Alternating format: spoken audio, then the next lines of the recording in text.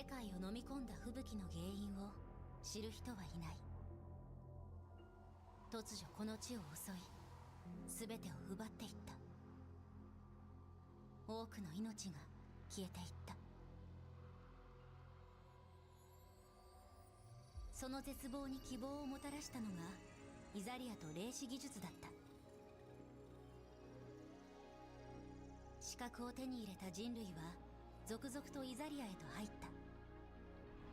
そして疑似政府 EOS を設立する。威嚇者を創造し、イザリアは繁栄した。この新たな世界で人類に新たな未来が開かれた。だがジェネシスの出現が新たな災難となる。同時に現れた反イザリア組織 RCS がジェネシスを利用して威嚇者を改造し、恐怖と混乱を煽ったのだ。ジェネシスが急激に広がり、感染者たちは化け物に変わり、システムも暴走してしまった。ジェネシスがイザリアの全てを破壊する。その危機に現れたのが Okay, what is up, everybody? この世界の支えとなる。 Hold on, let me make sure this is up properly. All right, guys, what is up, man? We are streaming the first exhibition PvP match that they're doing in Etheria Restart. I hope you guys are doing well, man. I don't know how early it is for you guys, but it's like literally 4:30 in the morning for me, almost. This is going to be starting in 10 minutes. But I'm kind of interested to see how this is going to play out, like what format they're kind of using here. Because I think they're having, I don't know if they're going to record it or if it's going to be a part of this too.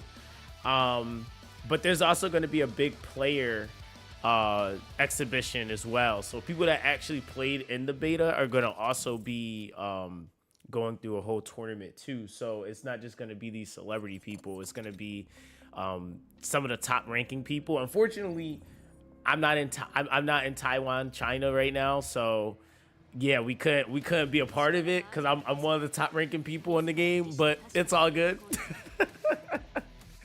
But we streaming it either way, so it's lit. All right, let's see.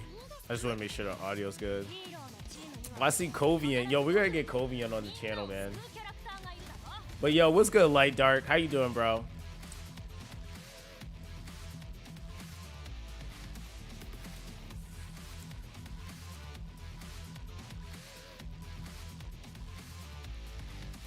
I will say this game has some pretty good OSTs, man.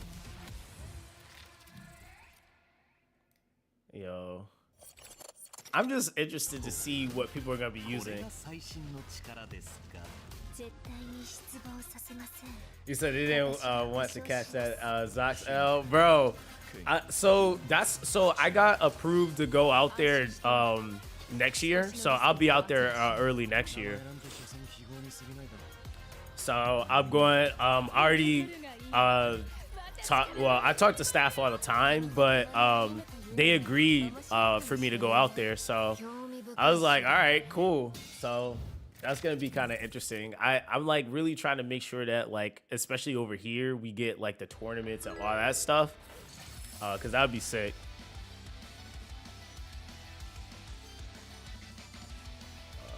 Go back. I need okay, never mind. I just leave that as it is. But yeah, I'm trying to make sure we get all the tournaments and stuff like that. I honestly would be super down to host some tournaments because I think it's just so sick, bro. Like PvP, we don't really get on mobile, and especially like esport, like pushing, like that's what they're trying to do. Like they're definitely trying to push for like an esport kind of community.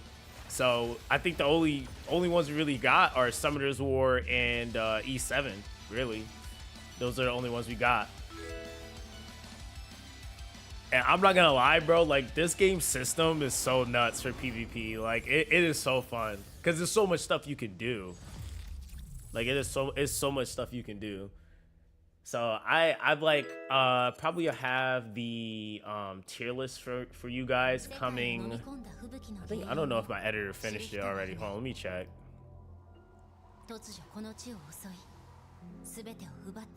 Yeah, it'll probably be tomorrow. Yeah, tomorrow, day after tomorrow. Because I waited, I was like, let me test out everything. I've tested, there's like probably like 1 or 2 characters I haven't finished testing yet, but it's like kind of clear what they're gonna be able to do. But yeah, I've tried to test everything, and they gave us just enough, like just enough to kind of get through everything. You can kind of see what a character is gonna do at like 5 star, or sorry, 4 stars. No, I'm lying. 5. Wait.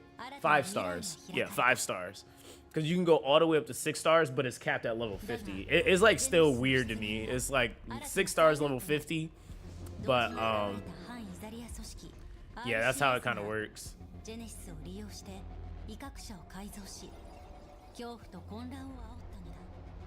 Hold on one sec. My chat is being weird. Let me get my chat on the other side.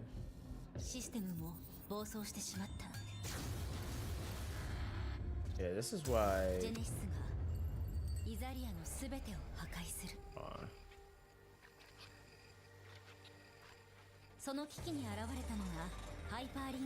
Alright, there we go. How much time do we have? What, 6 minutes? Okay.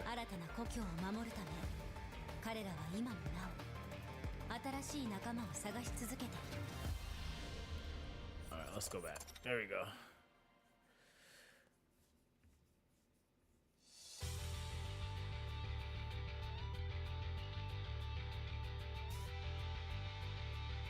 Just use the chat over here. I should have streamed on Twitch too, but I didn't feel like setting it up. I was just like, I'm gonna stream on YouTube.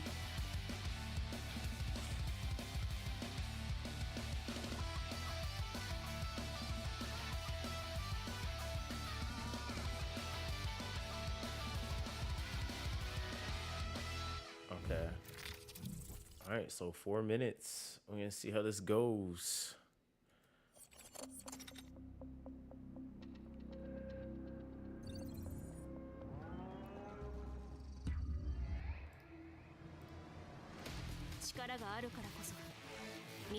Oh, okay. Okay. I'm just now peeping what they're doing. They're playing all the character trailers they released on Tap Tap. Seeing.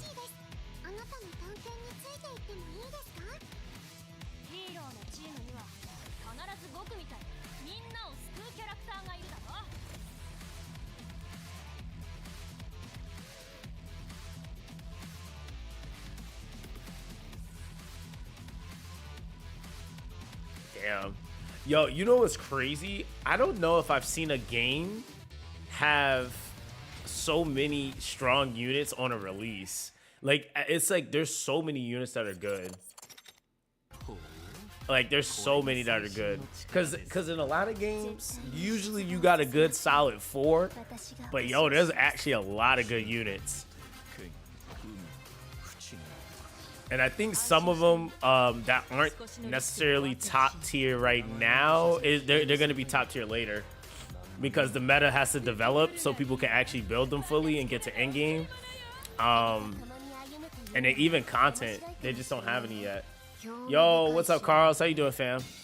Hold on, let me actually tell people in the official Discord the stream is going on so they can go to the official one. Unless there's somebody already say it. Okay, sweet.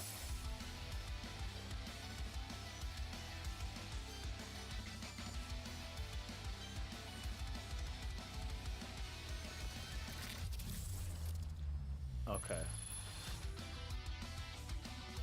He said, do you think PvP is going to be more important than PvE? I mean, to be honest, it's a game that's pushing PvP, so I think it's going to be the highlight of the game. PvE is still going to be important, though, in order to do PvP. Because everything, I mean, that's just like most games, though. Like, if you don't do PvE, you can't do PvP. I mean, that's whether you're playing Summer's War or playing Epic 7, so I think really the the task is going to be getting down your PvE stuff so you can be more effective or perform better in PvP if you really want to take PvP seriously. But it's really interesting. Excuse me, it's really interesting because like you don't really have so much value coming from duplicates. So it does really kind of boil back to how well you perform in PvE, which kind of means anybody can technically do PvP. You would just have to learn what characters do, right? Because dupes in this game don't really do much for your character. But the developers intended that purposely. They didn't want dupes to be the basis of your character. The basis of your character's development actually is from skills. So skill nodes are a little bit different. They're not a direct like skill level. It's basically each skill is a circular node, and they unlock different passive stats. And then there's going to be a major node, so it's like sub nodes, and then there's a major node within the circle that actually will change or add to your skill. So they made it to basically where like that's pretty accessible, to be honest. Like there's a ton of content for you to clear to start working on that. SSRs, I will say, are going to be the hardest to work on. Period. Like they just are. They're just going to take time. We don't know what monetization is going to look like, though. That's another thing I think that's kind of in the air. Nobody playing has had, like, there's no money, no shop packs we're seeing. Like, we didn't see any of that, so we don't know what shop packs are going to look like, or what even people are going to be able to buy. So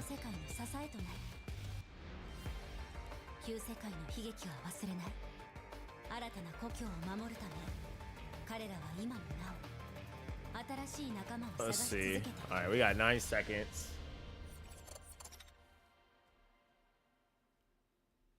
All right, there we go. Hello, wow, oh, they're looking legit right now. What the heck? All right. Hello， 大家好，我是主播戴戴。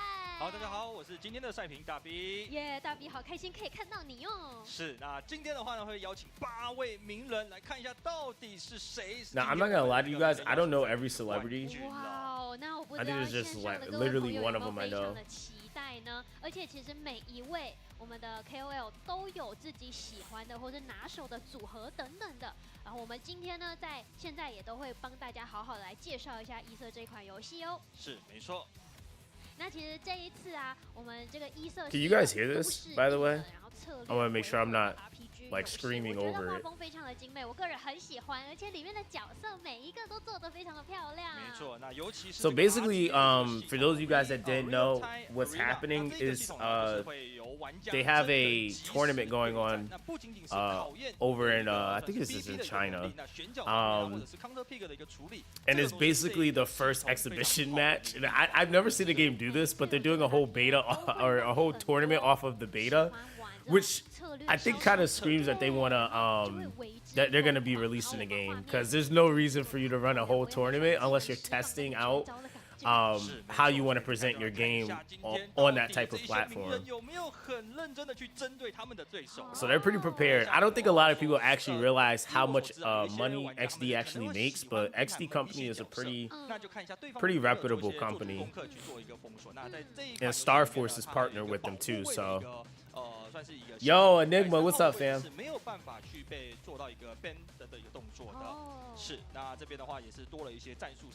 You said, did you see that Obel nerf? Yeah, but it don't matter. Like, it doesn't change what my Obel does. It honestly, it changes him like for one turn. It's the 4th turn, which is fine. Like, cause he's a spaz. I'm not gonna sit here and act like he's not OP. You can still put him with the Dragon Pet, Codex of Magic. He doesn't use his cooldown on his S3, so he still gets to use it twice in a row. The way he was before made it to where he could use his S3 3 times in 4 turns. So that's just broken. I would be honest with you. That is overkill. And they probably, and I'm not gonna lie, they probably watched my stream. I ain't even gonna cap. They probably did. They probably watched me do it, which is the crazy thing. And they probably see my PvP team. My PvP team with him was, it put me all the way up to like the high ranks. I was like somewhere, I climbed up to like rank 40 with that team comp specifically. And then also my PvE team for Arsarde was the fastest on TW server. So I had a 45-second clear on the hardest dungeon in the game for shells with that. So they probably nerfed that shit. Because I'm pretty sure they can look in the system's database to see that. So yeah. I probably did get that nerf. I'm not even gonna lie to you.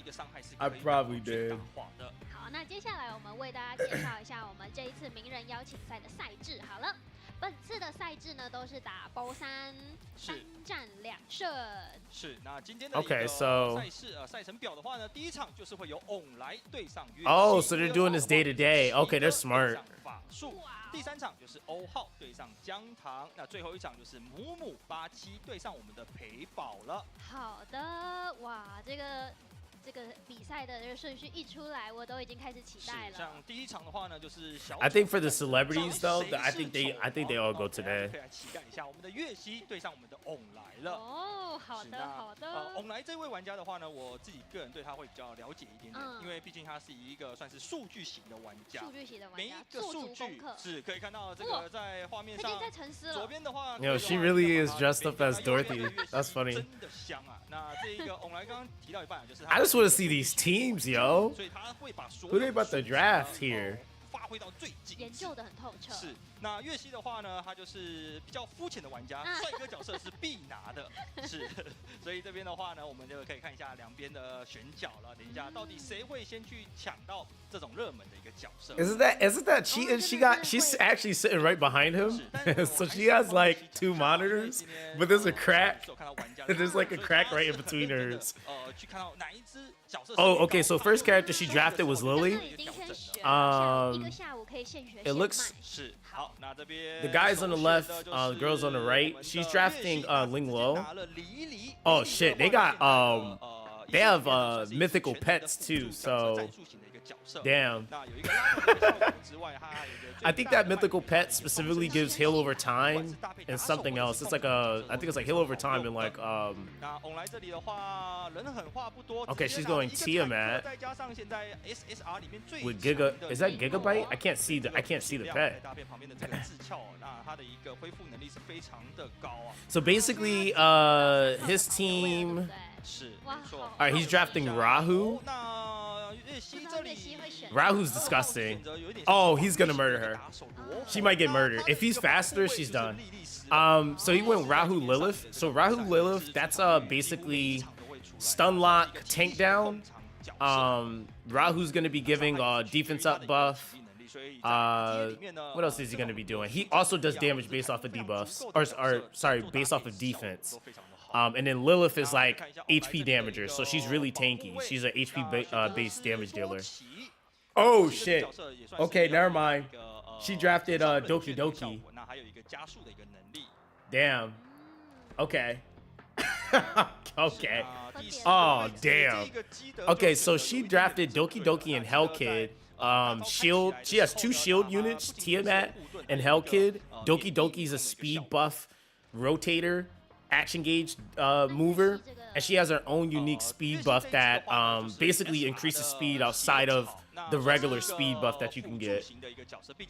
Let's see who else. She went close. His 4th pick is a action gauge manipulator, defense breaker, and then he has a HP balancer with Valerian, and she can also sleep. She can revive too if you like try to one-tap someone. And then she decided to go. Wait, I'm mixing up sides. No, she decided to go with or no, the guy. Sorry, he decided to go with Bealton, who's a reviver. I think she can AOE revive.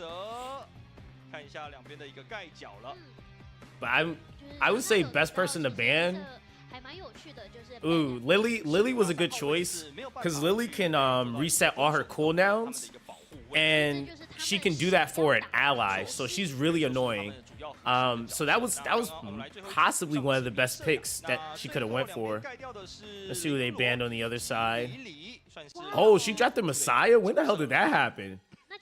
Did I miss that draft? Oh, she must have last minute picked that. Yeah, I think the blue team is gonna win this one. But Doki Doki is fast, bro. So let's see if his tank down is good enough though. And Hell Kid's actually no, he might lose this. That's a Cleave.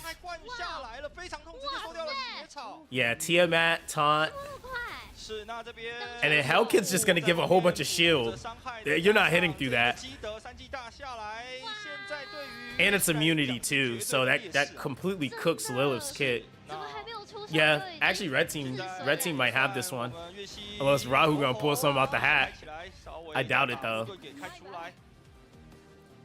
但有多期的一个情况下，这个是很容易会被去打一个回合的一个差距的。那可以看到这边是有提早那弥瑟亚再来去做一个3技的一个输出。Damn, she actually had a way better team stack here. 是，那可以说这一个 on 来他是这个 combo。So no more shield from Tiamat, and Tiamat's gonna transform soon anyway. So once she transforms, it's just AOE to AOE you to death. 对方还有4只角色的一个情况下，罗侯其实没有办法做到一个反打的一个动作了。因为罗侯 Damn, got my boy Rahu out here looking hurt. He's actually really good. 那看来这一场可能大势已去哦，因为1打4 This is a really tough lineup though. 惨烈。是，那就是利用这个多奇也是on来的一个核心角色去做的一个队伍搭配，整体来说是直接把所有。Yeah, Tiamat I think is a buff away from transforming. So once she transforms, it's GG. Ain't nothing you can really do there. I mean, he's dead. Yeah, there it is. You're getting AOE to death, buddy. There it is. Okay. Dang. 看到 on 来这个，我感觉实在不行的小眼神。He's like, I knew what I was doing. 100%的投入啊！ That was a good team. 他多奇真的是玩得非常好。是，那在今天 So he went the speed lead route. 的一个核心角色，因为他的一个战术会变得 Damn. 那这边的话，等一下就可以。I think he was gonna do that. That's crazy. Dochi on the first match is crazy. So do you have a video that covers all that is available in this game so far? It looks interesting, but I want to see what else there is other than PvP content. Yeah, I do. If you go to I forgot what the name of the video is. Video is called, and it's between 2 videos because you unlock different content as you get to different levels. The last piece of content I need to get to is at level 50. And I'm almost there, so that's probably gonna be like last day of the CBT. So there's a video called Every Game in One All Features. I uploaded that video like 8 days ago. That goes over like most of the content, and then I released a video for level 40, content that unlocks at level 40. So you can kind of see that content. All right, so they're doing 2 out of 3.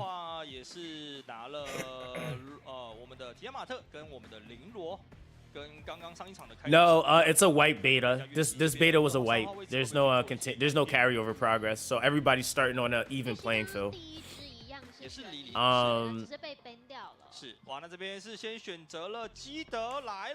Yo, what's up, Rosie and Toasty?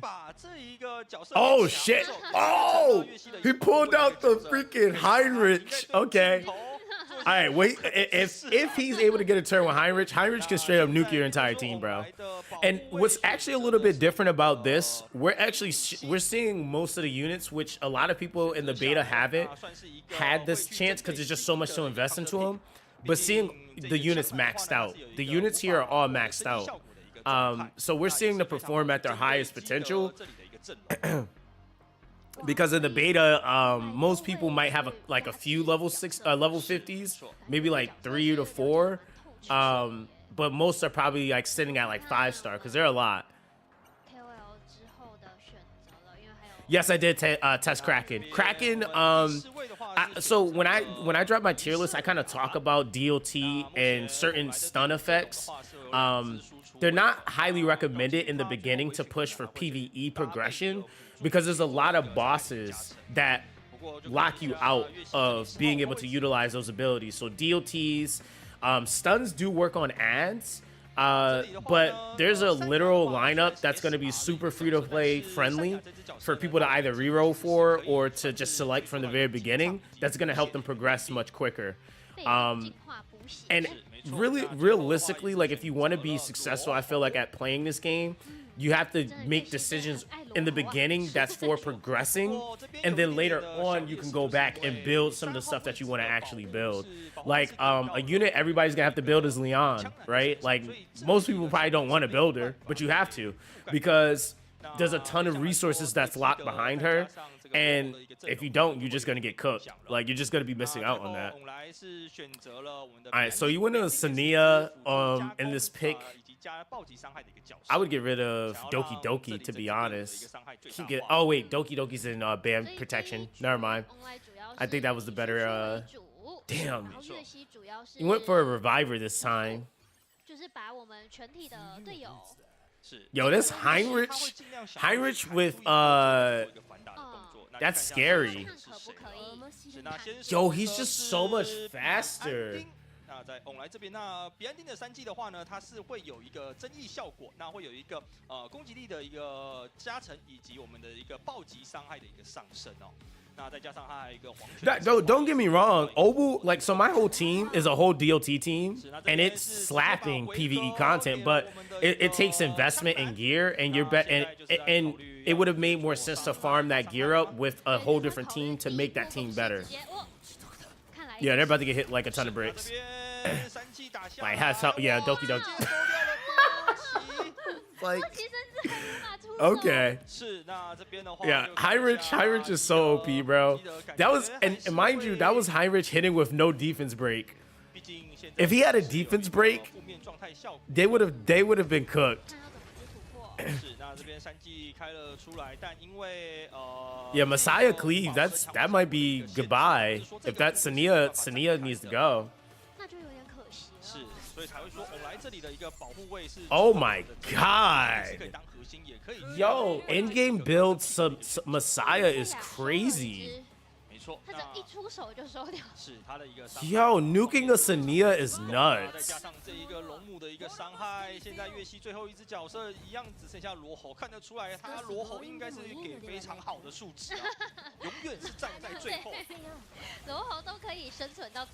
Nah, this guy don't gotta be popping off like this though. Yo, Rahu is just getting put in the worst setups. Cause he's so good. 拿到第1场的胜利了。哇！哇，那最后在一个嘲笑。Dang. 现在这么早败人品好吗 ？Yeah, you ain't have to cook her like that for real though. 恭喜我们的 That's crazy. 极势强了。那这边还是要。That was a good try though. She had some solid units, but like. She would have needed units that had counterattack pets on them, or yeah, counterattack pets would have been really good there. That and damage reduction pets. Oh, sorry, not pets, modules. So there's modules that exist in the game that if it's a certain amount of damage being taken, like it reduces the damage by like 60% or 40 to 60%, somewhere around there. So that can actually help with like these speed strats where people are just going to be trying to go for cleaves. That can help mitigate those comps. It's a Tiamat damage reduction and Viper don't work. Wait, you said Tiamat damage reduction and Viper don't work on him. Oh, that's because he has ignore defense. He has ignore defense in his kit. So yeah, you're GG with him. Good luck. I will say though, Messiah isn't an early game character. He sucks in early game. He's so bad in early game. He doesn't do well in PvE early game either. he's definitely an in-game unit. But that's because in CBT2 he was broken as all hell. I cleared everything in the game with Messiah, CBT2. This CBT, no. Like they put all the gear you need for him in super in-game stuff. 对耶， Like, 好，那这边来拿第一名的 yo, everybody's really using Lily as first pick. Lily is really good, but it's just interesting to see how people are drafting her. 这里直接拿下来我们的一个提亚马 All right, so we got Tiamat being drafted first for the counter picks. Linglo. He's going Messiah. Who's his band? Oh, no. No, RC77. What in the hell? Okay. Wait. Okay, no, Messiah. Messiah. And then... Who else do you have? Is he going 竟然会 RC? 出此对 Okay, I gotta see this. Because I know RC is a debuffer, but... He must have a strat if he's going with RC77. Okay, he went Hellkid band protection. Oh my god, you put Hellkid and Rahu on the same team? That's kind of toxic. Okay, Lilith and... Who's the last pick? Ooh, close. Okay, that was actually really good, the last draft pick her. 初选的这个3号 Oh, Heinrich? 就是他的战术，他的战略，非常期待他等一下为我们的 I'm gonna be real. If Lily gets banned, only character that could be faster here is go close, because Lilith I think 没错没错，因为有时候有一些主流的 I don't think 队伍啊 I think Lily 是比较 might be the 弱 only 的 character that's at a 118 base speed. 但是他这边在比赛中打出一些出其不意的一个效果的话，其实还是会有一定的影响了。 I feel like here you could go. I don't know who they all have, unless they have every character accessible. 那其实可以看到，现在大多数的玩家只要看到基德， Oh, he picked close up. 高几率 Yeah, close is pretty fast, 那 bro. 最后的话， Oof. 不知道会 Oh, we got rid of Heinrich. Yo, that Lily team can still beat his ass. Like if he doesn't have if he doesn't have 奇哥最后是补上了克洛斯， let me see here. 算是在帮队伍提升一些。 Cheese team might be okay. Actually, Cheese team is good. I forgot you have Shrouded Barrier coming from Hellkid. Shrouded Barrier is basically a shield with immunity. So 那最后 it's super broken because you can't debuff the target under that shield. So you're taking less damage because they got the shield, but then you also can't debuff them either. So it's different than regular shield where you can still debuff someone. 哇，确实这一个 Ooh, RC77 going first with the defense break, potential stun on the one target. 直接做一个晕眩的一个动作。 Oh, he didn't use it. 但比较尴尬的是，对方好像是有一个抑制的一个效果。 免疫了。是，那这边的话，直接换成了 Oh, 是一 he's 个 cooking. 优势开场了。那 He put immunity on his units, bro. 可以看到群体破防也是上的非常 Okay. 的好。 Wow. Okay, that was smart of 3G 的 him. 这一个群控，他是会去释放一个类似 He's only gonna 一个 possibly stun close here 那这里 or 的话 Hellkid. 晕眩的一个动作。那3G 的话，还有一个强大的一个地方呢，就在 I would go for it because that's actually pretty 他会 good. 立即再获得一个额外的一个行动了。这个熟女的恶作剧算是他的一个招牌的一个技能组了。啊，罗侯这边，哇 Damn! Look at how hard he 亚洲 hit. 速刷哥怎么一下子所有的血量都被 Oh my god!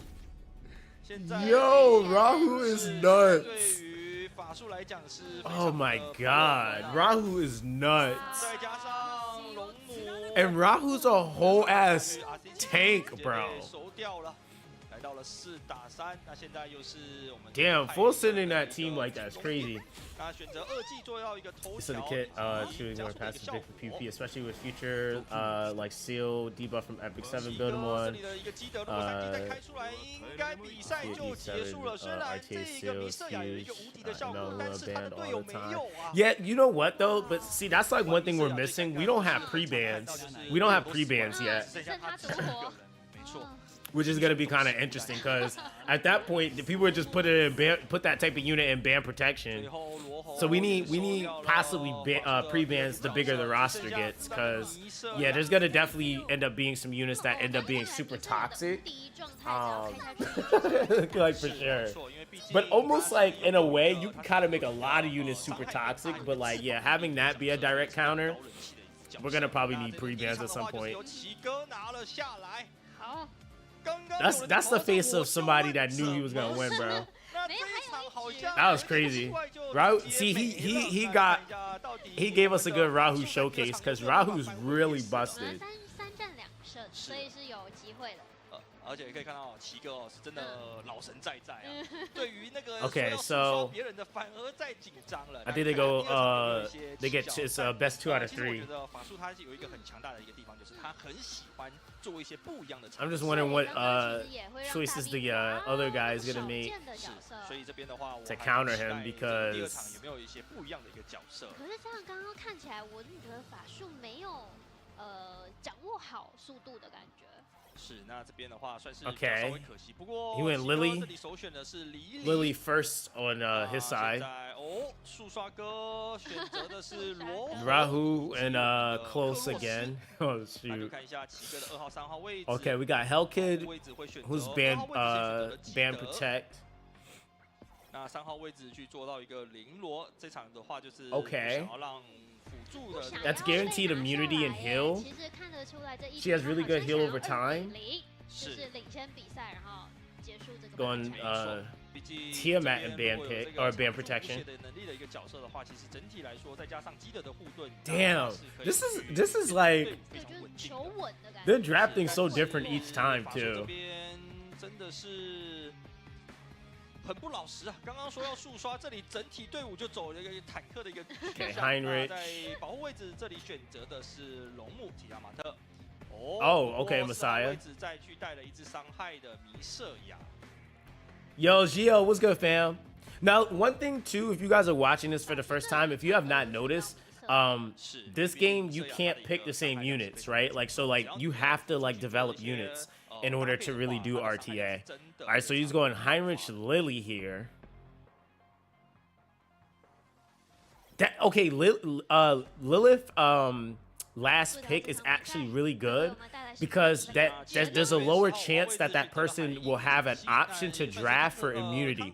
The guy that has that drafted or ban protected Ling Lo also has Hell Kid, so he has 2 immunity units.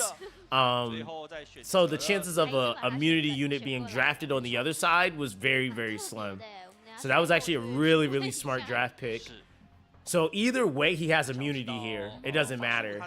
That other team is like prone to get all types of stunned. So we'll just see who wins the speed contest here. I think Lily might take this, possibly, but we'll see. Just kind of all depends on what they got geared on them, what pets and what gear they have. Yep, Lily goes first. There we go. Lily goes first. So Lily can reduce the cooldown of her and an ally. All skills, by the way, where her passive buff is called like Ghostly Trick or something like that. So she's really broken. But Ling Lo has immunity on. 一直没有搞清楚法哥的用意。是，喜哥也是完全不想让他秀啊。好想看，好想看。那刚刚 Rahu's going. 哇， That's 这 a 个 good 伤 hit. 害量，再加上把防御 buff。 Now he's gonna get shield though and go shield immunity and shrouded buff, which is really strong. Like look at how much shield Lily has. That's like half her HP bar, bro, which is nuts. So you do no damage, and she can't debuff.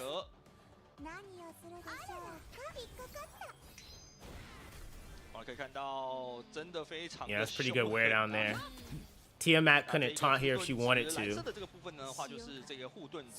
Yep, he's just gonna heal all that and get a heal over time. That's so toxic. That's so toxic. Okay. Let's see here.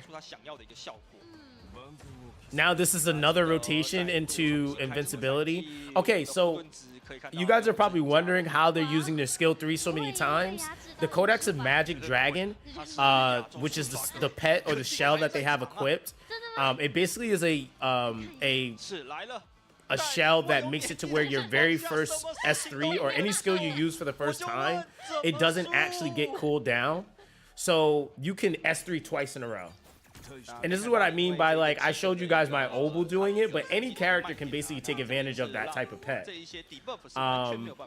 So he says there's speed RNG in this like E7. Like if are you talking about like if you're sharing like the same speeds? Because yeah, there is. If you have like similar speeds, like there's definitely like speed gapping people for sure, right? But yeah, if you have similar speeds, yeah, there's RNG in that. But I think that that's also why they set the PvP system up the way they did. I will say you're gonna have to be very particular on what shells you pick. Like some units are gonna be really good with the mythical, some aren't. But the mythical pets or shells have the ability to roll 60 speed on them when they're maxed. So that's a lot of speed.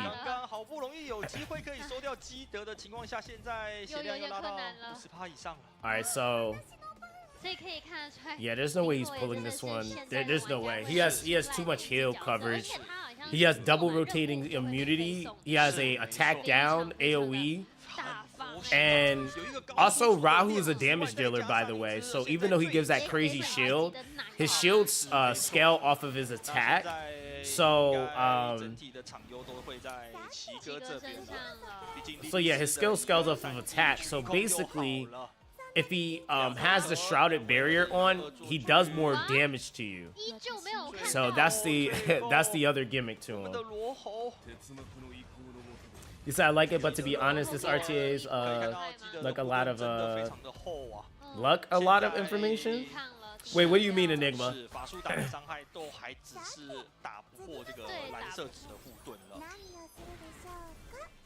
那这样如果在一些元气的选择上是 Yeah, that's GG. Damn. All right. Well, there's that. 伤害方面的话， There's that. 做一些比较更高的一个伤害。最主要是我觉得会在辅助位的 Yeah, he cooked. I ain't gonna cap.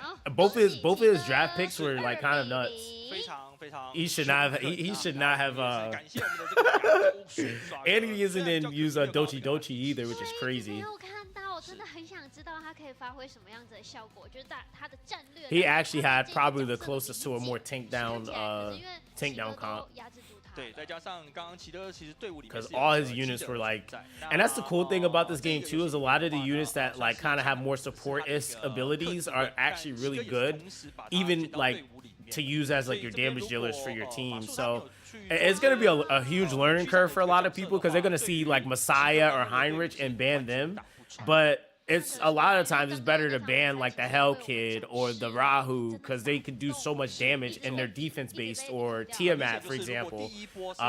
She's another unit that's super strong and she's super tanky. She just has a whole bunch of HP. She scales off of HP for her shields. 局面完全会被逆转的，是。好，那再来我们的第三场就是我们的 Yo, I feel like she's gonna cook him. I don't know why. 不过姜糖的话是我们左手边的这一位女玩家，那欧浩的话是我们右手边的这一位玩家了。是。好，哇，有女超练者。是，没错。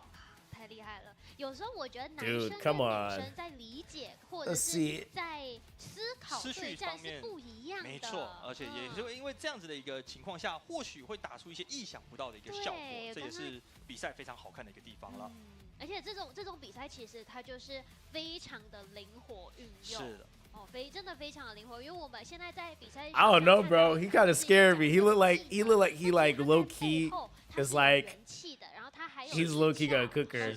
Low key. 可以在我们的战场上去好好的。哇，那这边是真的吗？What the fuck？ 这是 R 级的角色。Andrew Shield? Are you serious? 都没有。如果他真的选 No way. 会给他一个 respect。Yo, he might. 那看来这个 Oh, 比赛是 okay. 得不到了 Yo. 会改选 Yo. 多奇吗？ Okay, 选择了 Dochi. 选择的是 Okay, 多奇 so- 多奇这只角色也是 okay, 非常 okay. 好用的战术，在队伍方面来说，这个 CD 的一个减免是 Okay. 非常 Okay, so Andrew Shield is a R rarity unit. 是尤其是 All he 在 does is like, in that one specifically, it just does a whole bunch of defensive like scaling. And like the lower his HP gets, the more he can kind of scout, and the more he can stack his defense. He doesn't really do nothing really. So I'm just like, wait, what is he like? What 是 strat? 不是理一理 All 历史的 right. 话呢是直接You said so. Cleave is not that good. Well, it's not that Cleave isn't necessarily good. I just don't think that people have achieved the stats or the gear to make it work. Like, 毕竟3号位置是 I don't think people actually understand how much gear exists in this game already, and getting the right stats to make your Cleave team work. I think it's just kind of like in E7, how to have a proper Cleave team requires really good gear. There was a couple of different situations where you've seen some Cleave with like Messiah, because Messiah is used as a cleaver. He's not really there for much else, right? I'm trying to think who else is typically used. Like, yeah, there's only a couple of units that can like properly full send Cleave. Probably Leon. Leon is one of them. Messiah is another one. And these are just pure damage dealers, right? Trying to think who else. 哇，我觉得上毒的感觉。 Yeah, that. Oh, Heinrich. Heinrich also can cleave. Okay, this team is going. The other team is going for a DOT. 有出现了一些 So 比较陌生的角色， It would be smart for this person picking to draft a 让人 a 真的 immunity 越来越 unit. 期待大家的发挥，因为这个 So maybe 这 Hell 对 Kid 大 in 家 this 的 last slot. 所有 Damn, 玩家的 they might 理 get 解 cooked. 是 是 If 有 Opal 非常 goes, 决定 they're 性 pretty 的 cooked. 差异在的。那这边欧浩 Now, 选择的就是 They got 4号 Sania and Bampick on the other side, and Opal. Those two together will literally destroy your whole team. Like, if they go first, it's over. Basically. Those units together, it's over. It's the beginning of year, add an inspo contest strategy teams you can build day one type of thing. 优势很大哎。 I'm telling you right now, there's probably like 2 teams you can build. It's not gonna be a lot, because oh yeah, this guy is gonna cook him if he goes. Yeah, he drafted the Hell Kid. The other team should have probably drafted Hell Kid. The other team's trying to rotate though, so Chiaki de Viol is gonna just rotate with Action Gauge, and she can technically dispel, but she's not gonna dispel enough at the rate of what debuffs Obel and Sania are gonna put. 接下来的比赛， By the way, Obel is fast enough. Ooh, no, Close might be faster because his base speed is 112. Or yeah, 112, 118 is closest. So unless like she just geared bad. Yeah, she goes first here. So we'll see what they do. 在后置位的话是莉莉丝了。那看一下这边是选择去做到一个2技。那莉莉丝应该要来去控场了，但对方的善雅是有一个抑制的一个效果。那可以看到3技开了出来。 He said you can't see enemy skills cooldown. If my Lily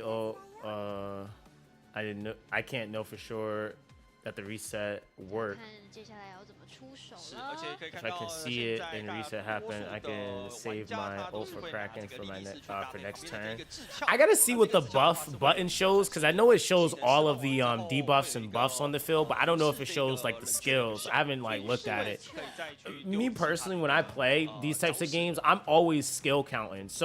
So that's how deep I get into these types of games. I don't necessarily like, even when I play E7, I'm not even necessarily relying on the systems that they visibly have for me. I'm like, I try to learn the units so I know for a fact, like, no, they don't have their skill. Yeah, he got the AoE stun there. Now, oh, he has the dragon pet. It's over. Yeah, it's over. They're not gonna go. 哇哦， And he doesn't have a dispel pet. This is my type of comp on the other side. Hell Kid's gonna give immunity coverage here. 没错。 The Sania can go for debuff extension with the S2. I wouldn't have detonated on that, but he went for it. 哦，持续伤害直接被引爆了 Because Oval technically has another turn to do that. 一个非常凶狠的一个 combo So 利用这个 that was good 持续 though. That was 伤害 good for him to go for the 再搭配 detonate though, I guess there.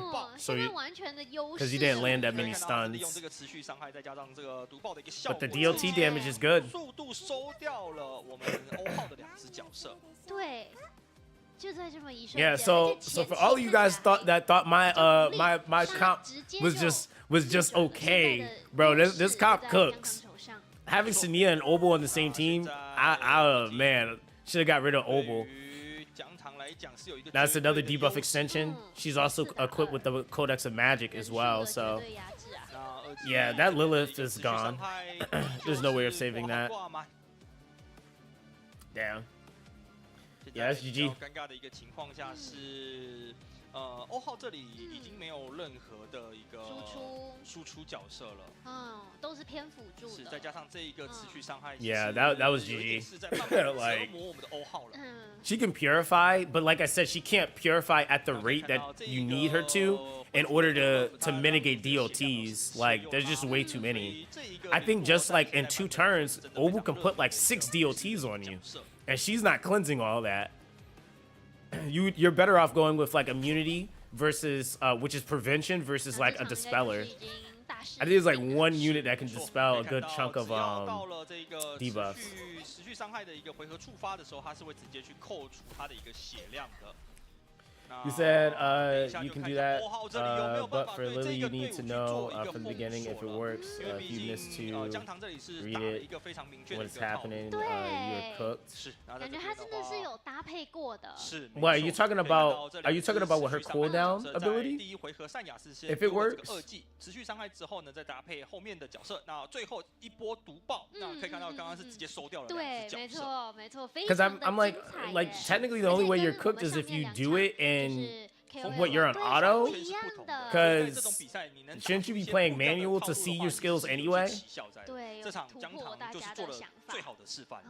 就让人非常的期待他。 Unless you're talking about being 他的 able to 思路 see. 还是一样会是以毒爆为主吗？还是他又 Okay, I think I get what you're saying. You're saying like seeing the unit that she does it on, 活过3个回合，但完全感受不 and I don't think you're able to see their cooldown until you get to their. Well, no, technically you should be able to rotate into their turn and 就是 see. 有一个套路的核心。 So yeah, are you referring to more like trying to auto with 选择 her? 这个善雅是有吓到我的。那这边首选选择了姜糖，首选选择了是李 You said I didn't get Sania, but I'm playing Obel on his own and he's broken. Yeah, he is. He's very good. He's very good. 这个补血的 Even with the adjustment, I guess that he just got, I don't think it's gonna make him bad. It balanced him because he was broken. If you're telling me a character can S3 4 times with a broken S3 like that, or sorry, 3 times in 4 turns is crazy. Because I was just slapping him with a cooldown unit. Now I'm really interested that people are drafting Lily, and Kazami's a guaranteed cooldown too. So I'm interested to see if anybody's gonna draft Kazami, because Kazami's a speed buff with a guaranteed cooldown AOE for your entire party. And then she can also bring increase your opponent's cooldowns. 选择的也是蛮类似很有的可能。 All right, he's going Obel. 其中一只关键角色来 Oh 了 man, he's rotating him again. 有没有办法去破 You 解 better 这个 ban 爆 you 队 better ban Obel. But let me see what he does, because depending on what he picks, it might not even matter. If he picks like Fangus or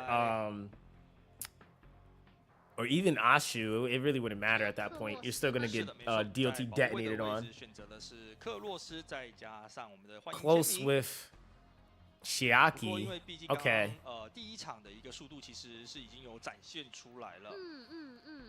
所以他如果你想 They're 要 really trying to 试试 go 毒 for like 爆 the 队的话有 rotation 可能 here. 就是只能用先手。 Oh, he's 或者是 yo, this guy is toxic. He picked Kraken, bro. So Kraken's the only AoE CC freeze in the game. Oh, he picked Fangus, like I thought. You're cooked either way. You're cooked either way. Literally, Sania's band protected, and 2 of her best in slot units to use with her are on this comp. So 哇， Yeah, and if he doesn't pick Kraken, Kraken's gonna AoE freeze. So you're getting stun locked either way. And that other team has no immunity coverage. 那看来应该 Like 还是以 none. 毒爆为主了。 So this is just get cooked city. Yeah, they took the bait. That was such bait. So technically what he did was he knew his Obel was gonna get banned, so he replaced his Obel with 2 characters that basically can do what he does in 2 different kits, but also have their own utility and value. Like he's about to cook. I'm gonna go S2 here. 克洛斯的 debuff 可以 Yep, S2. 那这边是去做到了一个2技的一个动作。 Let's see if they can get these stuns going. 控场 出场能力真的 So 很 Sania has immunity on her. But if he doesn't kill here, Ling Lo's just gonna heal all that back, which is what I think is gonna happen. So Kraken might freeze guaranteed Lily here, or Lilith here. Yep. Look at that. Get cooked. So Kraken has an ability, if you hit 0 AP, he gets a guaranteed freeze. He automatically freezes you if you hit 0 AP. And since they just went, he's really good if a team goes before him. 因为有3只角色是被冰冻住的。 Damn. 而且等一下如果再度轮到3亚 Oh man, that's crazy. 做到一个3技的一个爆破了。 And then look at the DLT. You would think Obel's still on this team, because Sania's gonna go for the detonation here. 克拉肯去做到一个控场的一个能力。哇，林罗在后面，血量再补了回来。 That's so 可以 toxic. 看到我们的这个左上角 That's so 以及这个 toxic. buff 的一个地方。那 Here you 现在 go. 是满满 He could go extension, but he's gonna detonate. 来了3亚的毒 There it is. 直接引爆了，可以看到瞬间血 Ah, 量都被 that's 打 rough. 残了。那克洛斯也是直接被收掉了。 天哪！ 是，那 Yeah, that's rough. Yeah, there's nothing you can do here. You said, I mean, if I know it didn't happen, I'll save my control unit ultimate for the next turn to double down the control, because the first turn they can only use skill 1, the next turn use the control. Oh, okay, I get what you're saying. I get what you're saying. 爆的玩家耶， 好像有一点像是在打 Damn. So mind you, he keeps locking down Lilith. Well, she's dead now, but that was basically that entire team's damage. 控 So 的真的非常的好。 I think what he was trying to bank on was resetting Lilith multiple times with Lily and trying to get the stuns off, but that's just kind of it's a no-go. He has immunity set. He had immunity set on his Sania. 对，我也觉得对角色的理解，然后跟他现在玩的这个阵容都是比较少见的，所以确实很难绑。 Yeah, S2 still lands debuffs too. Yeah, Sania's broken, dude. Like, she's really, really good. It's kind of interesting to see Poison work so well in DOT, in PvP. It's really, really interesting to see that work well. 对，要在底下。 Because I feel like a lot of games like mitigate those types of comps, but not this game. They said, nah, we about to let y'all go crazy. 对。 But I love the fact that they drafted Kraken so people could kind of see that, because Kraken's really good. Look at that. Damn. Yo, bro, I told y'all, chat, she looked like she was about to cook. I told you. I was like, yo, she got the face mask on. Like, she looked like she about to cook, bro. I was like, yo, she's gonna cook. I said it. I was like, yo, she about to cook him. Cooked him so bad. Oh my god. That's sick, man.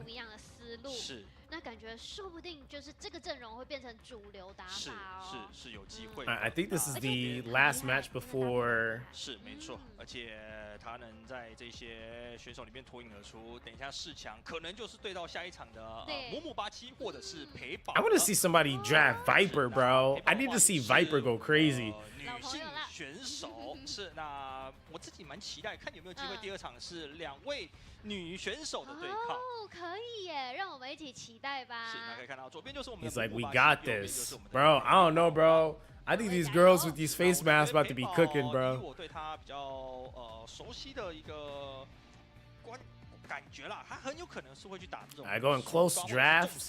All right, so yeah, close is going first. We got some 这 action 边高 action 机遇了 gauge 因为 movement 这边 defense 不 break 得不 AoE on the 选择了克 S3. 洛斯。那这只角色如果去跟伤害打手去做一个搭 Okay, 配的 Ling 话 low 效益是非常高的。那不过母母87这里也是选择哦，这里会选择绫罗绫还罗是龙母，对，很有可能是会比较 Okay. 稳健的 Yeah, so 一个 Ling 概 Low's 念 getting 如果 drafted 毕竟 here. 对方今天是选择了克洛斯，很有可能是会 Yo, what's up, 多 Nani? 有的一个伤害。他选择了绫罗，是绫罗在现在哦 Doki 二号位 Dochi 置 Dochi is getting drafted here in second. 还没确定，还没确定。 Oh, a Tiamat. 会选择龙母吗？诶 Oh, Lily. 哦 I like Lily. 在 Yeah, 哦 Tiamat, 最后还是 okay. 选择了 So 我们 that shield 的 immunity 龙 coverage 母 covered right there, 非常 depending 强 on 势的角色没错，在现在版 what 本 they 上面 got. 也 So 是 they're 非常 going 热门的一个 Lilith 角色 here 不管是在副本 in 方面啊 second 或者是 RTA 里面 second 都是一个 string, 相当恐怖的一个 and then 存在 Bam Protect is gonna be. I don't know who else they have 那 that they want to 背包 use. 这边的保护位置依旧哦，2号是还没选择的，但是已经有先亮出莉莉丝。 Oh, 不 it 过 went 这边是 Sania 选择赛亚 second. 那这 Okay, 个赛 and 亚 then 就是一 go. 个还没选择，还没选择。 Okay, 最后 Lilith, 选择的 and then 是 you're gonna 莉莉丝 protect Sania. 那3号位 Yeah. 置反而是 Yeah, 给 protect 了 Sania. 赛 There, 亚 that's actually a little 那 smart 这个赛亚我自己 because 觉 there's a 得 guaranteed 应 reviver. 该是预防如果今 Really 天 good heal. 绫罗 Oh, 这个角色被拿走的 Valerian. 话算是一 Ooh, 个 damn, 替代 that's 的 actually 一个 really 补血 good. 的一个角色。 Valerian's really good, 另外一个是 especially if 会有一 she's 些 built 截 up. 场的一个 Hazy 效果 Dream 所以其实 on 虽然都是 start of combat is kind of annoying. 不一不一样的样的功一个性质。能。 Um, 对 nah, bro. There's like out of the two, there's like one of them because like each team or each person we've seen face each other. There's one that's cooking. Like they've all done like some sort of different strat. So they're kind of cooking. 对，没错，因为 I don't know where this team's 说真的 going though with a 它 single 不管跟 Sania 伤 unless 害 they're gonna 打 last 或者 draft 是 pick. 其他坦克搭配起来效果 I would go 更 Dochi 好 Dochi 那 if you're 如果 gonna 这 do 边 that team. 是 是 哦来了 Oh, Leon. 给我 Okay, 们 this is 长 the 大的大 first 姐姐 time we're 来 actually 了 seeing Leon. 这个 Leon is 边 actually 如果 really 去搭 good. 配像 She's 如果 another 去跟这 cleaver. 些 So 爆发 she's 打手 she's 搭 a 配 character that 其实 everybody 爆 gets for 发打手 free. 是可以打量 She can 大 cleave. 输出 And 再加 she 上 can 这个 give 装置 herself her 系法 own 的一 turn 个 back because she absorbs 效果在 action 情况下 bar. 呢，离离普攻那也会去带出这个 Oh 双 my 生系法 god, this team is toxic. Okay, so they're going Hell Kid, probably last Rahu in and Hell Kid. You're gonna draft Hell Kid. It could have been you could have drafted either way. That team comp on the red team is really toxic. So like I predicted, the girl actually is drafting. Oh my god, he went Shielda. 这个夏达有没有机会呢？因为夏达他是有一个算是偷取对方 Yo 正义效果的一个角色。 Shielda, she needs buffs, 那再加 bro. 上 Go 最后是 Doki, 选 yes, 择了多 please. 奇 Spare me. Okay, there we go. 那其实 Okay, we 母 went 这边的 Dochi 队伍 Dochi. 很明确，很有可能就是要去打一个。 I thought he was gonna go Shielda, bro. Shielda, you gotta you have to give her buffs, and she's not gonna go. She's not no. No. Shielda needs buffs, bro. She needs a good team with buffs on it, because that's how she builds up her stacks. They got rid of Hell Kids, so they lost immunity coverage. Shield and immunity is gone. But we still are probably gonna see some insane HP defense damage from Lilith and Rahu. Dochi Dochi should go first though, if she's built right. Oh my god. Okay. No, close is faster. He went defense break. Oh yeah, he's nuking. He's gonna go try to nuke here. He's gonna go S3. Yep. He's gonna rotate. She gets an extra turn, so she can actually proc her mischief ability. Or she can. Oh, she has the dragon, so she can S3 twice if she wanted to. He killed his Ling Load, bro. 奶妈收掉了。 Okay, that Lilith is kind of built for real. 这里也是有去做到一个控场的一个部分。那现在对于母母来说，血量是非常不健康的。 Nah, it's over. It's over, fam. Dochi Dochi stun.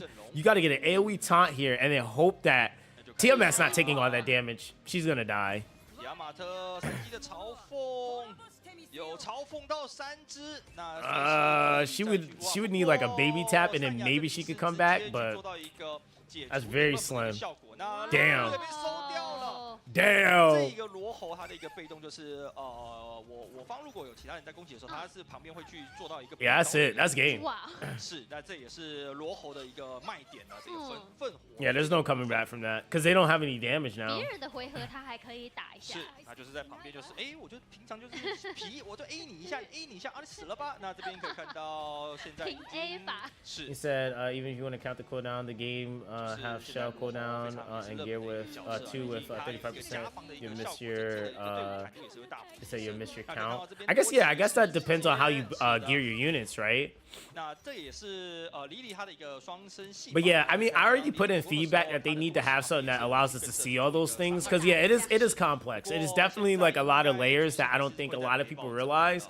Because everybody keeps saying, "Oh, it's like E7." I'm like, bruh, nah. I play E7 pretty like actively, and the way that you have to kind of go about building stuff is very different. The stuff you can even do, they wouldn't even allow in E7. It would just be power creep to hell.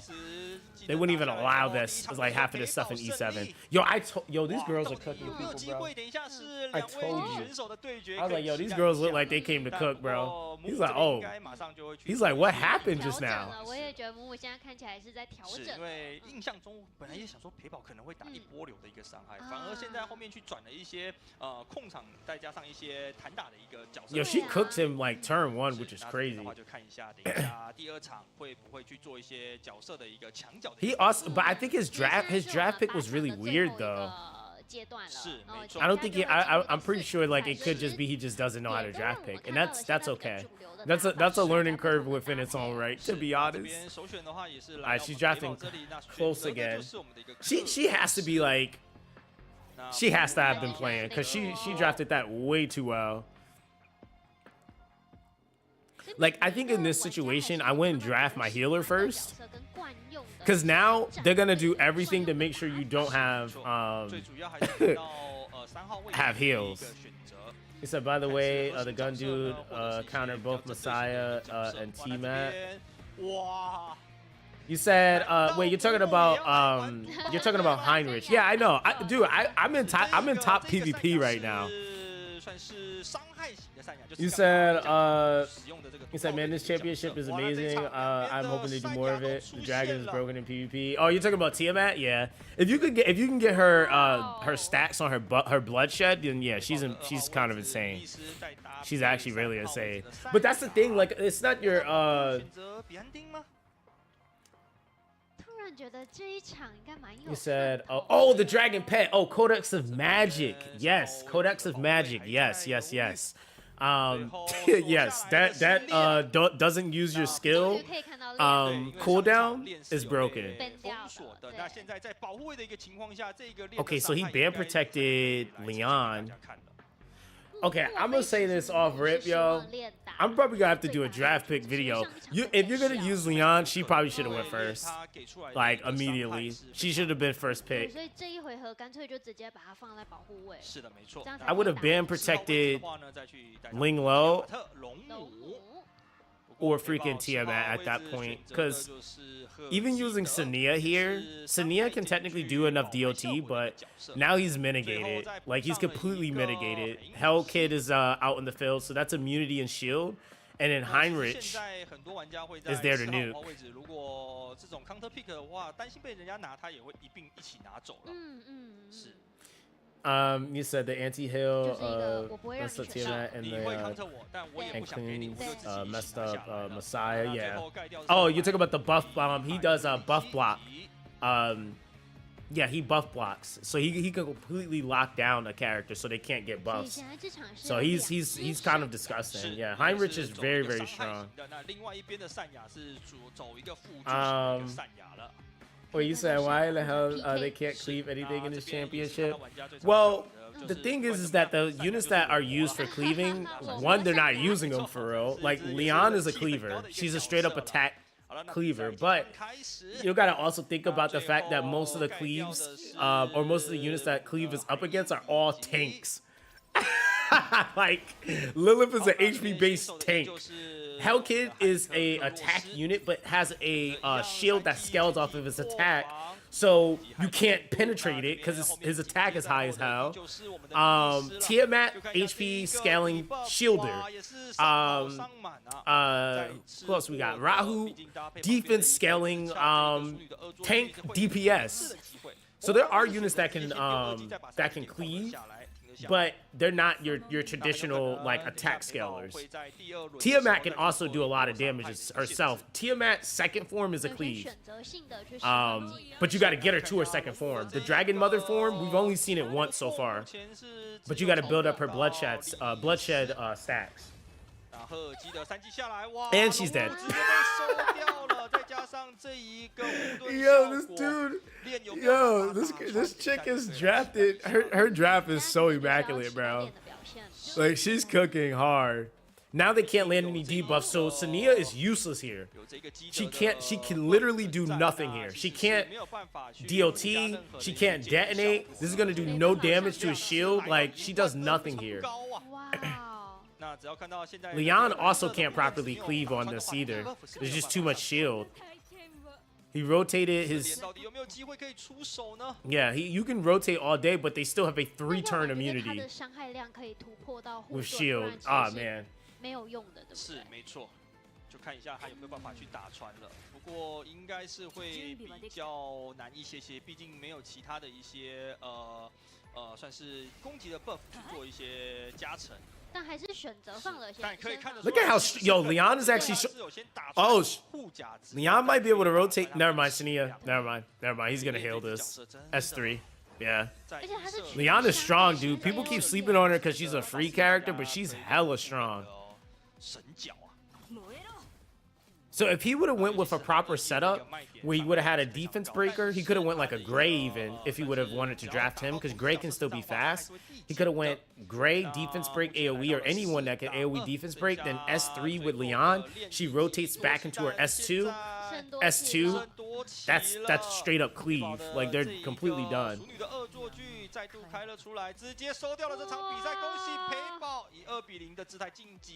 Yeah, everything is 5-star, or sorry, 6-star level 50. Yep, these are given accounts, but I think they're drafting based off of what they might have used or played with, because there's like an obvious skill gap in just simply unit knowledge. Like, you can tell.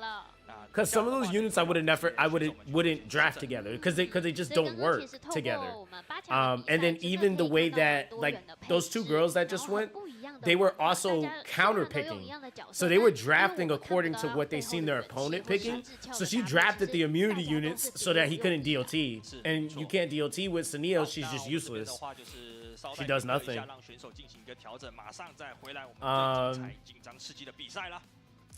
You said, but what about the gear and the pets? I think they're taking a break.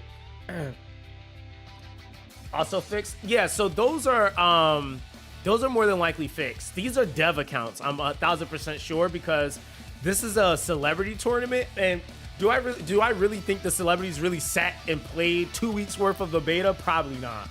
Like, no, they didn't. I don't think so.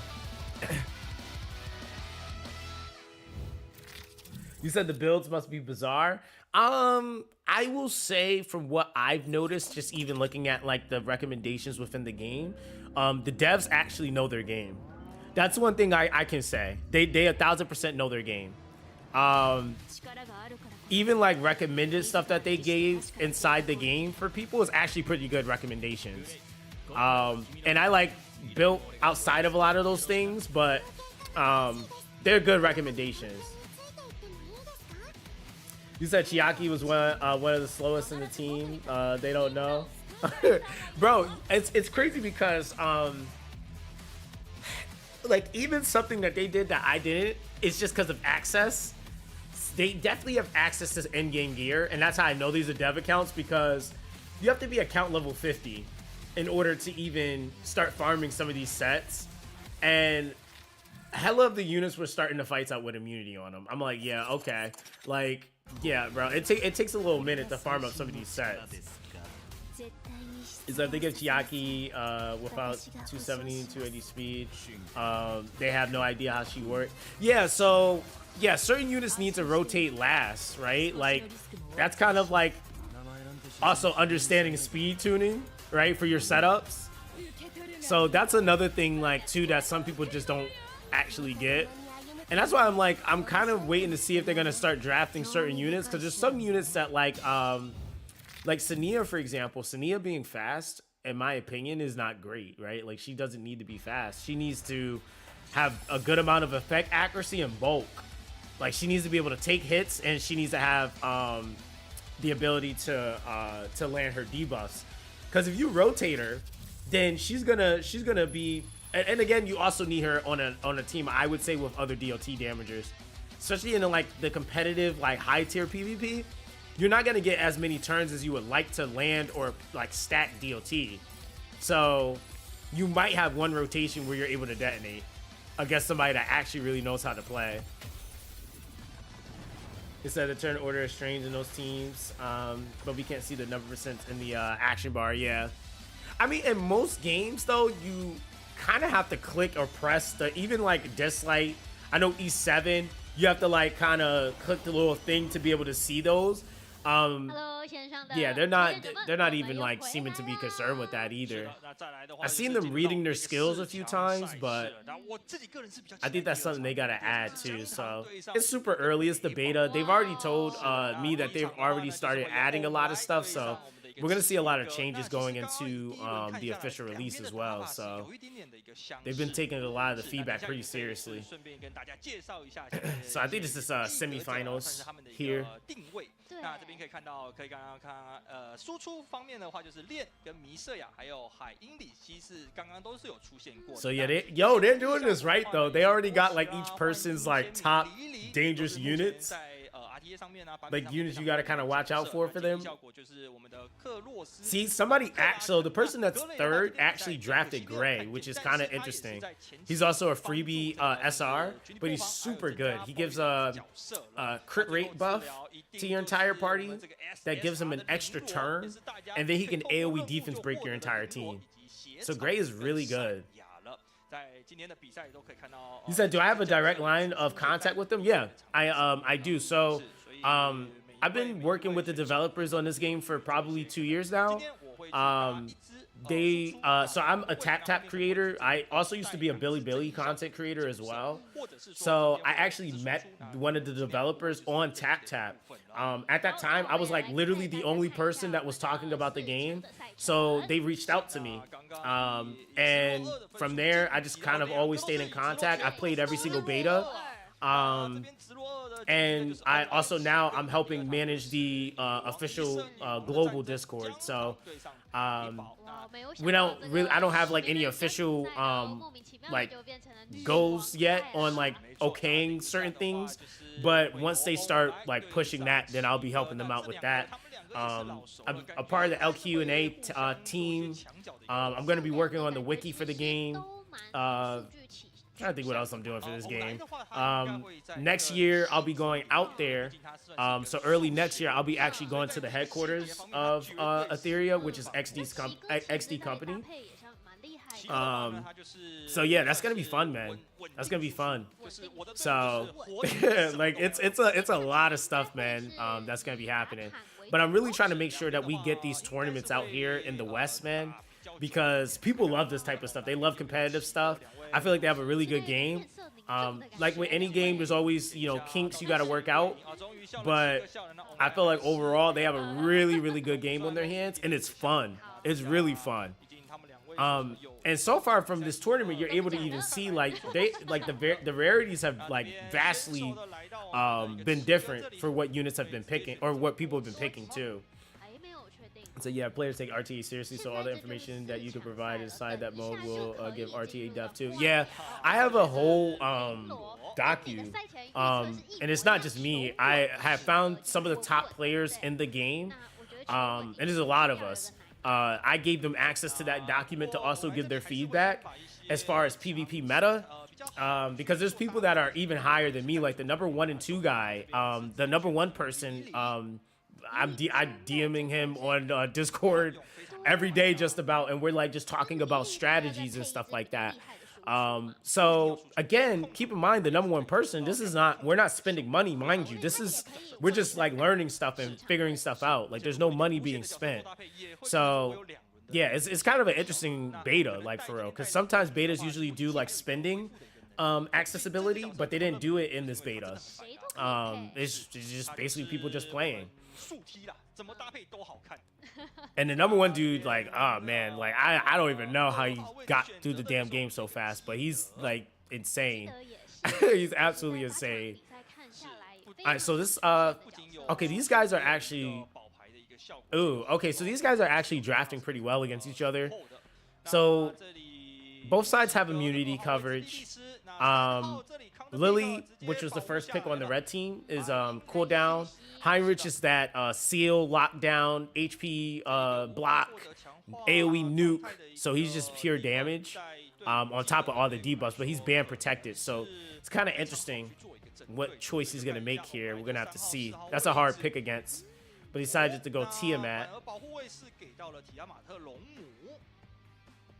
He said, need to ask how they even got the 29 in Tower. Bro, he beat all of Tower, and he's in hard. I forgot what stage in hard. I think he's like halfway through hard. I was like, bro, I don't know what the hell you're doing. He has nothing but time, obviously, because he's clapping the game right now. I'm like, there's Jesus Christ. All right. And it's with no money, mind you, which is funny to me. Like, he just figured it out. I was like, all right. He's clapped all of Tower.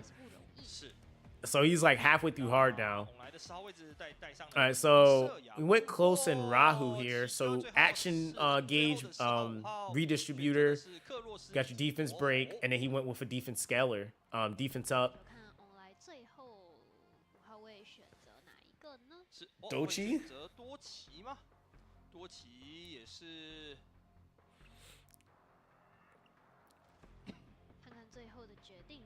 Dochi, okay. You said they told you teams or no? No, not all teams. I mean, honestly, like we share, I think, what do we share? Mainly PvP comps, PvE clearing teams. So like for shell and modules, but not for tower. We just haven't talked about tower yet. I don't think he would mind. We just haven't talked about tower.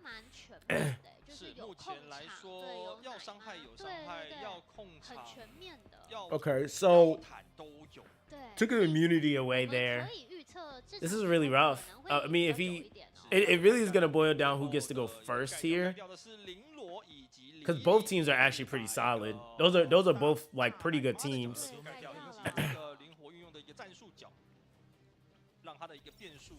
Ooh, Hellkid's going first. Yeah, Lilith doesn't do anything here. Damn. Yeah, that's why I was like, it depends on who gets to go first.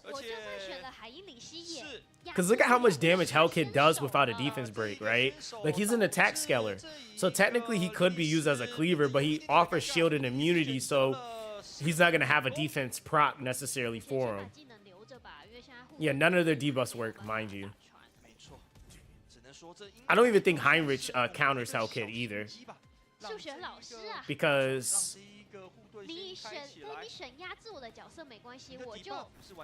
yeah, maybe you can get rid of the Messiah before he goes into invincibility. Oh, no, he does. Okay, he does. So he strips everything. Oh, so Heinrich was a really good pick, but he didn't survive that S3. The thing that screwed him was the fact that his Hellkid gave him that one. Yo, that freaking nuke was nuts. Okay, these guys know how to play. This is probably the best match so far. Turn to turn. Yep. Dochi into another S3. Yep. Oh, wait, no, he can't. He's buff prohibited.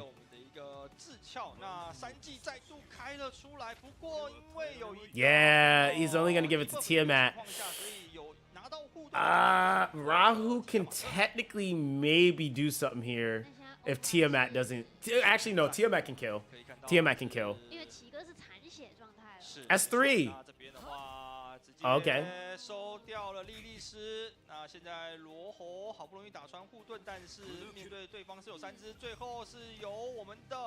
欧莱来取得拿到了首胜。 Dang, he knew he was gonna win. Nah, that match was close though. He was like, oh shoot. 好，那这边等一下应该就是 He 会 said, 被 oh no, he didn't.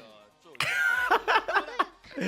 Yo, this is fun. 是，但是 He said, oh 这 nah. 边的一个伤害是也有直接打 Yo, Hell Kid, all he needed was that one turn to stop Lilith. Because Lilith has so much damage potential, and then she also stuns. So he mitigated her whole kit. 对，没有办法，嗯， Damn, that's crazy. That's so crazy. 说 Dang. 他这一个 But Heinrich, if Heinrich had been a little bit faster and went a little bit before, he could have actually beat him. He would have actually won there. So that's why like turn order is so important, man. Turn order is so important. 很认真在思考，应该是在想到底要不要去。但欧莱现在看起来蛮老神在在的哦，对不对？这个姿势看起来，哎，他应该就是在等对方出。 Said problem with fixed accounts is Hellkid's one of the fastest in all accounts. Yeah, I mean, yeah, it's him close. Like there's some characters their base speed is just nuts. I think also too, there's also like builds that just aren't being used, and I haven't seen any yet. Like there's literally counterattack builds and all sorts of types of builds for like reducing damage past a certain amount. So like there's literally there's a set bonus that reduces damage over 20%. It just completely like damage reduces it. I think it's like 40 or like I think it's either 40% or 60%. I can't remember the exact number, but there's a lot of sets that aren't being used that would completely mitigate some of the massive damage that some of these people are taking, especially if they're slower. So there's sets that exist for slower comps, but no one's using them. Like most of these teams are all like speed contest, speed rotate, 还在思考。 which is kind of interesting to me because there are tank down builds and teams. So I'm kind of surprised they didn't put some of those on some of the fixed units builds. It says also a set that gives you 10 speed bar on hit would work really well. Yeah, there is, yeah. And a direct like speed or anything that moves action gauge is gonna be really good. Like there's also the one that's like the every 3 turns. That's the shell. Every 3 turns you get a I think it's what 30% AP push or gauge push. So like there's a lot of different ways that you can kind of look at building your team, and you can have the exact same units as somebody. Oh, they're going ban pick or ban protect Heinrich here. The other side picked Hellkid, ban protected him. So they got guaranteed immunity, so he's gonna strip it. That was actually very, very good counter picking. They're counter picking really well against each other. 去哦，因为是整个 加上4号位置的迷 He 失， said, but if you play too fast, you have much more options and dictate the game. Oh, but if you play fast, yes, true, but also not true in the sense of like those types of sets, because you can play fast all you want. Like I'm a fast player, and I'll tell you, fast teams typically have a limitation. So once like and again, this is using codexes, right? So using the codex, which completely can make your S3 not use cooldown, there's instances where 两边 I just got out tanked. 角色都是在 Like I just straight up got out tanked, which can happen. That absolutely can happen depending on your comp. And at that point, the issue that usually fast cleave oriented teams run into is that if they don't get the initial kill right away, they don't last long. That's why they try to get the fights done in like 3-4 turns. You know, like they're not trying to stay in that fight long. But some of these comps are going to be made to withstand and last long. And there's sets for that. Like there's absolutely sets for that. There's sets for effect res as well. But I'm just, again, I haven't seen anybody really building that. Okay, so Hellkid has that immunity. He has a stun now, so he's gonna stun that team possibly. He has his S2 proc. Get the Hellkid. Oh, he got Ling. Okay. I think she has a dispel though. I'm pretty sure she has a dispel shell. 哇，那可以看到其实是有打穿护盾的，不过再来的话是克洛斯的一个回合。 I would action. Nah, they don't have enough action bar. 依旧选择3 D Yeah, S3. 体破防，再搭配 They go S3 for the AoE taunt. That's actually really good because now all the focus is on Tiamat, and that's gonna make her potentially transform faster. 算是血草它这里的一个卖点了。You got some HP balancing, but not a lot of HP to balance here. 那现在其实在犹豫。I would try to. Yeah. I mean, wasn't really much to go with there. 可以看到啊，这个底 buff 是非常的满啊。Damn. 那这边基德3技再开了出来，现在熟女的恶作剧再来一次。Dang. 红来只剩下2只角色了。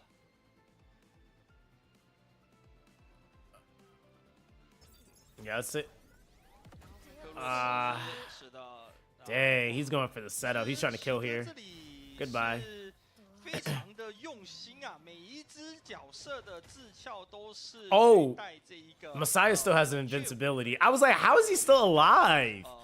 万魔。Oh, if he would have killed, 这个智鞘的话就是 it would have given him invincibility again. 装载的异格者呢，在释放下一个技能是 Oh, if he would have killed, he would have got he would have got invincibility. Damn, that's crazy, dude. All right, yo, this is the closest, like this is the best match so far. These guys are good because they know how to counter pick really well. 对，然后就直接收掉了对方的2只了。是对没错。刷不过这个智鞘就是因为它有很强的效果。所以它的一个 CD 时间也是会比较久一些些。8回合。是的，没错。那这边两边比数来到了1比1了。那就看一下第3场到底 Damn, he kind of cooked them that round. 针对了。You said, yo, what's up, Captain? So I just saw this on my recommendations. Is this 3D Epic 7? Yeah, it's literally what Daniel said. It's like E7 at HSR, and then I would argue Etheria has its own identity to a degree. It does. Like, it does something really unique in the space. It's kind of cool. It's cool to see. I haven't been this hyped for a turn-based game. Because most of the turn-based games that come out are primarily PvE only. This one is going to have a heavy PvP focus, but it has tons of PvE to do in the game. There's tons of PvE content. So if you use to live, you can debuff stack or reapply. Wait, are you asking? Oh, you said can her debuff stack or is it reapplied? So Lilith's stack, I think it's a reapply. I don't think it stacks. So I don't really know, because honestly I haven't seen anybody use Codex of Magic on her. So I don't know if their fixed builds are the best, but I don't know. You said in the gear, in the best gear system I ever saw, bro. The gear system has so many things you can do. It's really accessible. All right, so he ban protected Hell Kid. He knows he's gonna go. Okay, that was actually really good counter pick, but who's he gonna pick? Because he can ban Heinrich, but who's his ban protect gonna be? Close? Okay, he's going his Tiamat again. 好，所以他刚刚其实3号位也想要放克洛斯，但犹豫了一下。是这个就是要算是考验选手他们的一些等一下的一些。 Let's see.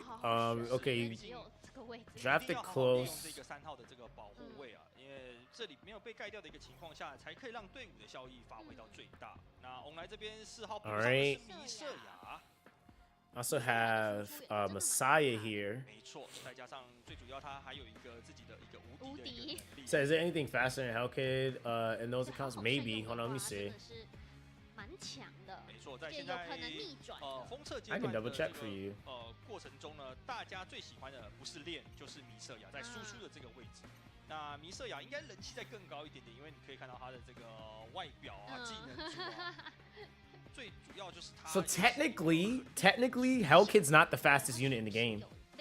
Closest technically faster than him, base speed wise. It's the builds, because Hell Kid is only a 111, closest 118. So it's definitely their builds. Whatever preset builds they have. You said you have access to it? No, I could just go in game. Well, I'm playing the beta right now, but I could go in game and just look at the character's base stats, and it's definitely gear. It's whatever gear they have on, because he's definitely not faster in close. Like close can be 果然 built. 奇哥也是 Oh, for the championship? No. I don't have the championship builds. No. They didn't. I don't think they're like on that level yet. This is their first one, so we gotta give them a little grace. They ain't that deep. 那这个离离就会考虑要去用2技的争议做到一个获得回合的一个部分，还是选择3技直接要打冷？ Yeah, they're definitely tuned. They're 1000% tuned for sure. 龙母有这个数位的一个情况下，这个免疫效果是没有办法进行的。 But you know what though? I've seen a lot of games do that where like typically the speed lead character in like certain tournaments they'll make them not the fastest just so that it's fair, because otherwise that unit's just gonna be drafted every single time. 这里是讨不到任何的一个便宜，只能想办法。 Yeah, because I'm like Hellkid doesn't even have like I know Lily's definitely faster, base speed. 那这一个必说现在 Alright, so Heinrich here got what? 谁想要先去把这一个基德的 Damn, this is buff prohibited on Hellkid. It's kind of nice. 再度下来 He might be able to turn this around here because he can stun Hellkid. 被挂到这个地方 Lilith is also a problem too, though. 看一下这里解有没有解掉？解掉了，哇！那现在 Oh, 变身了 Dragon Mother form. She about to go crazy. 它龙母的原因了 Look at the 看到是同时具有一个伤害的一个部分。 Yo, 那其实现在对于 I want y'all to know, she just ate shield and almost one-shotted Hellkid with no defense break. So, mind you, Tiamat's a HP scaler that one scales her shield off of how much HP she loses, but that also affects her damage in her Dragon Mother form. So that's why I said like they really did a good job with Cleave. They made it to where it's like it's not just that super direct necessarily. It's stipulations behind it. The other thing is too is that the bloodshed proc she has, every time she gets a turn, the amount of HP she loses, she restores it. So she just and then her bloodshed increases her healing efficiency as well. So she's insane. She's absolutely insane if you can get her into rotating her turns and getting into that form. She's gonna eat all the shield by the way. 危险危险。 He's gonna go. Oh, S3 might kill here. 对，而且是群伤呢。是那现在 Oh my god, he did. Oh, he got the extra turn. Oh my god, that was so sick. 恶作剧，这个恶作剧如果回合到的话，是会去做到晕眩的一个动作。 Yo, look at how much shield Hellkid gives. Yo, he's so broken. Dude is dead, but his HP scales up his attack, 而且可以看到 and his 不断的去针对善 his damage goes up. 这一个引爆之后，克洛斯应该也动不太。 Damn. 是我们这边求助。 This was a good match, bro. 收掉了那基德3技再开了下来，应该就是会由翁来拿到这场比赛的胜利了。 This was a good fight, dude, because that could have went any way. 回血功能是 That was a really good fight. If literally 主要是善良 Dragon Mother would have got one more turn, his team would have been finished. 一个部分了 His team would have been so 基德 finished. 投降了，那恭喜我们的 Wow, 翁来 that was 拿到 a 了我们 good 的 freaking 冠亚军 fight. 是，等一下你输给陪跑或者是姜糖，看大家还有没有。好了，这边也是最后恭喜我们的。 That was a good fight, dude. 恭喜我们的翁来。 You said, but Hellkid is broken in those builds. It's the first pick. Yo, he's so good. 真的看了 His kit though is good though. 说在这个竞赛 He's really good. 可以看到，其实翁来他的一些搭配是有去针对 It 到 said 这 Destiny 个 picked a prot Tiamat was amazing. Yeah, they like that's what like I kind of want to see Shiada in a proper buff team, because I know her damage can scale quite a bit if she's being 姜 buffed. 糖在陪吧。 But I noticed they did that with a lot of the units. They have layer stacking. Oh shit, they put the two girls up against each other. This is gonna be a good match. 怎么打看后应该什么时候放招，又什么 You say you 时 wish 候 you got him 放招 in the beta, but no 真的 luck. 是一个 Yeah, 很棒的经历 they didn't want me to have Hellkid. I'd be going crazy right now. I got literally every unit except literally Lilith and Hellkid. 你会是真的 Literally every SSR but those two. Oh, and Dochi Dochi. Those are the two I did, or the three I did not get. 一个套路是比较明确的，对所以就看一下，哇，这边陪宝 Okay, 直接 first 抢 pick. 大林罗选了。 Okay. 那就看一下姜糖 They're going Ling Lo on the first pick here. Lily on their first pick for counter pick. And then 不知道江堂会不会继续用赌爆队，然后刚刚陪宝哦，我觉得应该是会有了。因为 I forgot she was running the DOT teams. I forgot about that. Okay, so this team needs to ban protect immunity. Yep, absolutely. That was smart. I was like, it needs immunity. So they have both immunity options. Sania's being this other team needs a different strat now. 所以 Because if Hellkid's fat as 先去做一些功课，看 he's gonna oh my god. 绝对是有的，因为 One of the- 基德是放在了保护。 Ah man, Hellkid's gonna mitigate that entire team, bro. 克拉肯也是直接做到一个 We'll see. Maybe they can outlast him, but I don't know. 哎，我发现两位 He's gonna mitigate that entire team. 取得难易度 All right, so they're going close here. 是，那这边4号是选择了克洛斯，那最后5号位置。 I mean, that's what she's probably comfortable with. I mean, there's no need, but 选择了就是 Heinrich 海因里希。那江堂最后5号位置 okay, who's your final pick? I mean, she could even if she went Dispeller last slot, like it wouldn't matter because they're gonna ban him. 会带哦， 拿了善雅， Sustain. I mean, 再去带了一支辅助的 dang, 这个 this team might not. 是被 I don't know. We'll have to see.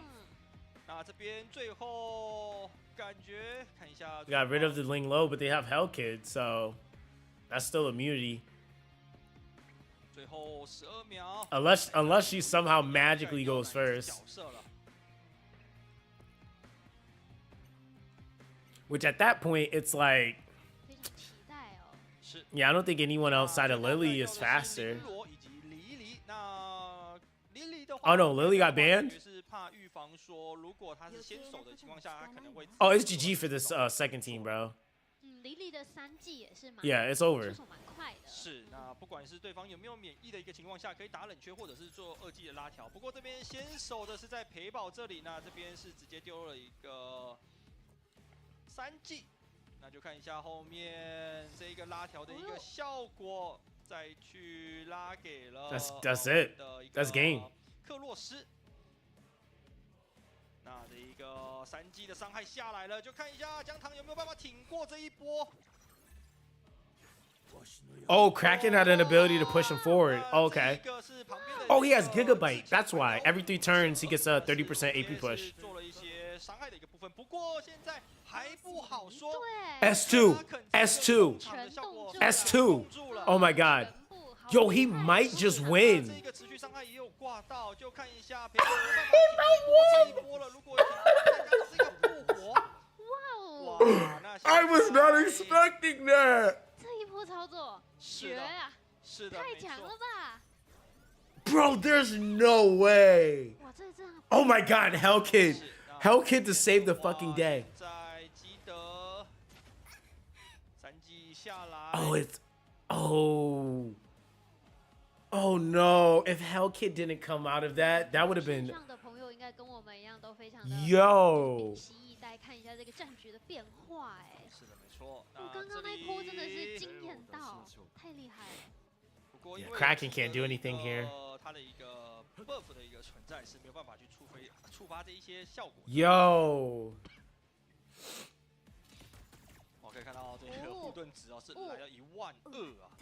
那现在其实对于陪宝，哦呦，哇哇 Damn 陪宝是真的很认真在做功课啊。这一场的出脚是非常针对 Yo, 江 she 堂的 said, 一个 oh 动作 nah. 首先从开始 I need to get my run back. 那林博是直接拿了 That's kind of crazy, bro. 虽然后面江堂是有补上了一支辅助的角色去做 That's kind of crazy, bro. 效果，但是刚刚陪 Yeah, he was 宝 frozen. 搭配制造的原因啊，那这一个 He was frozen. I need to look at something real quick 其实对于江堂 because 来讲是已经比较困完全难的哦。是没办法去做到一些第2轮的一个控制。 Oh, let me see something. 所以陪宝真的来势汹汹啊！陪宝非常的认真，而且今天他刚刚在打锁，就是锁定那个是先把那个角色打掉，是毒爆的角色，我觉得也是非常的针对，是没错。因为毕竟那个核心的关键真的需要先收掉是，那才有办法发这边第挥。2场比赛即将 I 开 gotta 始了， see 先 what 手 set 就 that 是 was, 陪 because 宝 that 在 shit 要 was 把 nuts. 会先选 I gotta see what set that was because yo. 女人狠起来就是这样，不要惹女人。是我知道。在家里发生啊。那就看一下李李。哦，这看起来他们的就是 first pick 都是一样的哦，就是他们都有互相在OK 牵制对方的感觉。应该是感觉是，如果绫罗 there you go 被拿的情况下，至少我会去拿一个类似莉莉这种角色去做一些不一样的一个战术变化。那江堂看起来 Yeah, it's Dochi's. I was just looking. Is Dochi's buff that freedom? 再带上的是多奇以及我们的基德了。那依旧江堂的保护位是来到了善雅。Yeah, Dochi is very she's very meta. It's like she's really good. Like also just for rotations too. Like she just has a whole speed buff that like nobody else can get basically. Like she's the only one that can kind of give it, and it's a damage buff too. 盖角上面，如果队伍一样的情况下，很有可能在盖角方面会去做一些。They're going same strat. 那这边离离的话，我感觉最主要应该是会去跟这个。Yeah, she's going exact same strat. I'm not gonna lie, there was a little bit of RNG there, but not really. Like it was a little bit, but I don't know, man. I would say maybe what they're planning to do. Oh, they're going full, yeah. Get rid of Dochi, bro. Oh my god. You know what cooked you last time was Doki. Oh my god. Dude. That was like, you could have left them with double immunity at that point. DLT would have worked down both of them. You have stun and DLT. So all she needed was just to go. And she could have worked down both of those units. Damn. Yeah, Dochi would have been the pick there. Dochi would have definitely been the pick, because that's what cooked her last time. And Linglo, when it like Linglo, his build isn't as fast as the other characters. She's definitely like last rotator. 盖掉了一只绫罗，是的，跟那个毒爆的那个角色。 I would have got rid of the close. 那这边就 Oh god, he's gonna rotate their turn. Now Heinrich is gonna go. I think it'll push Kraken before Hellkid. 拉条，那后面补上的就是我们的海因里希了，就看一下这个伤害量有没有办法足够的打穿。It's a nuke. 哇，那是直接压低 There we 了。 go. Oh, Lily. Okay. Okay. Good. Oh my god. 这一个自撬尾刀下去之后 Yeah, that's okay. So this could be good. Because Hellkid gets to go. Wait, but Hellkid might push in front of him. I think that's how it went last time. 蛮有威胁的。 是，那这边的话是有。Alright, this is only chance to stun here. 队伍的一个阵容，就看一下这一个金龙海啸控的好不好了。 Okay. 这次控到两只。 Oh nope. Yeah, Dochi is yeah. 哇，那现在 She's gonna cook him. 应该对于裴宝来说胜券在握了。 Damn, she kind of threw this fight. I ain't gonna lie, she threw the second fight so hard. 然后结果现在只能控2只呢。哦，这个就是它的一个几率的一个部分了，并不是说是100%的一个控场。是，哇，有时候就在比赛会出。是，没错，这也是比较无法掌握的一个。Yeah, the other girls come through. Because don't get me wrong, like DLT teams are really strong, but like, bro, like there's like, I would have in my head since because I do play DLT, but I also know how to play other stuff, and I do have other stuff built. So I would have baited them into thinking I was building DLT and going for something else. I would have definitely baited that.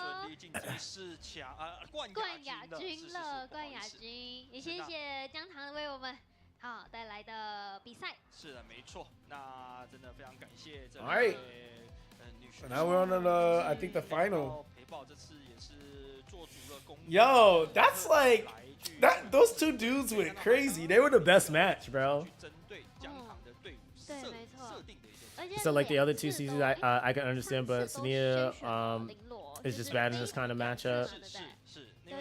Yeah, honestly, yeah, that was felt thrown. Like I felt like the first match was pretty good, but that second one was just like, no, like they got double immunity over there. Like your whole team basically gets mitigated. 亚军的争夺非常的精彩哦。 所以呢，我们各位超练者们，请继续的锁定我们。那现在呢，我们先让选手进行一个休息。I think poison is really good if you have if you can draft first, then poison might not be too bad. But like, yeah, eventually poison's gonna get like completely slapped out of existence, and they're gonna have to do something where they're gonna have to probably implement a unit that like basically strips and then poisons. I mean, they got Obel, but like Obel is still like pretty RNG heavy. He's still very RNG heavy. So yeah, I don't know, man. Like it's a lot of strats, but it's like you're only seeing very specific ones today, which is funny. You said Sania PvE unit. Well, Sania, Shadow Sania. I mean, I guess it depends on which one, right? Because technically both are. Well, no, Shadow Sania is really good in PvP. So, like I said, I'm in like the top 50 best players in PvP right now, and I've only used the dot team, right? My defense, like I might lose out of like every 10 fights, one fight. The problem is that Sania is a she's a last rotator. She needs to have someone like Obel to enable her ability, or Fangus going before her. Like, she doesn't land nearly as much DLT that's required by herself. So when she's on a team comp that doesn't really suit her S3, she just doesn't do well. But if Obel is getting countered, then he doesn't work. So she can land a good amount of DLTs fully invested, but not more than Obel. Obel can rotate twice, and he has 6 DLTs on everybody. Like, and then he's also stunning. And then if he uses S2, that's going to add another stack on that. So really the rotation here, what I haven't seen anybody do is you use Obel, S3, you S2 with Sania to debuff extend. So you start wearing the team down, and then you go Obel one more time to stun, reset, give more DLT procs, and then you have her S3. Anywhere from, I would say, 4 to 5 DLTs, she can basically almost one-shot an entire team. She's gonna one-shot. If it's 6, you're dead. But if it's 5, and depending on the type of unit, she can one-tap. She can basically one-tap. You said dot and PvP without controlling units build is hard. Yeah, no, 1000% is. You said yeah, but when players start learning the game, Dogi Hellkit immunity set. I mean, that's any unit though, right? Because what they're gonna do is they're gonna try to lock her down, or they're gonna ban her. What they were doing in this, which I don't do, they were putting they have immunity set on Sania. I was like, what the fuck? So that's how she was actually winning her other sets. That's how she won her other sets, because I was like, okay, so they're running immunity on Sania too, kind of considering, I guess, like she is a high stun target at that point because she can detonate.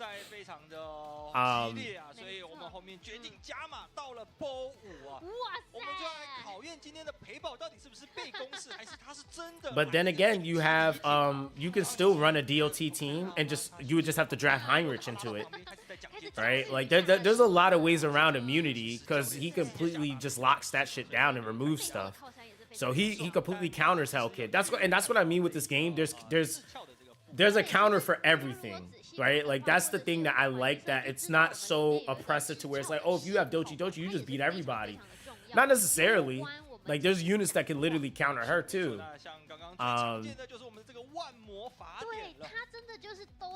Yeah, so they're using Gigabyte, Codex of Magic here.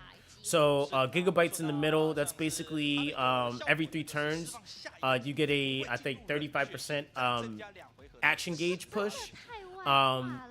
The Codex of Magic is a cooldown. That's the one on the left. It doesn't cool down your first skill that you use. So you basically can use any skill that you want twice in a row if you wanted to. And then it gives you, I think it's action or speed buff of 10%. And this last one, I don't remember what this last one does. I think this might be heal, but I don't remember. I don't think that was a heal over time, but it could have been. 自鞘搭配起来效果也是会不一样。 That 那它其 is 实玩法真的相当的多。 Oh, that's for the 有 hollow 很多常见的角 state. 色其实里面还有非 So 常 that's 多的角色等待大家去发掘。 I'm trying to think of the word that 我们今天 I 有 can 一些 use 角 for 色它 that. 的 So you know 等级 in 跟 how 它的 how in SR some 可是 games 也 there's 相当好用是哦没错，不管是 like 自 stealth 炮啊或者是扇牙啦 So hollow state is like stealth. So you basically can't target 都是 someone in 很 that. 好用的一个 SR 的一个角色。然后再搭配上，其实你元气的搭配，又或者是 Instead 刚 of 刚 every 3 turns, 介绍 it's 的 every 技巧 turn 真 an 的有 opponent 千百 moves 百种 3 times 方法 moves 3考验的就是你的 times. 头脑啊，这个 Yeah, it has to. 我觉得 Yeah, 这 it's 个 3 turns from the 策略 opponent. Yeah, you don't get the AP push if you're not moving. Yeah, it's 3 turns from the opponent, and it only procs once per turn. 就是冠军 So 赛改成 BO， 就是由 On 来对上陪陪宝宝。来的陪宝，哇，这个智取以及 You said 陪宝的战略， you said you could pick a damage dealer and take the whole 我觉 team. 得这一次比赛看起 wait, 来 wait, 陪宝 you 都是有 said 及时的在调整他的阵在容。偷偷跟大家讲，不要跟别人讲，这个封测这个阶 Wait, 段 so yeah, 陪 but 宝 when 也 I 是玩 start 到 playing learning the 40 game, 的 Dopey, okay, 非常前面。 so you could pick a 真的 damage 没 dealer 没 and take 练 the whole 得 team. 再 Why 晚 rely on 所以 dot? 他 I mean, bro, it's about playing what you want, right? The game allows you to do so.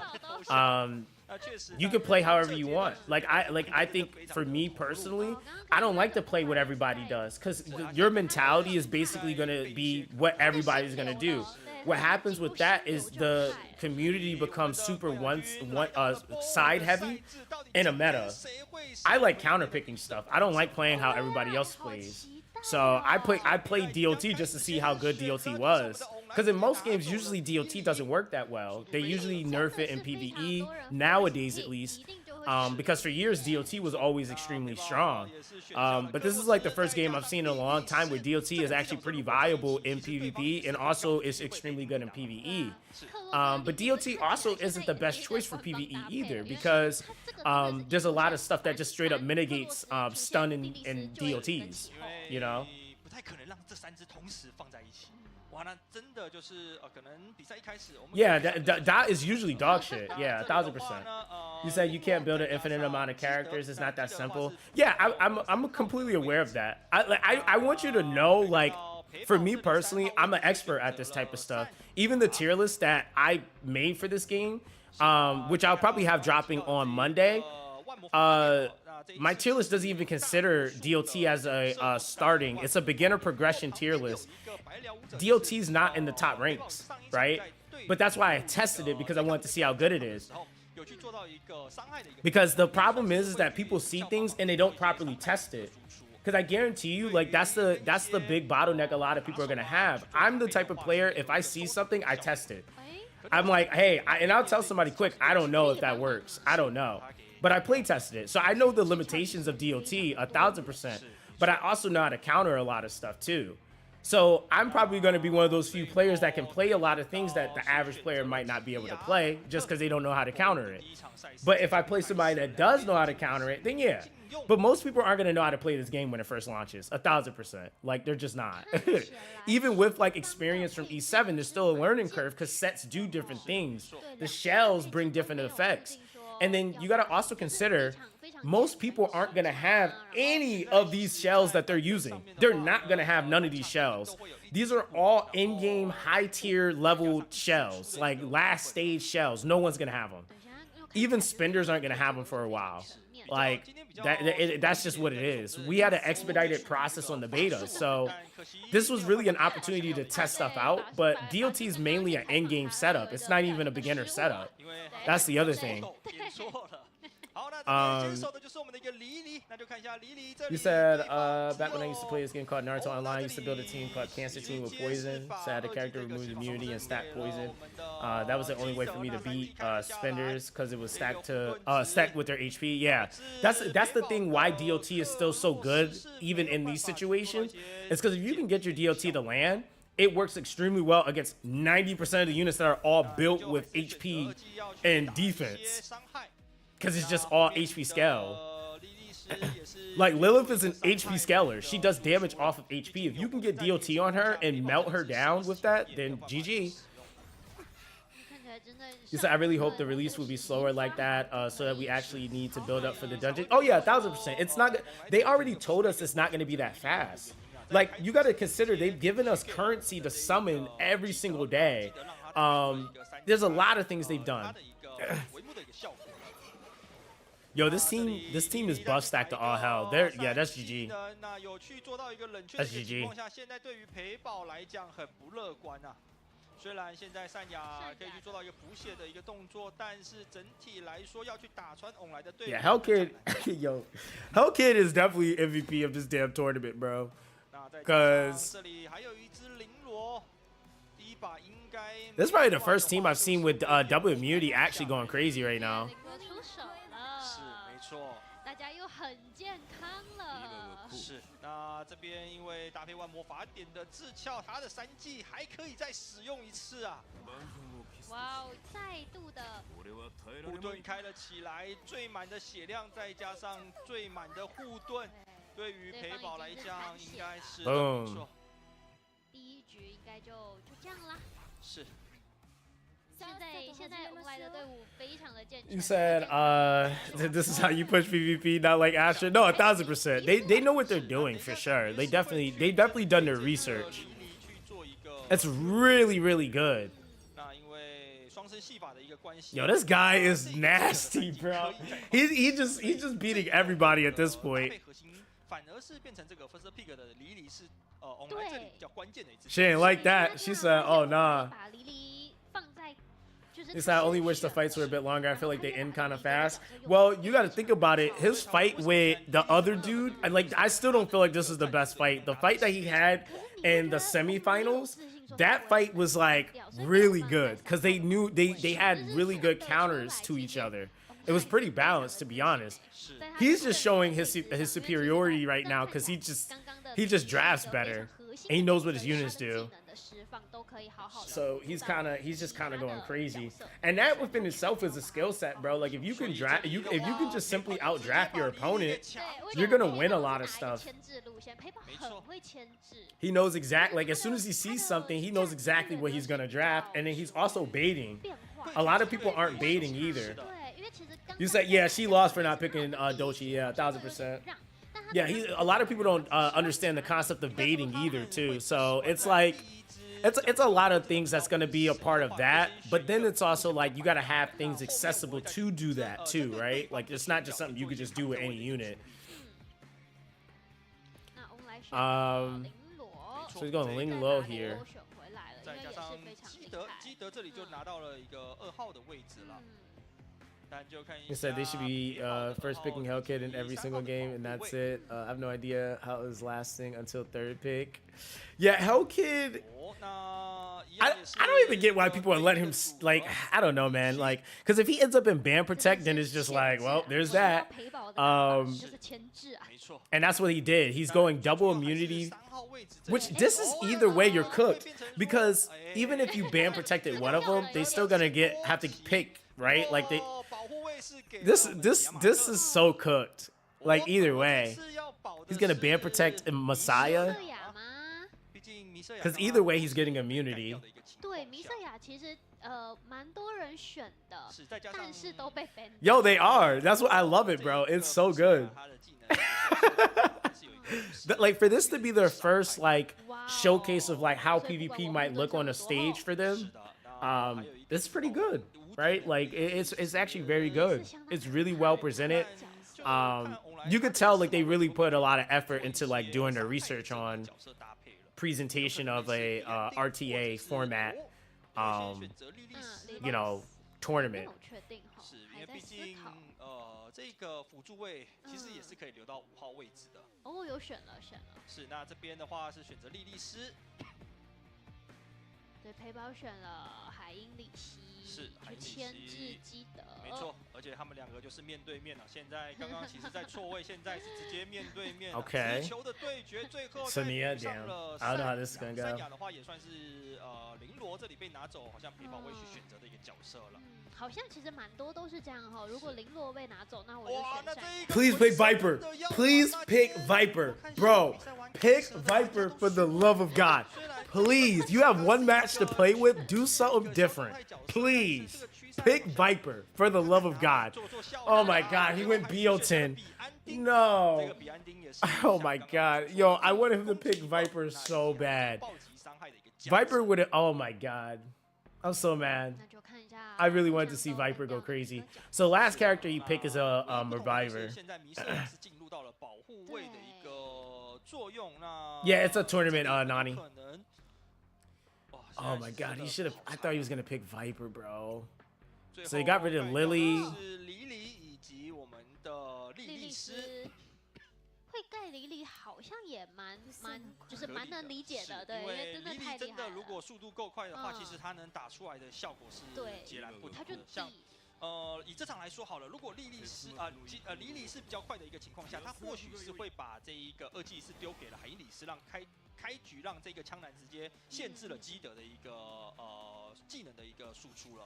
Yo, I don't know. I don't know why you had the chance to ban Hell Kid and 好 you 那这 didn't. 里就看一下海因里斯有没有办法打破。 That's okay. 是不是被抵 They got Heinrich though, so that's fair. That's fair. Heinrich is pretty good against it. 基德的血量来到了3分。 Oh my god, you're so 不 done. 过这个弥瑟亚的伤害量非常 Oh, Sania, 啊 Sania, AoE 可以看到 heal. 这个白辽舞者自撬的这个效果啊，还是有做到一个增伤的一个能力，所以这一个算是伤害型的一些角色，只要去跟这种白辽舞者做搭配，它的一个伤害是会再度真的是加蛮可成的。怕的。 Yeah, actually worked out. Yeah, that's what I said. Like, if you have Heinrich counter, he's a good counter pick against Hell Kid. 那现在再度举给了弥瑟亚。 And technically now, Ling Lo can't give immunity, so 的一个单杀二重审判有没有机会收掉？没有收掉的话，现在 yeah, but Biotin is broken. If you know how to use her right, she's really 把血 OP. 量先补回来吗？应该还是会选择在犹豫要2技还是3技了。嗯，毕竟这2个都是一个群体的一个3技了对 I should just still heal. 3技都补都补。是我现在超级健康。是没错。那Ah.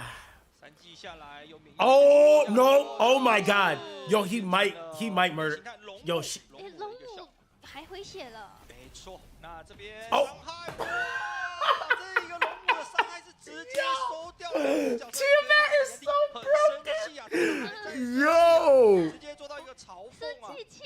What do you do? Oh, it's over.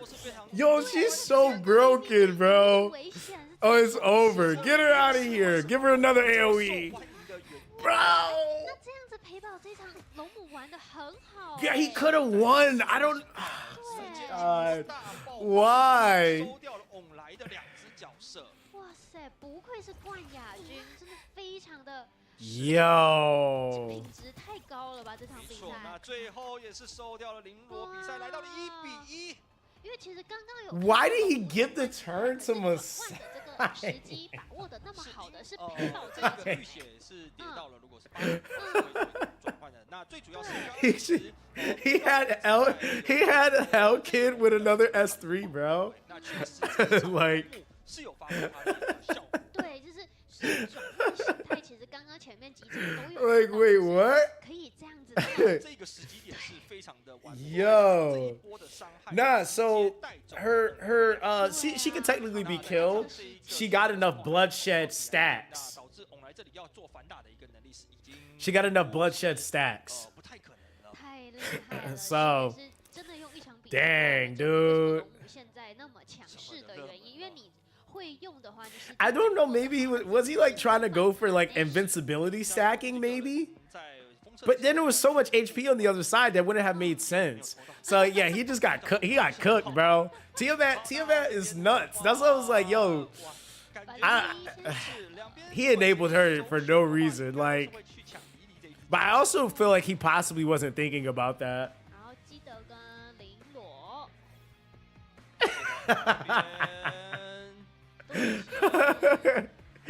Yo, that was so insane. That nuke hit kind of different, bro. 下陪宝的3号位置会不会再拿刚刚尝到甜头的龙母呢？哇，确实 She's been protecting. She picked his Hell Kid too this time, but he went the counter pick with or ban protect 时机掌握得 Heinrich. 这么好的话，那真的也是一支非常 Yeah, I mean honestly, Daniel, the funny thing is that you have to like. 还有些人会 It's like you have to literally like she's probably a triple S unit on manual. 可 Like, she is so broken. She is triple S on manual. She's so broken. And the only reason why she isn't on auto is because of the randomness of her skill. Like, the AI is going to just pick somebody dumb like that, for example. But on manual, you should be cooking people with Bealton. 对对对，刚刚都没有选到罗侯，可是前面的比赛 Yeah, he probably does. 他的这个 He probably does. 他的这个 Because, yeah, Bealton is great. Like, she's actually really 再加 strong. 上罗侯他的一个技能组呢，它其实是一个防御系数的一个防御加成伤害。那可以看到它旁边的这个字鞘呢，它是钻石。Damn, that was a good 360 match right there, though. 一个加成了。 All right, he's gonna ban Hell Kid. There's no way. Yeah, there's no way he's letting Hell Kid stay on there because he uses Hell Kid way too much. Okay, he went for the ban on Lily. 我自己个人认为 This playing field looks a little even here. 比赛应该是看不太到离离了，只有第一场。 This looks a little even just because 应该离离不太就是可能会被会放 ban 出来了，拜拜。 they don't really have any immunity on the other side, and Dochi is slower here.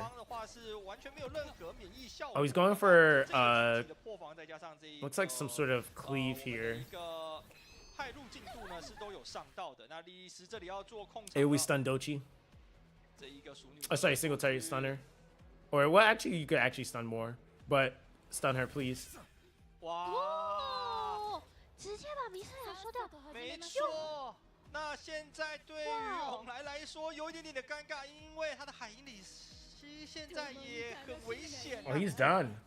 那这里要去做到一个 Oh, there's Rahu nukes here. 罗侯有没有办法这个加防帮忙加一点防御坦度呢？ Boom. 哇，那这个伤害量也是非常。 Oh, with Heinrich following up that? Oh, they're dead. Oh, this is close. 一个海因里枪带走来不及握手呢，没有。 Oh, 哦，有 with the follow up. Okay, that was good. 毕竟罗 'Cause she's gonna S3 here. 是有帮忙去做到一个尾刀的一个动作，不过我们的绫罗再把血量奶了回来。 Ooh, this is rough. This is rough. 但是可以看出，我真的这一场我可以看出 Man, 这 Heinrich 两 is 位 gone. 已经动 Damn. 是。他们是认真的在打比赛 Rahu can still 哦 maybe pull something out the hat, but I don't know how 很 much. 认真可以看哦。到这一个罗侯啊，真的是在旁边的这样偷偷的一个输出，补一下，补一下。这一场就有发挥他的一个奇效。 Here we go. 那 Oh, another 不过 S3. 现在对于培宝来讲 Or just S2 here. 可以再度把它给 I mean, you really didn't. I mean, 可 okay. 以看到培宝 Why not? 至 Just 少 abuse it. 是搭配我们这个万魔法典哦。啊，一般来说 Okay, look at all the shield though. They're pretty well protected right now. 他这个人比较好，我不想要让他增加冷却 Yo, Rahu hits so hard, bro. 那这个搭配算是别有用心。 He's not penetrating that shield though, that's for 看到在 sure. 短的两个回合 Damn, this can go any way, bro. 回满 This actually can. He can still win this technically. 也是没有一定的。像这一场 Cause keep in mind, Dochi's backup data stack is also building up damage. 还有一个补血的一个能力，哇！ But then again, yeah, he's gonna have to deal with this continuous healing BS that's on the other side. So yeah, 在 it might be done. 翁来说，他这一支防御打手，他还有一个非常厚的一个 Oh, he lost a shield, but he does have defense stack, so we'll see. 也是非常的厚啊。 Cause he's gonna take like almost no damage. 哇，这个尾刀 Bro, I'm telling you, this could still go his way, and his pet is gonna reset in a minute. 就是他的一个 His pet is about to reset. 被动的一个卖 She needs to get a stun. 的帅又可以让偷偷打人的吗？哇！ Yo, the counter, the follow-ups is nuts. Yo, he hit so hard. Yo, and you know what's crazy? Rahu, this is what I'm talking about. This is Rahu gaming right here. Rahu is a defense-based champion, bro. So he's completely built with a shit ton of defense. He's not an attack scaler. And he also gives like a bro. Bro, this is what I was telling you about. I'm like, yo, I don't know. Rahu might. Yo, he really just came back, bro. 的话，多奇再加上罗侯，其实这个绫罗虽然很补，可是还是有一点点的难啊。只要这个爆 Rahu's kit is nuts. Rahu is very, very strong. 哎，那最讨厌 Look at that. 是最讨厌的就是因为罗侯他一季还有自带破防 He- 的效果，所以 Yo 伤害是可以打 He just finessed that fight, bro. 这个翁来是完全都没有想要笑的意思啊。 She's like, what the hell just happened? 是，那这一场 Yeah, Rahu. 的这个位置，罗侯选的是非常 Yeah, bro, sleeper unit for sure. 他这个罗侯这个平 A 最大的是最大限度。We don't care about you and your horniness, Lonzo. 那这边的话，毕竟还有一个防御 buff， 那其实可以让整体的。So Rahu has a follow-up attack ability, basically. So 其实我觉得前面 he 陪宝的 I don't know if it was a combination of counter, but basically anytime he has an ally go, he follow up attacks with them. 最主要 So that's without a defense break. 抓到陪宝他的一个克洛斯。 That's without a defense break. So they could have possibly had a follow-up set on him. It's pretty easy to get that set too. 上罗侯的话 So him with the follow-up set is actually pretty good. 慢慢的去折磨你。所以 He said, that's the only reason why I 不 learned. 会想要把他先打掉，可是他在 Nani, man, y'all better go to the official stream. This is being streamed as well on that side. So if you want to hear the voice, you can go over there and play it there. 就算今天有一个零罗群体的补血的， Don't join in the bandwagon with him. 可以看到刚刚的这个被动啊，一直偷点，是有一点点补不回来的。再加上这个罗侯的一个伤害量，应该他给一个数值是非常好的。 So wait, was this 3 out of 5? 选择了李李， Oh, this might be a full set of 5. Okay, so I think this might be best 3 out of 5, maybe. 真的是非 So 常 they're running it 现 back. 在陪跑应该很头痛了。选了 He said, but I think that's the case. He was getting attacked and attacking back. Yeah, he probably has a counter set. 可是如果没有搭配 Because I know he innately has a follow-up already. 再选择 But him with that on is just kind of overkill, to be honest, because he hits hard. 锁定下来了，就看一下这一场 All right, so they're going Hellkid and Lily here. He's going Tiamat. 把龙木选走了。是拿走了提亚马特。 Yeah, Rahu's extremely good. 哇，弥瑟亚来等一下，这了，个是刚刚互换了 Messiah 回 and 从前呢。罗侯给拿走了。 Okay, 这个 Rahu 弥瑟亚再加上罗侯啊。那这边 We got Heinrich. 哇哦！ I don't know. 其实真的看到他们的角色搭配，你就可以。 He said, "Tell the games you need to game this month." Nah, for real. Yo, this game is so fun, man. Like it's so fun. 现在真的是 I feel like RTA is gonna be like it's gonna be so freaking ridiculous. Especially, I can't wait to start seeing like championships and stuff like that. Like the tournaments for that. 坐在这个位置上， I think that's gonna be pretty cool. 对他们真的是非常认真了，他们开始荣誉感。 Okay, so you went Lilith. Who's the final choice here? He's waiting for her counter pick. 等一下要怎么样去做一个封 Her 锁 final 呢 draft. 对，我们来最后把莉莉丝也选上了，是，那这边最后选择 Hold on, let me 以及 message 陪跑的 them 5号 real 位置， quick. 克洛斯。是没错。哦，难得看到他们是被拆到2个不同的阵营的，不然通常都是会打在一起。是，那这边的话，陪跑的罗侯他的一个自鞘也是比较不一样的一个搭配，是千兆字节。那这个的话就是敌人每行动单回合行动3次的话呢，会增加整体35%的一个行动进度了，就是有一点点像是可以插队的一个感觉。那这场比例有被放出来的情况下 To my knowledge, Daniel, yeah.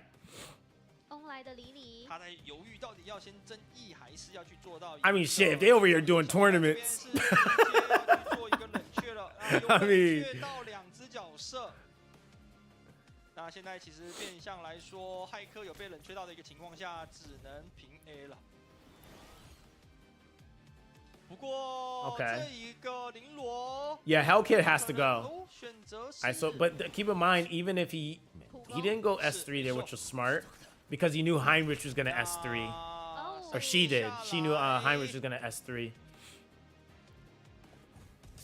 She went to counter with freaking Rahu, trying to get that Rahu gaming going. There we go. He's gonna shut this down though. Kind of got it. Boom. And then to an AoE taunt is you're dead.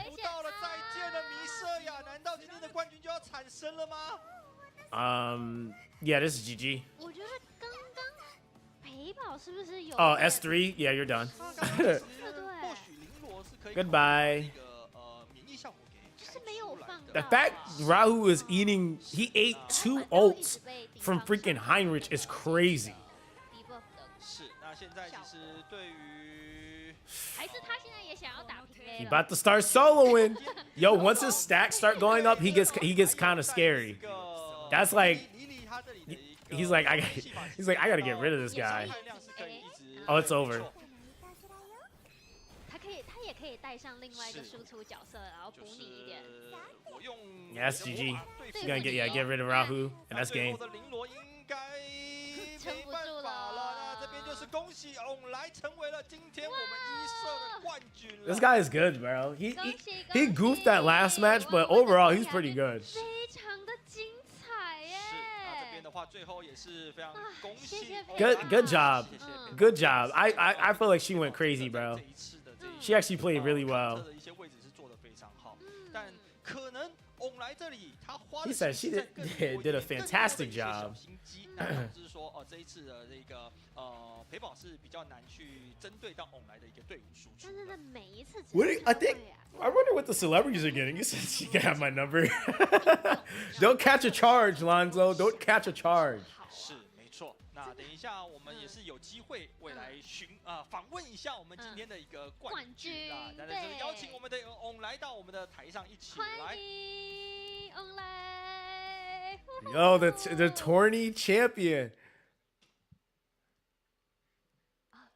Hello. He's like, I knew I was gonna win this from the very 就是从 beginning. 我们8强打上来你觉得你的就是战略啊配法有跟8强的时候不一样吗？冠亚军。Said对。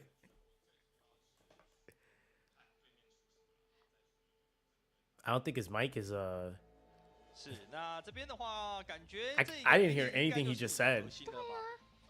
莉莉用的很好。是。 Oh, but you know what? His mic might be in studio. That might be what's happening. 那其实他可以打的一个战术是完全不一样的。我今天可以先拉这只，或者是我去玩另外一只，这就是为什 You're 么 the protagonist. 而且感觉翁来对于每一个角色真的掌握的非常好哎。就有幸看一下，因为 Oh, there it is. 我注意到陪跑他的角色好像只有装虚位。His mic was 所以就是 definitely 没有 on. 那个免疫的话，好像是我忘记第2场还是第1场，反正就是我看到他没有装虚位，所以我就选择先用3G 做一个冷却。是，对。那这边也是离的一个重大工程，他有去抓到说，抑制这个数位的这一个套件呢是比较少的。那在开局直接做到一个冷却的一个动作，就算今天换成是 My question is 最后一场其实可以看得到陪跑的。I wish I knew who more of these celebrities were, because I don't know every single person. I feel like he low key play like he's staffed though. 这个有办法观察到这个。就是我都有来注意，就是会注意到说，就像有没有进强化啦，又或者是对面的一个有没有什么免疫什么状态，就是可能要稍微注意一下。He play like 对方 staff, 开场 bro. 一个状态，然后包含前面几场我先偷看一下他们有哪些角色有没有那个虚位这个数位这个装备啊，对，矩阵。然后还有一点，这也是最重要一点，就是第一个呢是在8强的时候，因为岳西虽然输给我，但他在台下是跟我，你一定要加油。 Yeah, 如果 Daniel. 你赢了的话，其实我就是亚军。所以你是帮岳西达成了他的目标。主要是他讲了另外一句话刺激到我了。是。他说如果我输给陪跑 Yeah, I think these are all like predominant figures. 但是陪跑 But he 其实 did like 说真的在这一次比赛 like I don't know. I feel like he low key plays for real though, because like 理解非常到位 everything he did was so 其 flawless. 实是打起来蛮有压力的，就是 Except for that one match when he didn't pick the right choice with Bealton. 很好哎，是真的有看。But I'll give him that because he won basically every other matchup. 尤其是他们这个保护位啊，两边其实是有一直在犹豫不决的。那像是陪跑刚刚赢的那一场，这个龙母其实就是有拿到一个很关键的一个效果了。觉得好厉害哦，可以这样。 Well, you gotta consider too, Nani. It's like there's a lot of like celebrity like in the U.S. versus like in other countries is kind of different too. 斗志真的可以感觉到你们的斗志非常的认真。都打到这里了，不想输。真的不想说，真的看得出来。那比较想问的是，等一下奖金是要怎么运用的啊？大家去吃饭喽。哦，那应该是你会请。That's what I thought he was gonna do, but he didn't. 他刚刚好像不只是封锁你的。He said, so I can't see this game in my Play Store. Is this game even out on global yet? No, it is not out yet. It's not out anywhere technically.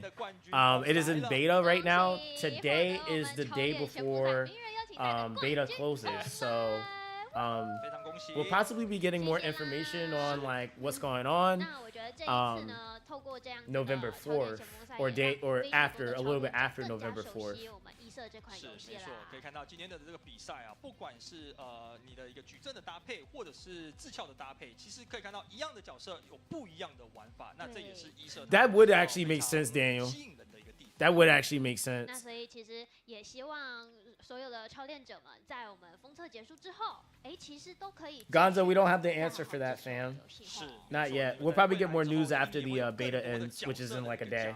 因为目前来说呢，可能现在生态上面一些比较热门的一个角色，但未来不知道会不会有一些新的。 So I'm waiting for too many games. Asher Echoes, Heaven Burns Red, and now Etheria Restart. Too many gotchas. 问 Yeah, I will say, 这款游戏如何呢？其实我觉得，因为 I don't know what Asher Echoes is gonna be. I know Heaven Burns Red is more what story based. 无论你是要用奋进这个包装，还是被打会加工。 So 其实我的多期 I don't know how like that's gonna fare as far as like time accumulated for people, but 因为我发现在陪跑的 like realistically, this game's playthrough loop is really good. They have a really good like playthrough loop. It doesn't keep you on the game all day, but if you want to be on the game and play, you can.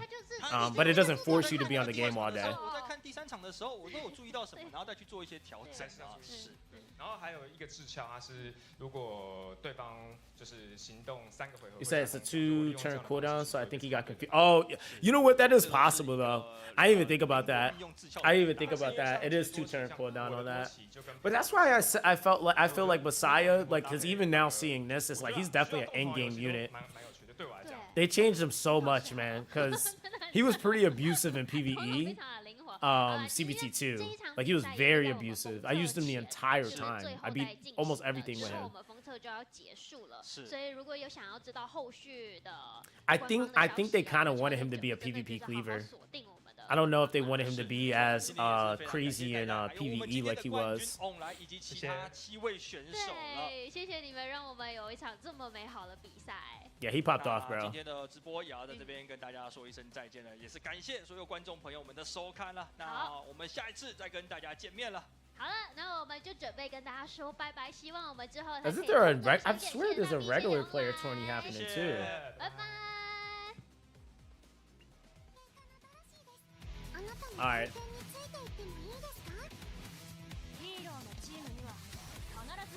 It's a god in CBT2, trash CBT3, so let's see how it will be before release. Yeah, honestly, he might get some love before the game releases. We don't really know yet. Let me see. Hold on, let me ask.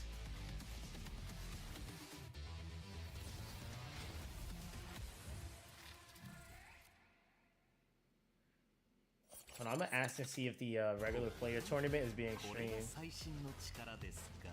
絶対に失望させません。私が保証します。進化に剣、運、淵に安心していい。少しのリスクも負わせはしない。名前なんて所詮非業に過ぎないだろう。何の意味もない。受け取るがいいわ。私からの贈り物よ。君と共に歩むというのも面白いかもし You れ can ない。 always say, it's kind of interesting they said bye bye instead of Zaijian. You can always say Zaijian if you want to say goodbye to her.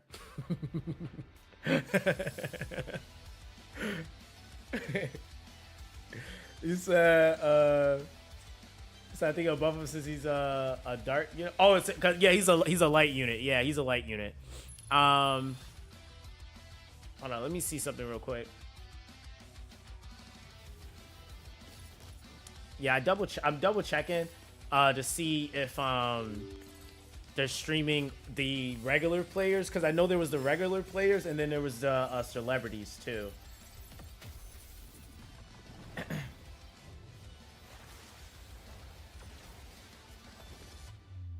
He said, wait, he does a little bit of... He's Black Anise. I'm dead.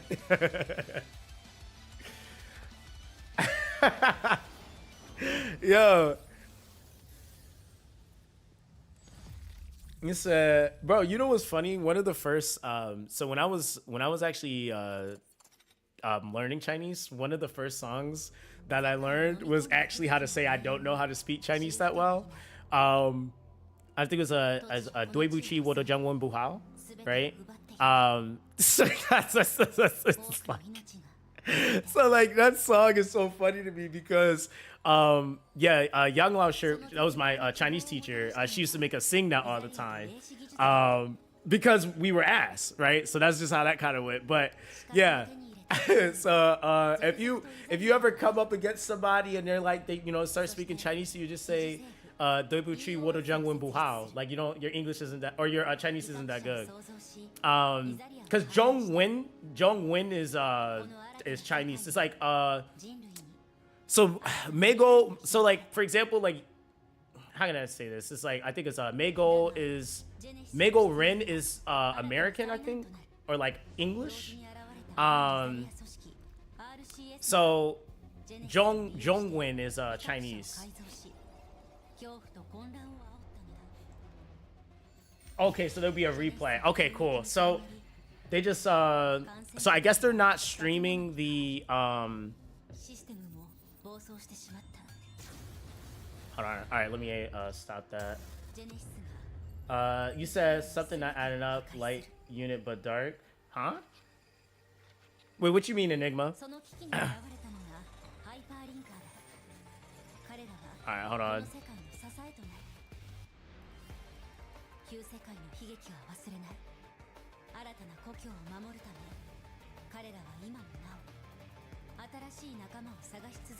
Alright, so they basically said that there's probably going to be a replay of the tournament that's happening today with the regular players.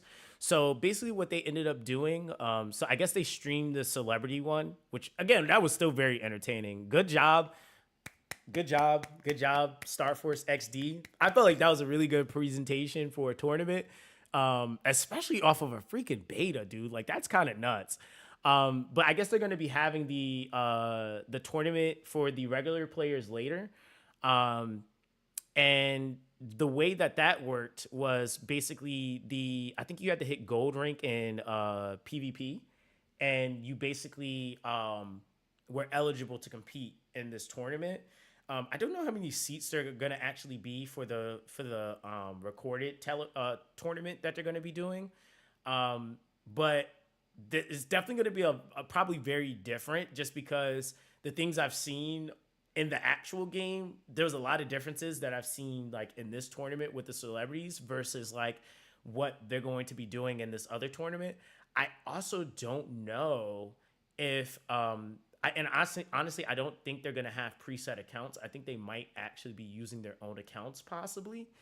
But again, those guys that are like super sweating the game, like there's already people that are like full send going crazy on the game.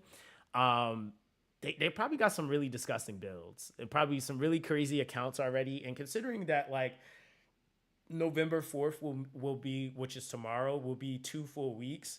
People have like figured out and have messed around with these builds in like 2 weeks.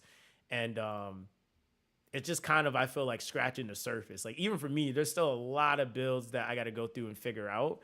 But yeah, I'm account level 46 right now. So I got to grind up to account level 50 before reset happens. And I'm going to probably try to test out a few more things within the game. Let me see real quick. Let me actually do this. Yeah, so I got to test out a few more things. But that was a really good tournament, man. But yeah, let me see. Where's my settings? There we go. I don't know if it's just me, but like when I'm playing this not streaming, I always turn the audio down in the game. I never actually have it on. All right. Oh wait, they did advertise it. Okay. So yeah, like in the beta, like we got a lot of resources that like expedited the process. Realistically, you're not like all this stuff. It's literally for testing. They were very, very clear on like the fact that these resources were for people to be able to test the game. It really weren't for anything else. You said, are you participating? No, because the tournament is in person and I would have to be in China in order to make that happen. So unfortunately, I couldn't participate even though I technically qualified to, which sucks. I would have absolutely loved to have like gotten in and, you know, been able to like meet people, and just kind of, you know, meet some of the other top players and talk strats and stuff like that. But unfortunately, I'm not over there. But that's why I'm making the plans to go over there going into next year. So that's like the big push for like even like with my Patreon and stuff like that, and really all the donations that that I'm getting at this point is all getting put into a stockpile so that I can go there.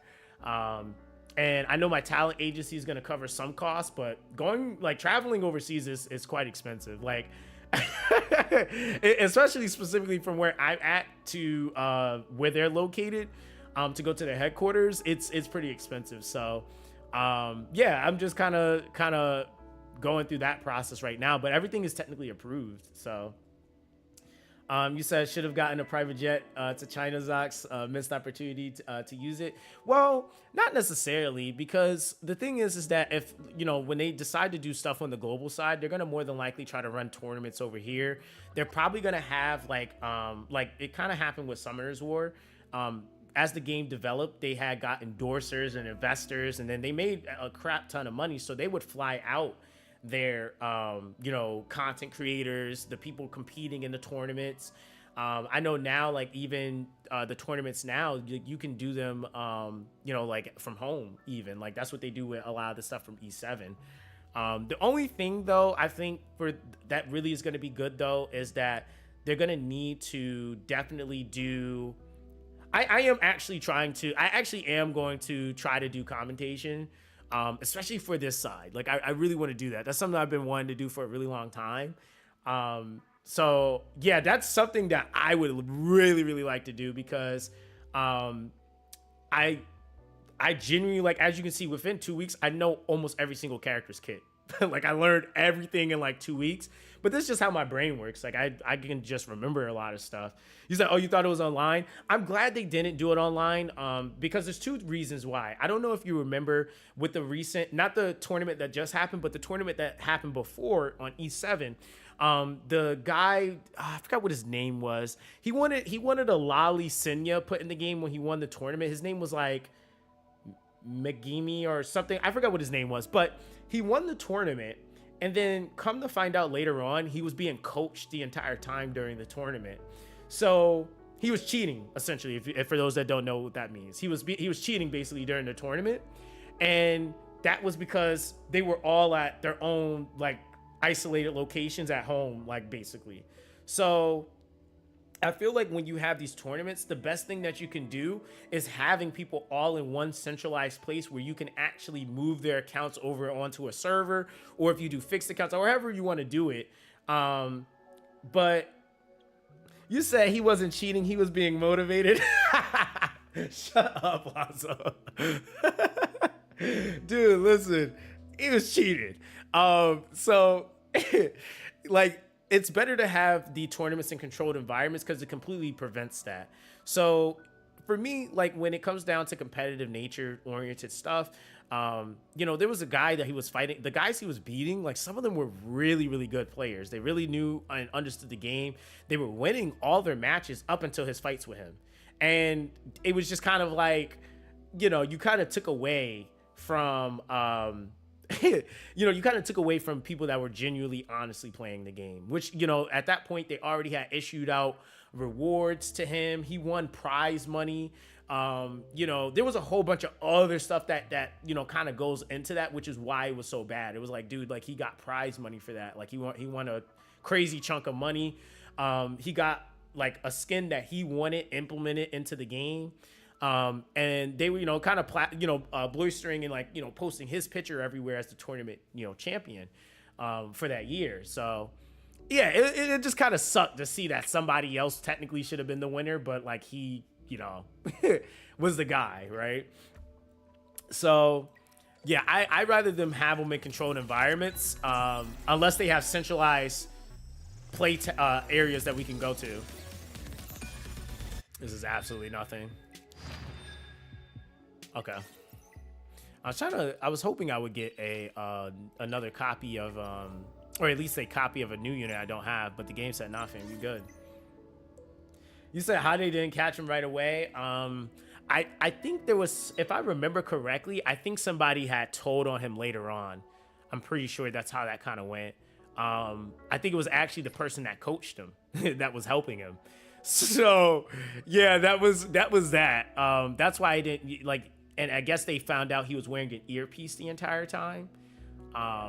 So yeah, it's like little stuff like that that you can't really control or catch when people are in their own space, right? Like that's why a lot of competitive tournaments typically aren't just held online. They do have them in places where they can make sure people aren't using aim bots and, you know, like, you know, talking about FPS stuff, but like, you know, those types of things. Even in these types of games, making sure somebody's not using some sort of hack to make their unit invincible or some shit. Like, you said he was supposed to give some of the prize money to people that coached him. He refused and they outed him. Oh, okay, that's the other part. Okay, that's why they told, because I was like, yo, where'd they come from? But that makes sense. That makes a lot of sense. I was like, yo, like, where'd these dudes come from? But yeah, there it is. Like, yo, I was like, he would have gotten away with that, like, if it wasn't for those meddling kids. Which is crazy, man. And so that's the thing too, is like, I definitely think I'm gonna try to compete in some of these tournaments, but I ultimately want to be an announcer. I think that would be the coolest thing.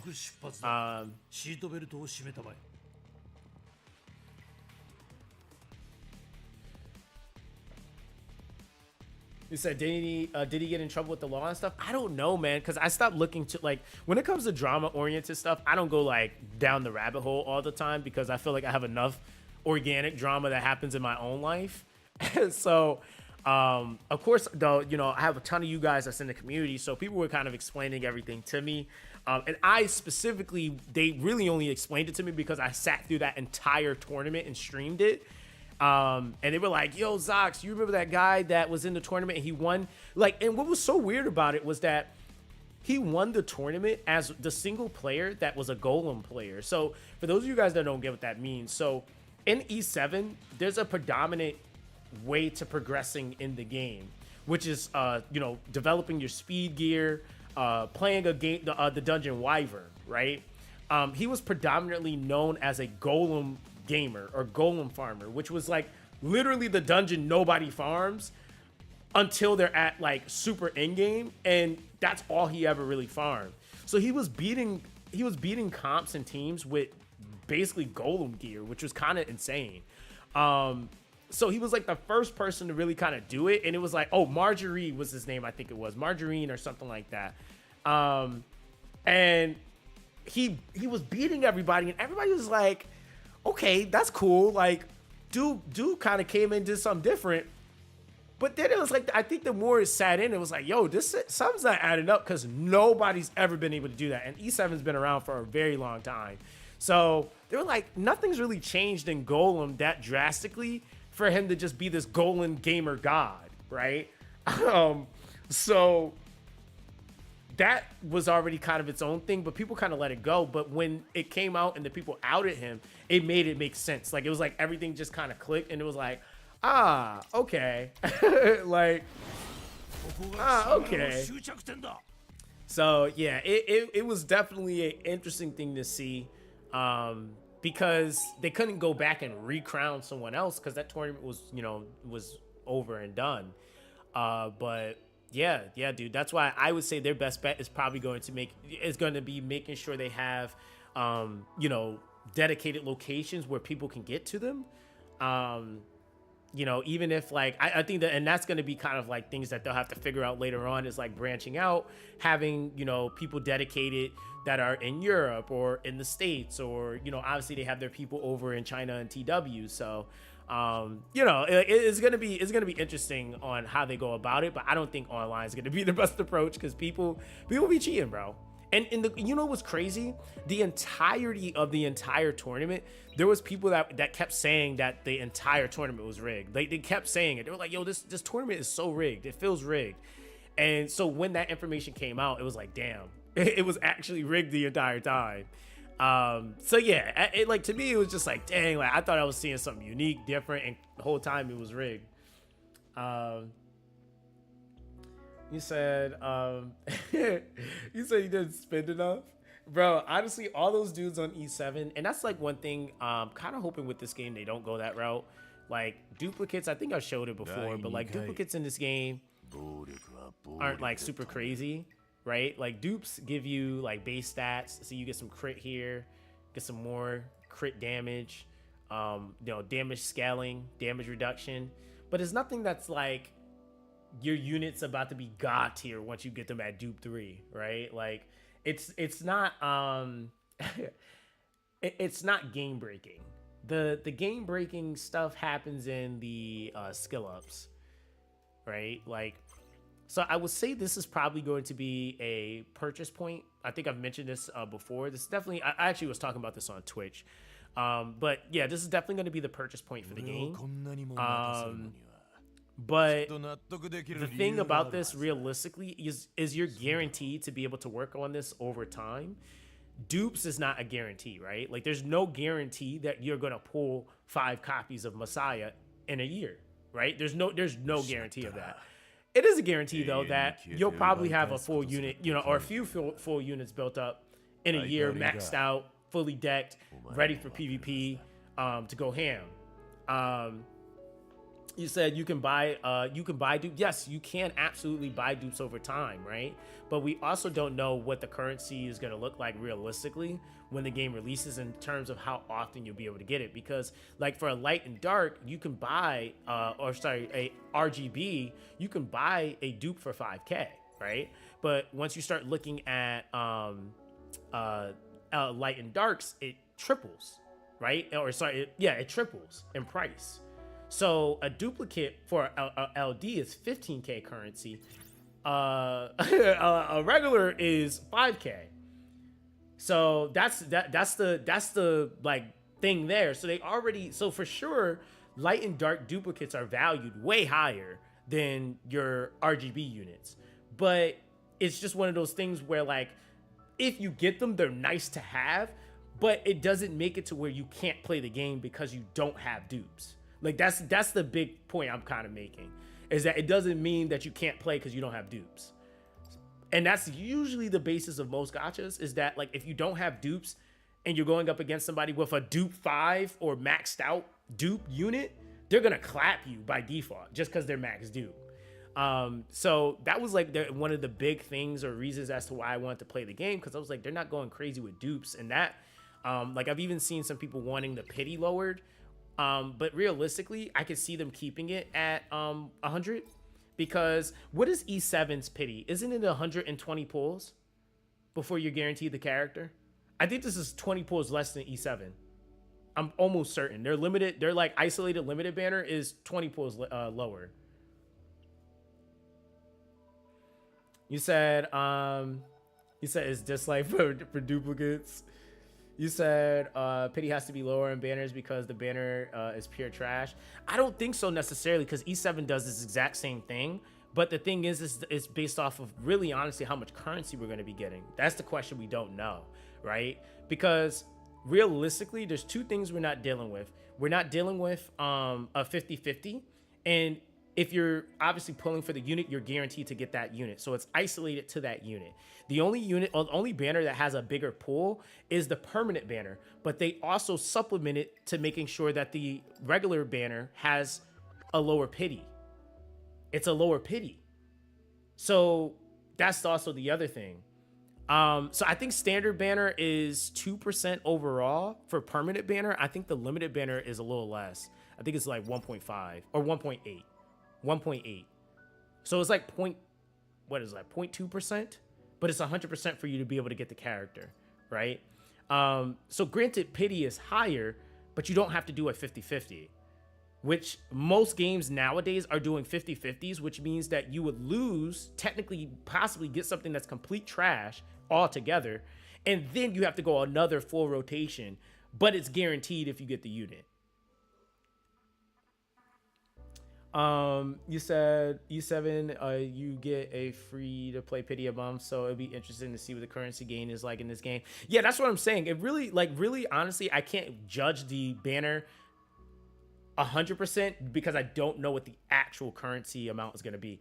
I've done like I've probably done like 500 pulls somewhere near already in 2 weeks. Like seriously, like it's been kind of ridiculous just because it's the beta. Extreme. So what extreme is, you have basically, let me see if it's in this one. So extreme summons is the light and dark banner, right? So what they also have is you technically have a chance, right? So technically on this banner, it's I think this one's 100. I think this is 80. I think this is is it 80? I think this is 80. Hold on. I think this one is 80. Yeah, 80 summons. So the light and dark banner is 80 summons in this game. But after 50 summons, it starts scaling the probability of you being able to pull something, right? But the pull again is isolated for light and dark units. This one is specifically rating up Messiah though. So this one just has Messiah on it, right? So if you're ISO targeting and you just want Messiah for some reason, then yeah, you would pull on this one. Personally, would I pull on this for Messiah? Probably not. I mean, maybe you might be that guy that just got money like that, but like, sure. But this banner here, obviously it's more of a pull, so you get that full 2%, but it's shared amongst all of these. I would say everybody in here is pretty good. The only two that I really would say that you're probably just not gonna really aim for right away in the beginning is gonna be Messiah and Sania. But Dochi, Heinrich, and Lily are all like they're just good from jump, to be honest. But yeah, so basically what they do though, even in the permanent banner, you still have a chance to pull the extreme Animus. So it's still a chance, right? Like, so they don't X you out to where like you have to pull on those light and dark banners. You have a 0.5% chance overall probability of being able to pull them. I actually showed that it is an actual rate like there because Ms. Zox actually pulled Messiah on the permanent banner for me the other day. And that was the first week. So that was before they implemented this light judgment banner. So I pulled him on this banner and I also pulled Sania. So you said, of course you did. Nah, for real. She always does, right? So I pulled Sania and they were both from permanent banner. So you can realistically technically get them from this banner. You know, so it's still a chance, even if you aren't necessarily directly collecting the light and dark summons all the time. But yeah, that's also another thing. We'll have to see like how light and dark unit, how light and dark currency looks. I've seen some people critiquing the events, but we didn't technically get an event this beta, right? Like the events technically weren't events. They were like log in and do missions. Those I guess those are like kind of sort of events, but it wasn't like a full send event where it was like, okay, clear these nodes, you get some currency, then you do you know, you can go in and challenge a trial boss, and then you go to the shop and collect stuff from the shop. Like, we didn't have that type of event in this beta. I feel like that's something that's going to come on release. There's going to be all the login stuff that we have, you know, starting the game up, login bonuses. We're probably going to have pre-registration rewards, all that jazz. And then we're going to have our first event, and probably that's going to more than likely come with our first rate up unit that we haven't seen yet. So yeah, I think they were kind of saving that so that like we don't play through everything. But for the most part, you get a good amount of currency from this stuff. You get Ling Lo for free, which is really good. Does take 7 days to be able to get her though. But you get one of the best healers in the entire game for that. So you said 7 days for healers an event since it's progression based. Yeah, it is, but it's not a what I'm talking about is a it's technically the shop based currency builder events. We didn't have that, right? Like the currency building events are basically the type of events that allow you to be able to invest in your account. So those are usually where you'll see an abundance of EXP, an abundance of you know, skill up material. You might do some trial nodes, right? It's an actual event that you play, right? Yeah, the roulette one was, again, that's still kind of more of like the sub events, because it does have a shop attached to it. But you roll a roulette, it lands on a tile, it moves the tile, and then there was no like character story and stages, right? Those are like usually update updates for events, right? Like those are the things that they're gonna market. They're not gonna market the roulette event, like they're not gonna be like, hey guys, come try your chance and roll. Like that's not interesting at all. They're gonna probably do like a a story-based character that they do a whole entire showcasing for. They're gonna show their skills. There's gonna be an event story for them. There's gonna be an event shop for them. Hopefully that, and the reason why I feel like that's also important to possibly see and kind of get into in the official release, because that's going to also tell us what resource is going to look like, month to month, because usually those types of events happen every 2 weeks.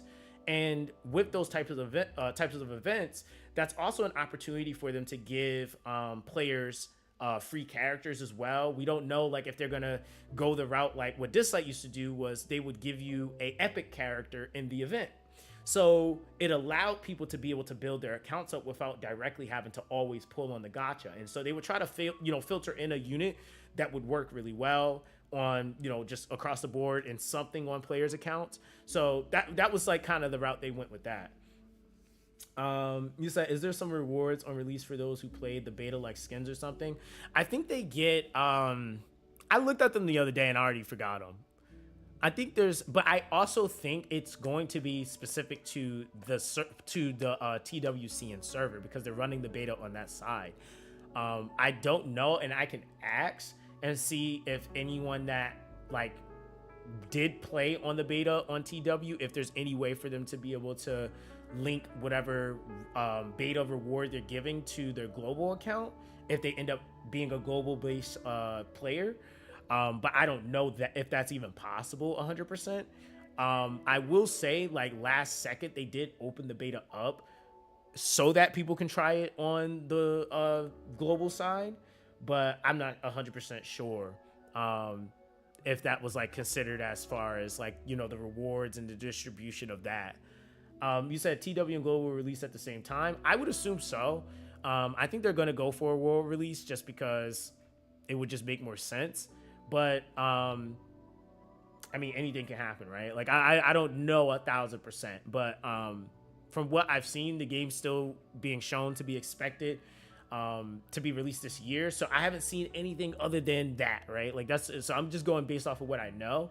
I haven't seen anything indicating that the game is going to be pushed back, or that we're getting a completely different release cycle or schedule from TW, like we're coming out 3 months or 4 months after them. I haven't seen anything like that. But yeah, if we have a simultaneous release, that would be the best, to be honest. Yeah, I think that's the thing with this beta. It was really to test, and I'm gonna be honest with you. I feel like one of the things that like I kind of like that they did with this beta is that they did kind of keep it so exclusive to one side, because I feel like sometimes like when games are so heavily tested and more people are able to see the flaws of the game, people think that that's always going to directly mean that the game's going to be made better, but sometimes that can actually hurt the game and kill the game off before it even has a chance to release.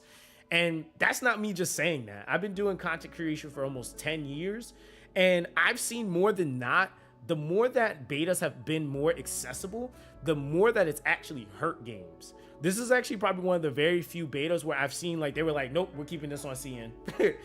we're keeping this on this side. Betas are important. You want to have them for the testing, but unfortunately in the Western market, I don't think people know how to beta test over here, because the way that we perceive things is very screwed in the sense like, I'm going to play the beta for one day, and if it's not the most amazing game in the first day, then it's just trash across the board, right? And I feel like the CN mentality or the TW mentality, and that's the mentality I share. When I beta test, I play the beta the entirety of the beta. And that's just because I want to really contribute. I really want to help the game out. I want to actually know what I'm talking about when I'm giving feedback on the game to help the developers out. A lot of people in the West don't think that way. They're just like, oh, I'm gonna play, but I don't want to play too much because I'm gonna burn out, which I mean, fair. But I also feel like if you're going to be trying to give input, you want to play the game. You want to actually be able to give tangible and valuable feedback that's actually going to matter, not just what you think based off of X, Y, and Z. You said it was also really easy to join this one. Yeah, so the text font, I will say, from what I was at least told, it was a last minute decision for them to add the English and that accessibility for us to be able to play it. It was originally only supposed to be accessible to TW. So, yeah, I mean, considering that they added this last minute, I kind of expected some text issues, I guess. So I'm assuming they're going to have it fixed because these are like little, those are things that you can fix before release. Fundamental stuff like characters just not working or character kits being bugged, like those are things you want to tackle as soon as possible. Like most dev teams, I would expect that they're actually working out kinks before the beta's even ended, right?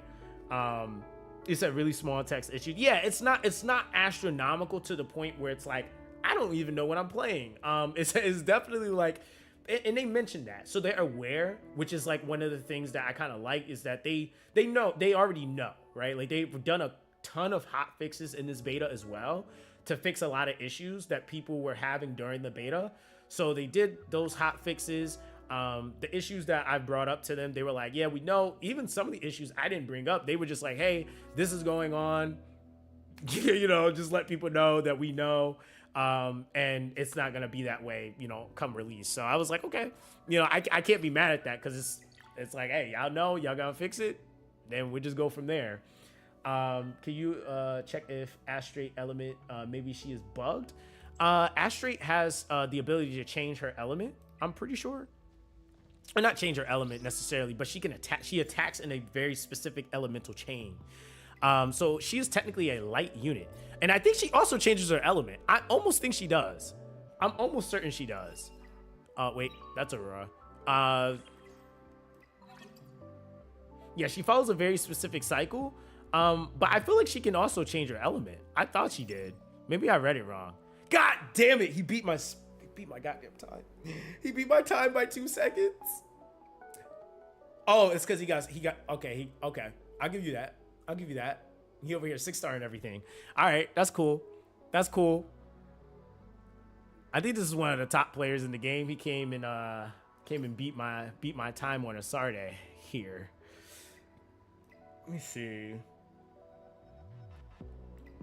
Let me just go into battle.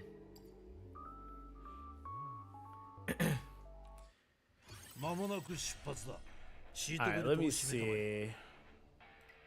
Okay, immune to all taunts.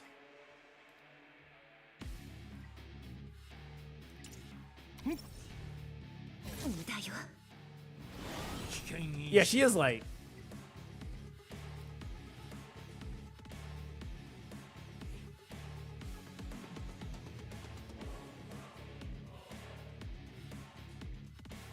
Yes, it says after casting a skill, changes all allies' attribute in the following order: reason, odd, hollow, disorder, and constant.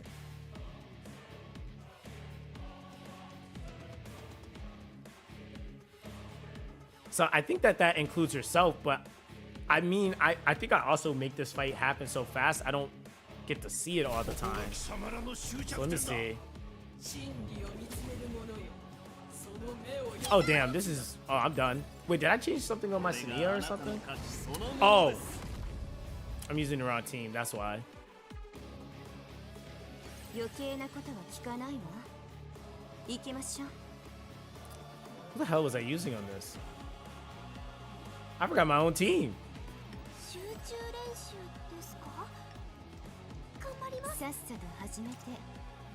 Oh, I gotta change my pet back too.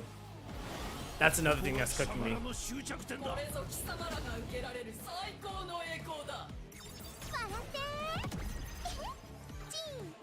Yeah, I gotta change my pet. I forgot I changed my pet on her. Watch this. Alright, let's see. Yeah, I was testing out a damage build on my Senia because I just wanted to see how she performed. And I was actually really testing it because momentum is a set that scales off of debuffs. So when attacking, for each debuff or control effect on the target, damage is increased by 6% up to a maximum of 30. So I was trying to test and see how strong that actually was. So yeah, that's why I don't have my actual pet that I normally was use or that I actually use for that on her. 一輪 Where are you at? 三 I think it's just this one. A very simple pet. 輪全部散っちゃった I think the speed. I think I can actually keep this set on her. You said that's actually a good mix. Good to mix with Sania with normal DPS. Just need to put that set into DPS. Yeah, that's like why I was like, man, like I was like messing around with stuff, and that's why I'm trying to get to floor 50 because you actually start. Because if I have at least one solid day, or not floor 50, level 50, one solid day where I can actually start getting like Ether Plague and all the really in game, like I can actually see like what that full potential is, because like some of them is like it's like speed increase with attack, which is really nuts, and then it's like the HP and effect accuracy. They're like those Swift Raid or those high tier modules are nuts. Like they're absolutely insane. You said, wait, is there something unlocked at 50? Crap, I stopped before. I forgot about that. Yeah, the last dungeon stages, level 50. That's why that's honestly why I've been still playing, because I wanted to see what level 50 looked like, and we technically have a day left, which I think today I'll be able to hit it. Oh, I'm using the wrong unit. 消えて集中練習ですか Take close out. Go Kazami. 執行中よ Or is it Tiamat? It might be Tiamat in that slot. I might just be goofing on my team. 真理を見つめる者よその目を焼く枯れなさい There we go. 私の力を音楽に乗せてこの目は逃れられない Oh, you know what?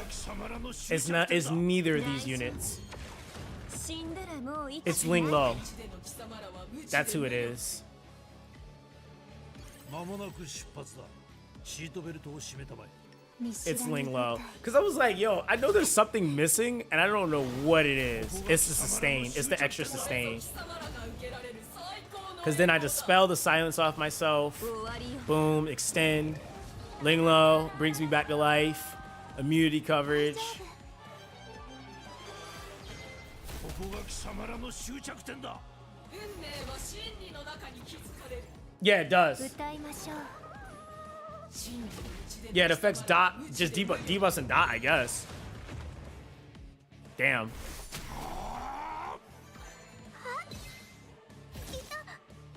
I just need a little bit more damage on, I think, the hit itself, and those ads are gone. その目を焼く罰だ That should be enough right there. Over with the S3, that's GG. 最悪な退場列車は無事到着した。 Yeah, that's 次の旅で GG. またお会いしよう。 Okay. I want to make sure I put my team back in place. Cause, all right, there we go. So yeah, that team, like, that's what I mean. Like, DOT can work, but then you have DOT, like, DOT murders all this, by the way. Like, it completely decimates the Shadow Pursuit. But then when you start getting into, like, your modules, it works on Doki Doki. Reform War, that specific team kind of gets kind of clapped just because it's attribute disadvantage for the opening DOT, which means you have a harder chance of landing your DOTs. But still, it can work. This is a really close run for me, though. Like, this guy doesn't give a damn, though. He's gonna land them debuffs. 弱いやつだ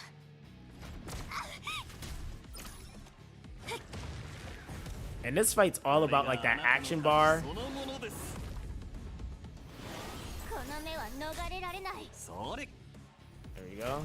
S3. 炎は全ての罪を燃やし尽くす We got Oval here. Look how many DOT stacks he does. She's gonna die. He's gonna get an insta turn, which sucks, but we're still good. 見過ごすわけないでしょ And she gives a speed up buff so they can't rotate. It makes it harder for them to rotate past me. This should kill. This should absolutely kill. 森はまだ私の声を There we go. 聞いてくれるか万物は真に帰るこれこそが It's so stupid, bro. Like dot is like, if you can get it to land right, it's oppressive as hell. Let me try this next one up. Yeah, he said it's even better than I expected. Yo, dot damage, and I think with that set is actually where I'm getting the scaling from. The momentum set. So keep that in mind for release. Momentum set is kind of nice. They're definitely faster than me here for sure. So we'll see how this goes. We only got one, and the resistance goes up too. So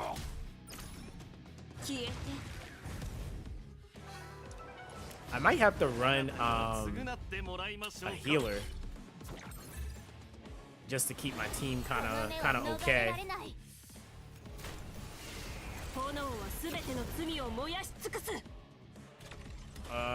He's dead. Yeah, I might have to run a healer. All right, let me see. So we're gonna Kazami with the speed up buff is so OP though. I think we'll take Liano and we'll go. Could try running Tiamat or Link. Well, I honestly need to build up Valerian, but we're running Link low for now. See what she can do.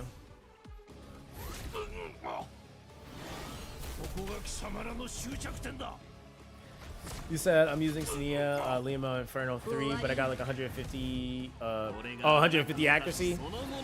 I don't even know how much I have on my Obel now because I changed some of his gear around. I had like, it was like somewhere around 150-ish, somewhere around there. There we go, got that defense off of him, or defense break off.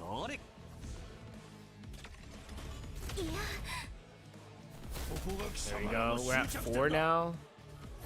So that's definitely not enough to kill. It's good damage though.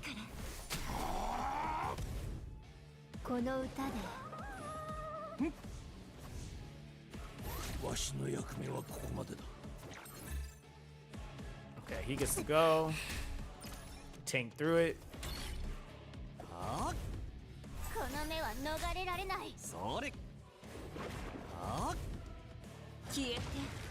Yeah, he's gonna be dead either way.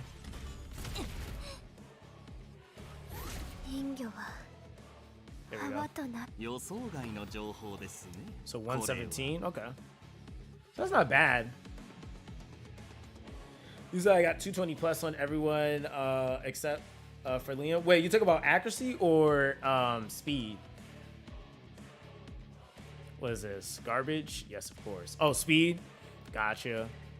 Yeah, I was like trying out some stuff. Like some of my units, like I kind of hope at some point they make it to where you can have separate equipment presets, because like that's like one of the things that I like gave feedback on too, was like we need the ability to be able to change that, because like you're gonna want to change your stats in certain situations. Like in some situations I might need a character to be faster, but in others I might need them to be slightly slower.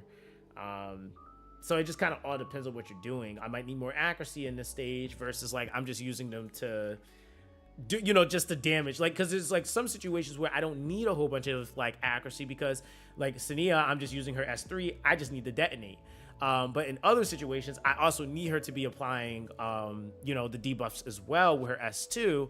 So I need, you know, more accuracy and built into that specific set. And then the other thing I'm realizing too is like skilling up units is kind of interesting in this game, because there's certain skills that actually affect like the other skills. So like her S1, for example, is a high priority like skill up because it affects everything else on her kit, even though you're primarily always going to be using S2, S3.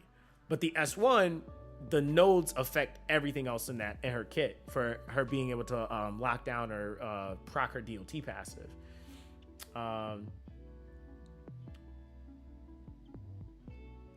You said, but if Senia has accuracy, she will add dot before detonate. Said, can we know how much effectiveness and effect res those bosses have, so we know how to tune stats on our characters, because the game doesn't tell you?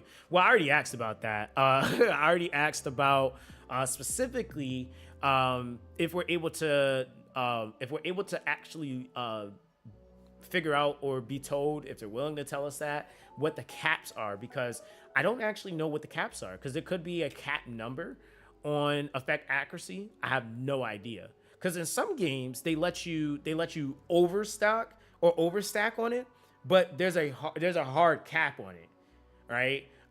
So finding that number out is really important because even outside of the bosses and what the resistances are, sometimes they make the bosses where there's a certain level of resistance that they have innately. That's just kind of the RNG of the fight. So it's just there and you have to kind of deal with it.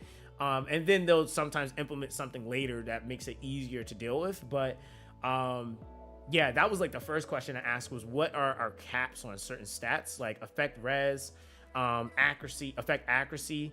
And there was another one I asked specifically. I think it was crit damage. Because I was like, for those stats primarily are going to be like really important to know. But yeah, bosses I also asked about too, because knowing that also for even just like the boss's speed is also really important. I've been kind of gauging how fast the boss is based off of like how much faster they are than my Obel, because my Obel is like one of my fastest characters in the content I'm using. He's not the fastest character on my account, but he's the fastest one that I'm just using in specifically my PvE stuff. So I've been able to kind of gauge what their potential speed might be, but I don't know what exactly the number is. So yeah, that is something that I feel like would be good to know. But I also noticed too that with a lot of these games, they don't like telling people. They kind of almost want people to figure it out. Like that's kind of almost a part of the strategy is like, do I need to add this? Do I need to tweak this? So I don't know how like forthcoming they're going to be with those specific numbers. But if they do tell us, that's a W. That's all I got to say. If they do tell us, that's a huge W. Honestly. Let's see here. You said the pass is baked in with S1. Oh, you're talking about with Sania? Yeah, it's all in there. That's probably her most important skill up to get leveled, right? Like that's gonna be that's gonna be the one to get up, because that's gonna make her even like if you decide to want to use her earlier, she's gonna work, or it's gonna make her passive work better, which is a big part of her kit. Trying to see here. I know there was a couple of other units I needed to build, but I really needed to pull. Like, I still don't have these four. Hellkid, Lilith. I was able to trial, so Ethan at Decree has a really good build for Hellkid. He's really, really OP there. Lillian Biotin. I somehow have not been able to pull a Sotomu, which is really dumb. Ren is still really broken, but haven't been able to pull her. And or Kraken, which is like really annoying. Yeah, her S3 is probably like, as far as investment goes, because the S3 is definitely, like, I leveled her S3, right? But her S3 is just to the skill itself. The S1 is still a top priority because it increases the dot chance. So it would always still be skill 1 first. Then you would probably have skill 2. Or sorry, skill 3. And then skill 2. Because skill 2 is just to extend. It doesn't really do anything else unless you want the cooldown. But that skill 3, being able to get that damage up on that is going to be pretty nice.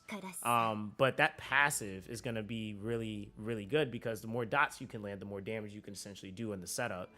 So this just affects the passive. It's like really weird because it doesn't, you know, I mean, you do get some damage coefficient increases too, but that's not even really the important part. It's the fact of the probability passive dot increasing to 100%.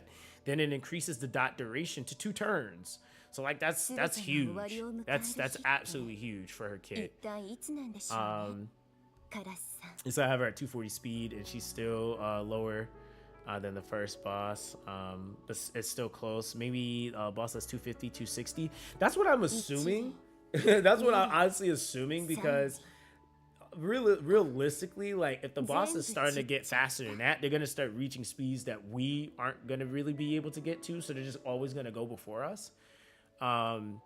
So yeah, I don't know, like, and that's the other thing too, is that technically, like, this is like, you know, we're looking at the purgatory, right? Or not purgatory, Inferno. We're looking at Inferno right now. I don't like, how fast is the boss on purgatory? Like, they got to be hella fast. Like, I'm gonna assume the things that are gonna help you are like gonna probably go outside of speed. They're gonna probably be like the action gauge push, because technically, like, I can see like the 3-turn action 30% action gauge being really OP here, because you have the 2 heads that act and then the boss. And then if one of the heads pushes the boss, that's technically 3 turns. Like, it just expedites the 3rd turn. So that can actually work really well here. And that's probably a set that's going to be really good here, to be honest. That and like probably like the defensive shield set is really OP, or a shell is really OP. The one that, like, when you get your turn, it gives you and an ally with the lowest HP just a stack of shield. And then if it's on a shield character, that's actually what I run on my Tiamat. You said Tiamat 2. You said I run that one in most of my team. Wait, which one? Wait, you're talking about the 35% bar? Oh yeah, that's right. It is 35% at max. Yeah, that one is nuts. That one is actually really, really good. So yeah, that one is really good. The Codex of Magic is really good, but then they kind of throw some monkey wrenches in some of the comps, which is what I really like. So like, there are gonna be those units that like primarily get targeted, like that, you know, you're gonna have to put a dispelling shell on them. You could also factor in, like, if you get to the point where you have built-in immunity sets, right? Like, that also could help.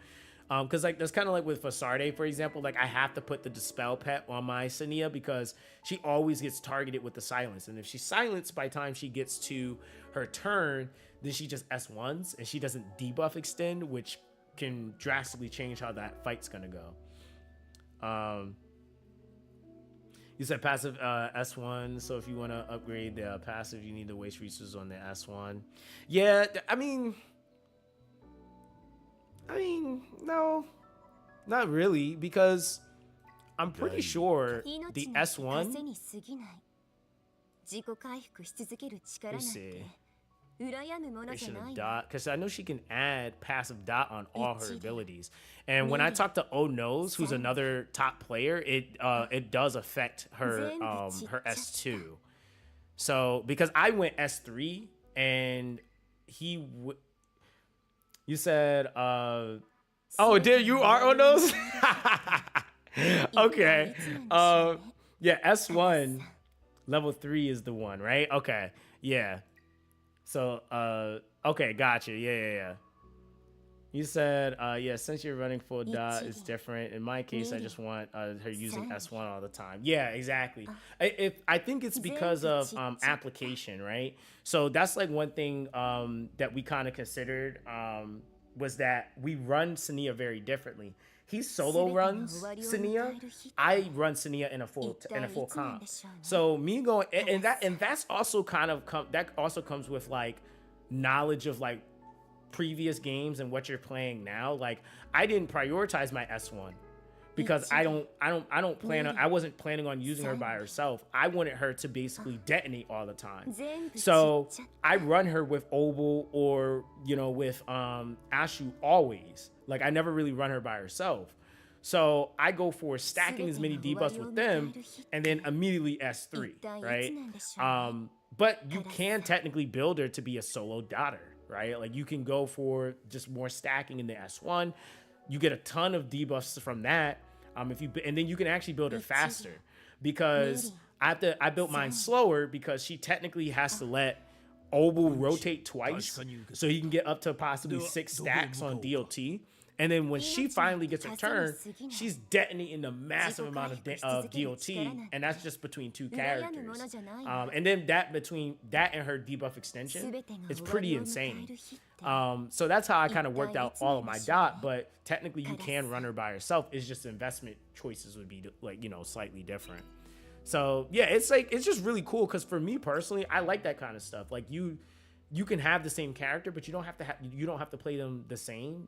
You can play the game very different. Like, even if we're looking at most of the content that people have cleared, not a lot of people are going like super crazy with a whole bunch of just DOT all over the place. They're using like even some of the regular units, so you don't have to you don't have to necessarily go DOT to clear PvE content. You can go with the Lilith, the close, the free SSR you get in the very beginning.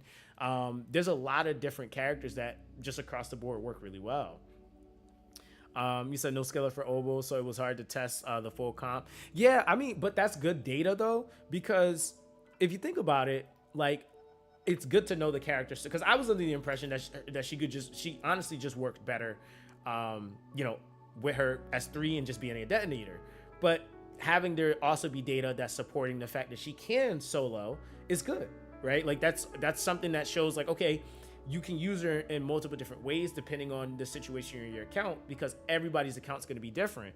I had to lean more because somebody was like saying like, why use DOT when you can just use this? Well, RNG said you're not going to have those other options. Here's DOT. So I had to play into DOT. So it was nice that DOT still worked in a lot of the content that I had to clear. I actually didn't really pick DOT by choice. It was just what the game kind of gave me. I didn't have, and I still don't have Lilith on this account, who's like one of the predominantly used characters, period, in the beta to clear content. I didn't have a predominant healer in the very beginning of the game. So I had to make everything about action gauge pushing, stunning, and then doing DOT damage. Reliable cleaver, I mean, I guess Leon, sure, like if I want to use her. But I play tested her quite a bit, and I mean, even now, like, you have to build her, so she's fine. Like she does really well. But I wanted to just test other stuff just to see like what other aspects of the game, work. And the thing too, like I said before, DOT usually sucks nowadays. DOT usually is really bad, and it's because DOT sometimes is really hard to tune because DOT can be super broken. So much, in fact, that's the only thing that people will actually build. So it's kind of nice to see that like they did DOT justice, where DOT is actually really good, but it does not work in everything, right? So you're not going to go into everything with DOT and it's like, oh, I win. There's some pivotal, important daily content you need to do every day. Union, for example, the DOT doesn't work on the Union boss, right? It just doesn't. So you're going in here with raw damage. Same thing with the cooperative mode, the Vio Theater. DOT doesn't work in here either. Your stuns don't work in here either. So like there's a good amount of bosses even that completely mitigate DOT. So that was like something that I had to factor into the tier list as well, was that like as much as and as broken as I feel like this team can be when it's fully invested and built, DOT is not really the best choice starting the game out, just because there's a lot of content that is just going to be locked out of. Whereas like, for example, picking a Tiamat actually is an extremely good choice, because guess what? One of the debuffs that literally works in almost every single piece of content is freaking Taunt. Silence doesn't even work, but Taunt does.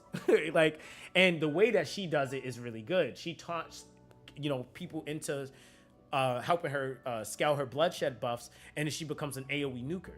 Like, so Tiamat is absolutely disgusting.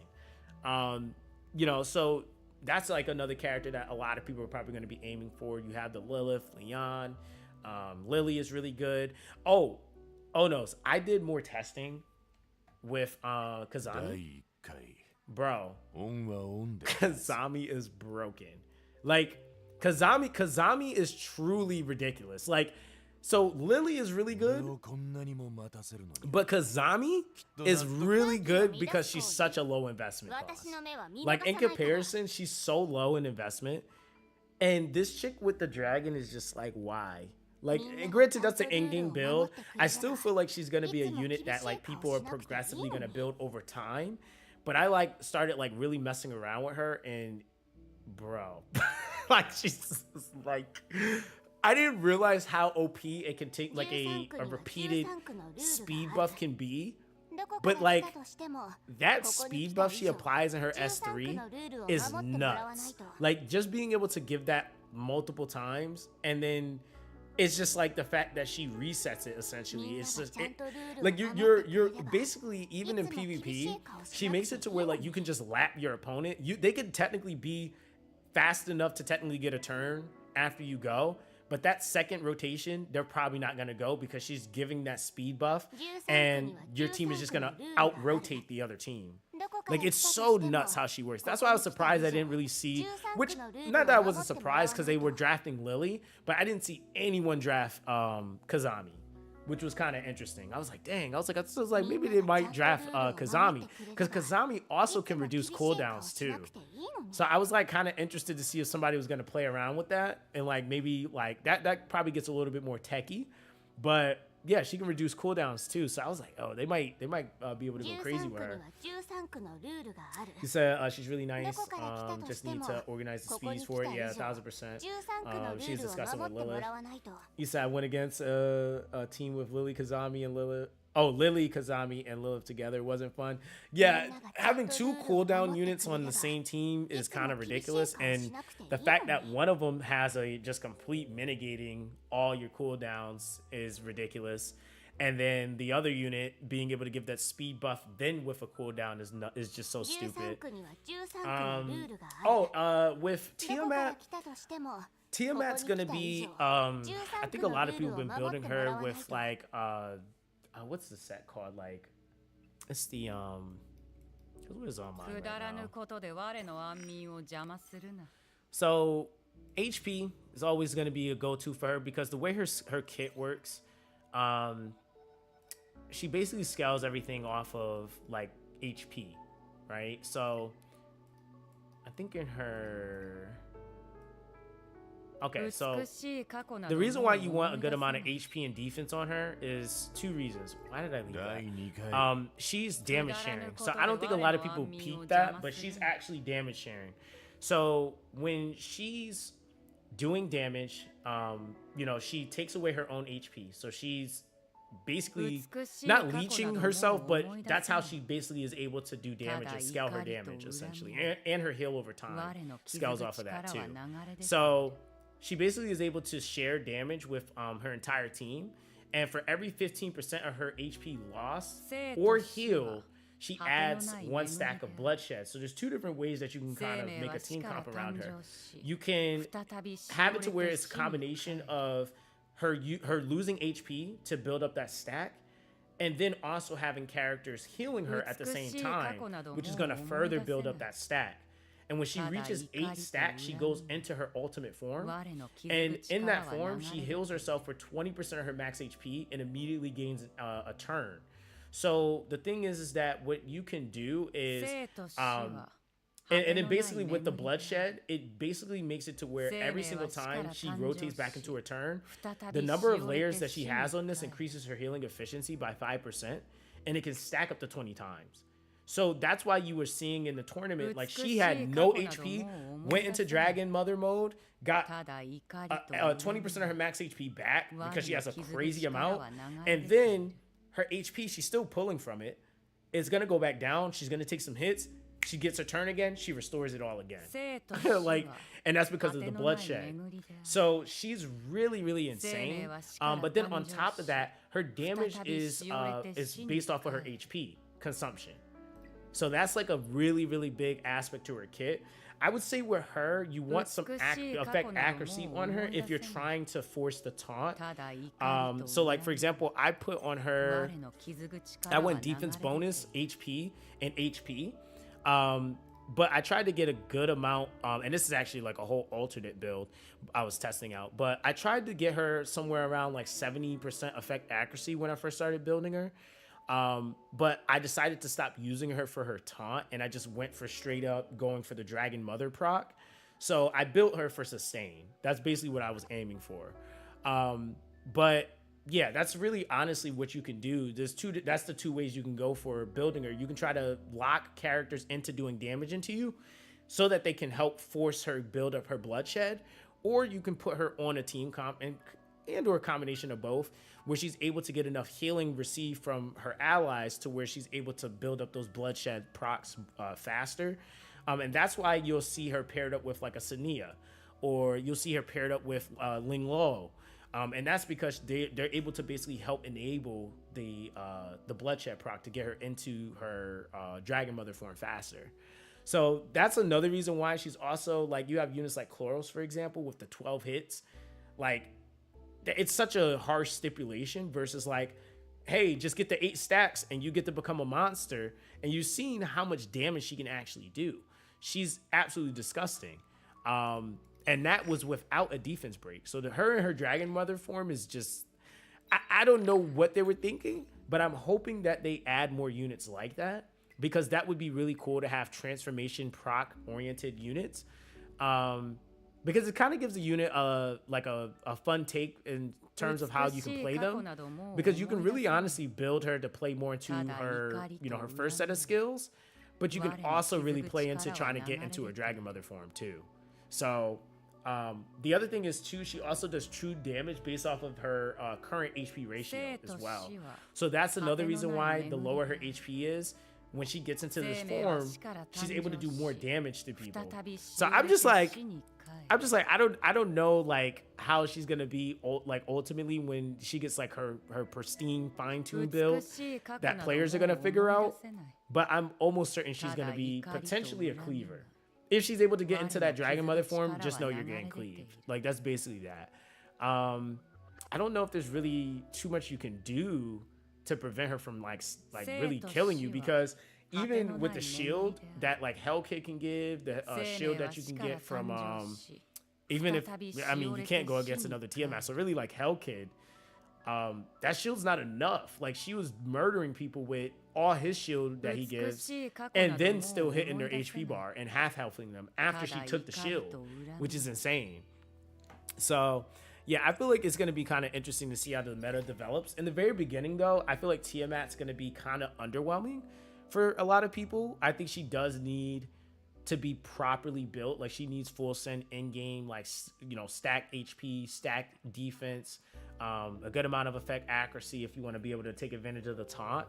I don't think she's gonna, like, especially in PvP, I don't think she's gonna have like the top value right away, but I think it's gonna develop over time. And that's the thing that I think that like we weren't really able to see in this beta, because we were moving so quick throughout the meta. We were using like the early game, like I would even say mid game sets in like the first 2-3 days, and then we were immediately out of those sets, right? So on release, we're probably going to be spending a little bit more time in some of those lower sets and lower shells.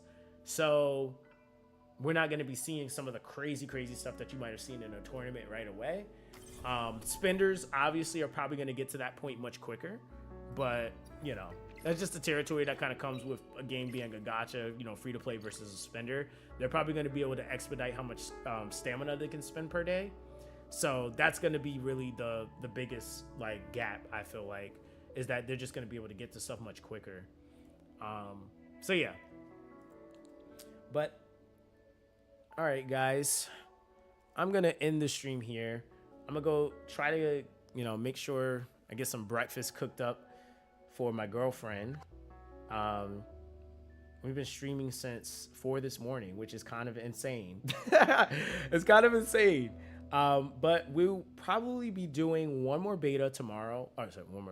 stream tomorrow before the beta completely goes away. I will be dropping the CBT3. It's a progression tier list. So I took in a lot of feedback from a lot of different players, including my own testing, on units that would give you the best progression push. So a lot of the units aren't going to be necessarily probably your favorites. I'm telling you right now, Messiah ain't on the top. He's not. And like, a couple of others aren't. But again, it's just for the progressive nature of the game. We'll have to still wait and see, like, come official release, like what resources are going to look like, as far as, how many summons we're going to start out with, how's energy going to look, like just day to day, or really weekly to monthly income on crystals, hydro crystals. We don't really know any of that. So those things can definitely drastically change like some decisions you might make. But we're going to keep an eye on that and update things as we go. You said Tiamat S1 level 5 is really good for here, but I don't want to waste all the resources on the S1. said that skill will help her go fast to form. Yeah, I mean, that's the thing, man. Like, I think this, and that's why like with everything I'm gonna try to put out for you guys, everything's gonna be relevant to, and I'm gonna try to make it more so about best investment, like what's gonna give you the most investment. I think initially, most players, yes, you can think in the nature of PvP, but I feel like if you're gonna be free to play, your biggest concern is gonna be PvE first, PvP later.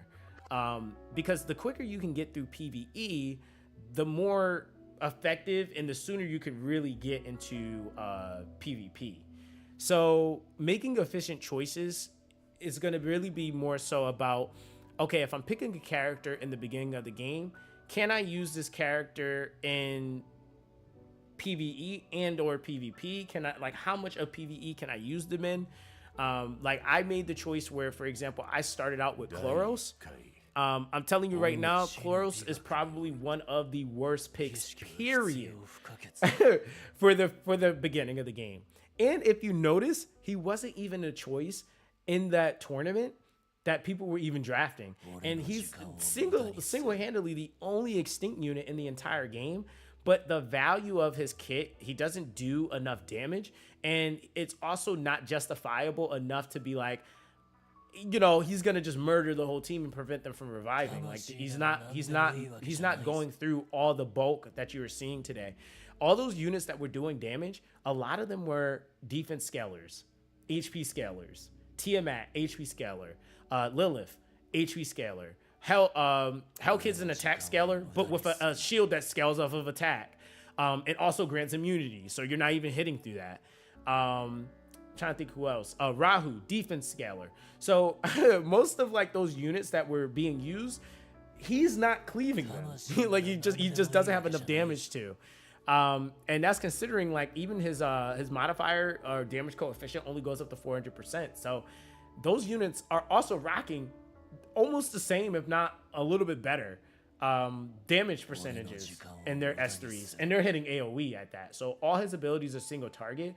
So he kind of gets shut out in that regard too.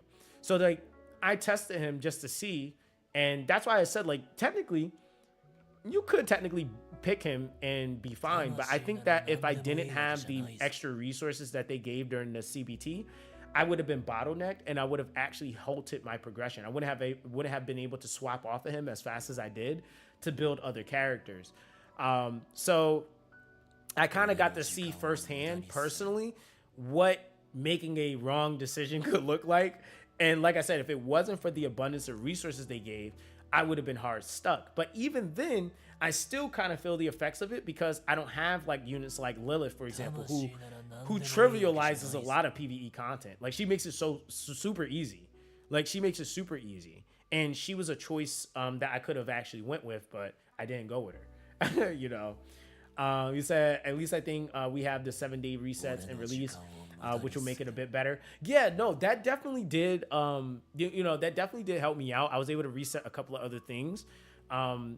And I will say, yes, it does help. The only problem is like what I still ran into. I use every reset, but the reset doesn't allow you to, like, you know, get a different unit, which is just kind of the case with Chloros. Like, I would have, as he is now, I would have rather just have gotten a better unit and then dump resources into them instead, right? Like, so even resetting him kind of was almost like, yeah, I could put it into another character, which I resetted a whole bunch of stuff, but nothing on my account at that time was drastically changing anything to where it would like have made sense. So I was like, okay, I got a tough power through, use them for right now. And then once I ended up getting, I got Messiah, and I was like, okay, I'm about to GG the game with Messiah. And then Messiah was a little underwhelming, but I also think that his power isn't really presented until he's at endgame. And he needs to be on super endgame high power Cleave comps, which is not really something I really like to build towards. So I'm not really too much of a fan of Cleave. He said, but yeah, Lilith would have made my life so much easier. Yeah, that's what I like, 1000%, man. I agree. You said, did you make a tier list? Ian, I'm gonna have a tier list probably going live tomorrow. I kind of go through deep diving, like kind of what I'm doing now, but I go through all 43 characters in the game, kind of just explaining some of the testing that was done, some of the other feedback that I was given with other players that were able to test some of the things that I wasn't. And even like I said, even if I wasn't directly able to test a lot of characters, I also did a ton of PvP in this game, so I was able to fight a lot of them. And the units that are OP are just OP, and you know why. Like, you know why you're losing if you're losing. Like, it's just like some things that you just can't like change, right? Like, I didn't technically have Hell Kid, but Hell Kid's kit is oppressive as hell. Like, it's very, very oppressive for what it does. And you've seen that today in today's tournament. You don't have to play him to know he's oppressive. Like, he's very, very ridiculous. You said it would have been nice if they gave us the channel log between CBT3 and the release for skills so that we actually know what they changed. Yeah, I wish they would have gave us that too. I think sometimes that is kind of what happens with most betas, though, is like you either had to have been tracking that stuff. CBT2, I really wasn't tracking it because you got to keep in mind CBT2 happened, Christ, that was a long time ago. Like, you know, like there was some pretty lengthy gaps in between the CBTs, and that for sure was one thing that kind of got me, because I was like, I mean, I don't know exactly what's happening. So CBT2 was about 6 months ago. So yeah, about 7 months ago almost. So that's a good amount of time from the last time you actually were able to, you know, lay eyes on the game and fully test it. That's a good amount of time. You said when's the game going out? Nicholas, no official confirmation on when exactly, but it's still expected for this year. You said so full reset for official launch. Yeah, everybody's resetting. Nobody's getting a carryover account. There's not going to be a server that's just so far ahead because they've been playing the last 2 weeks into a release. Yeah, everybody's starting over. This beta was purely for testing. It was 1,000% for testing. There was no monetization accessible. So even when we go in the shop just has like your union shop, guild shop, which is the union shop, summon shop, arena, weekly. Which, by the way, the weekly shop could be, you could buy stuff in here with the regular Hydra crystals that you get. And then you also have like the Animus shop and then the Ether module shop, which I'm about to use this real quick because we need more speed gear. But yeah, it is absolutely a lot of time. It is absolutely a lot of time. Wow, that's all garbage. Let me see. It might have decent stats. I might have lied.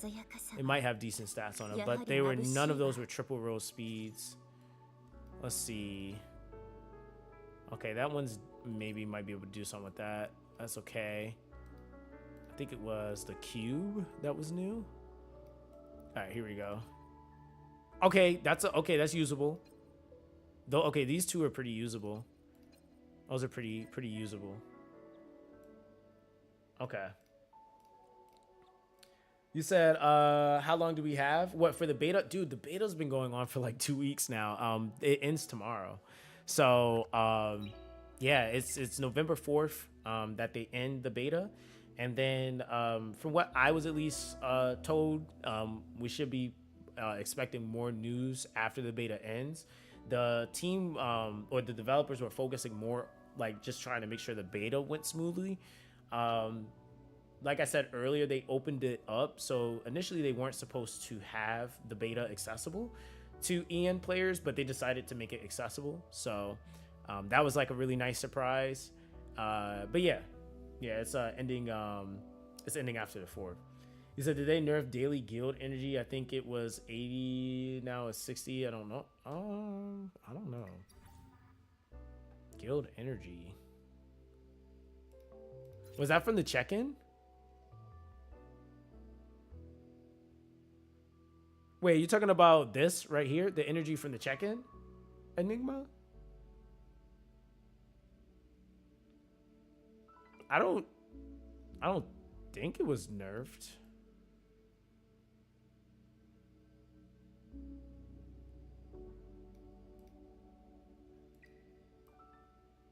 Yeah, because that's yeah, 15 people or more need to log in, and that's 80 right there.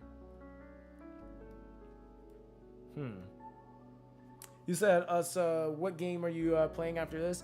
Honestly, probably just like really honestly stuff I play in the background. So I play like a couple of other games, but I don't really make a whole bunch of content on a whole bunch of stuff. Like probably I'll be playing, probably streaming on Twitch. I usually stream on Twitch a lot more now than I usually do on YouTube. But probably Astra. I'll probably play some solo leveling. But as far as like this channel and making content on it, yeah, it's probably gonna be a ton of Etheria and then like my sponsored videos that I have to do. So I do get a good chunk of sponsored videos. So that's like probably the only other thing you really see. But I'm also doing so much work in the background. I'm kind of not uploading nearly as much right now anyway. I'll be uploading a lot more during release. So I've been uploading the entirety of the beta, but once the beta goes away, I'm gonna be keeping up with daily videos anyway, because that's kind of how I kept content going for the most part. I was keeping up with everything on the CN and TW side. So that's basically what I'll still continue to do, keeping people informed. Now I actually have a direct hand in being able to help out with some of the global push stuff. So once I get like approvals and okays on like certain things that could be coming on this side, then I can start talking about those things too. But yeah, that it's not gonna be like, you know, some drastic 360 content that I'm gonna be playing or having happen. I've been, like I said, been kind of preparing for this game for the last 2 years. A game I used to play pretty heavily, Dislight. You said, I think you really want to say it, but you still can't. No, 1,000%. And I'm not even lying about this. I don't know release date. I have no idea. I have no idea at all. What I'm actually waiting for specifically is more of an okay for the stuff I can do in the Discord. And then, like I said, from what I was told was that they were just, you know, kind of doing everything for the beta, and we'll have to wait until after. So that's what I've been telling people. Exactly what I was told is what I'm telling other people. So I'm kind of glad they didn't tell me, because yeah, I it would be kind of obvious if I knew for real. I think most people that typically will watch me would know. They'd be like, nah, he knows 1,000%. But I genuinely don't know right now, which is, again, you know, fair, right? So hopefully they give us that news sooner than later. Sooner than later, you know?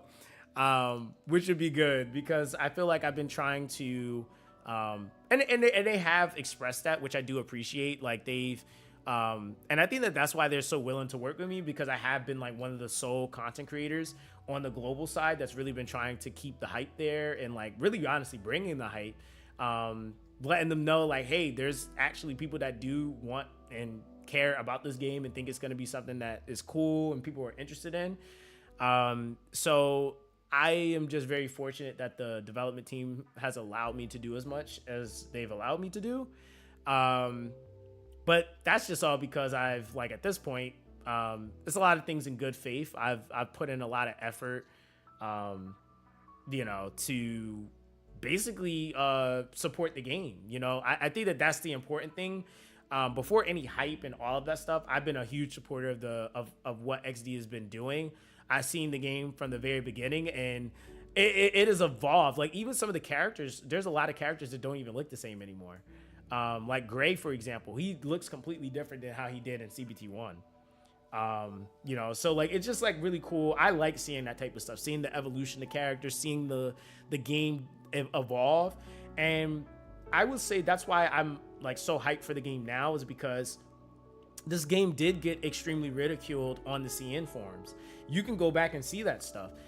Shoot, the devs will probably tell you they got ridiculed pretty harsh from CBT1. There was a lot of people that said that they thought the game was trash. They didn't think the game was good. They need to like basically go back to the drawing board and fix a lot of stuff. And instead of them, you know, I think that also is kind of what led to them like kind of not really pushing the release, is because they were like, you know what, we got a lot to fix on the game, so let's get that fixed.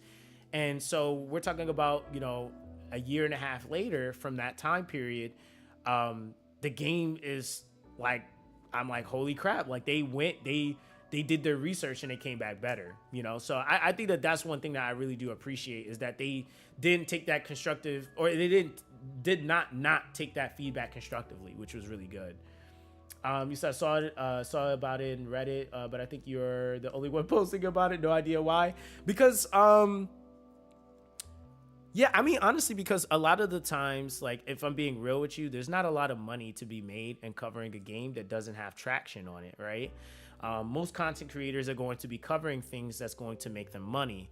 You know, just for me as a content creator, and what I feel like is part of my process is, I don't want to cover anything that I don't genuinely enjoy or have fun. There's a reason why, like, the game I covered for almost 3 years, I don't really cover it like that, because I enjoy it for what it's worth in my pastime, but I'm not passionate about it like I was, because their initial idea with that game was that they were going to have PvP in it, and it was going to be a super big RTA esport oriented thing, and the game looks amazing. I'm talking about Dislike, by the way, but the game looks amazing. The characters and the strategies are there, but they decided to turn the game more into an idle game, and they just kind of threw out the whole idea of the RTA being a competitive focal point in the game.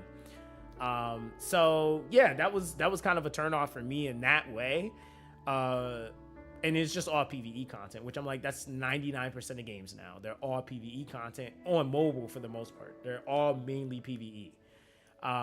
So I was just like, dang, like you know, it is what it is. So for me, you know, I just really wanted to be involved. I feel like this is the first time outside of Dislike, I was pretty involved, but I think that this is the most involved I've ever been. I started out doing translations for English side, with Sword of Convallaria, actually. And so then I just inquired. I was like, hey, you know, I want to help out, do some translations for Etheria. You know, that was something that I'm gonna, you know, be allowed to be a part of as well, being a part of the wiki. And that's why I've been doing so much extensive testing, you know, really trying to learn everything about every character. Yeah, it's because I really want to be a contributing factor, not just a content creator. Because I feel like sometimes, because content creators is always so much so about the money, they don't really become a part of the community. Like, yes, they are part of the community on YouTube, but they're not a part of the community on Discord. They're not a part of the community on Reddit. They're not, you know, they're not really full send in it. They're just in it in their respective space. But I have a presence on the Reddit. I have a presence in the Discord. You know, obviously you see my YouTube videos. But even in the Discord, I don't even want people to approach me as like, oh, Zox the YouTuber. It's like, no, it's just Zox, like, right? Like he's in here helping out people, giving feedback, stuff like that. So I don't know. It's just what I want to do, which is very indifferent than most CCs, I feel like. Especially ones that have platforms already. Like, I technically have multiple channels. So, you know, but it's something that I like truly believe in what Etheria is doing. I feel like it's really indifferent. And I feel like it's going to be a sleeper game. I feel like it's going to blow up and it's going to do really well. And a lot of people aren't going to see it coming, because of how exclusive the game has been in the background, you know. It said, do you think this is the final CBT, or are they going to run CBT 4? The reason why I think this is the final CBT is because they opened it up to English. The idea of them running another CBT, there's no point. There's no real reason for them to run another CBT. This has tested all the bugs. Even the English, I feel like the English translation was the most bugged. Like, honestly, like that was like really the most bugged. There was a couple of things with the characters and stuff like that. Certain things not procking, or even some things procking too much. But I mean, as far as having a game, they have a game, right? Like there's no extra testing that needs to happen, really, realistically. And I think even kind of seeing them do the tournament kind of shows that, like, there's cohesive skills and strats and all these different things that already are in the game. So really, you would just be testing for what? Just to waste time. Like, that's really what that would be. And so also too, when I was told about the English being added, it was because they did not intend on doing a CBT for English. So that was that. He said, yeah, it's better to go back and redo it, do it than release something and just crash. So I played Dislight to start, but gave up at some point. That you either had to win gacha roll or you couldn't do anything. Yeah, I mean, that's the thing about Dislight was that for a while it was about, even in PvE, if you didn't have a certain amount of dupes, you couldn't do anything, right? And I kind of didn't like that idea. I think that's what really started to make me kind of turn off from the game. Granted, I have everything in the entire game, but I think that for me, one of the biggest tie-ins with me and my community is that I like to be able to enjoy these games with you guys. I don't want to just be playing these games and it's just like, wow, look at me be a WoW and have the most fun ever. I don't like doing that personally. Like, that's just not my thing.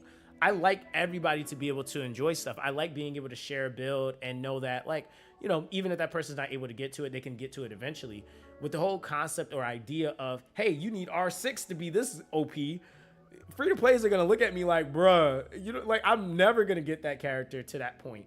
Now, granted, it's a lot easier to do now on Dislight, but I think it's just still the construct of dupes being the basis of your game can still be very off-putting when a person comes into a game, because it is just typically the more scummier route that majority of games take to monetize their games.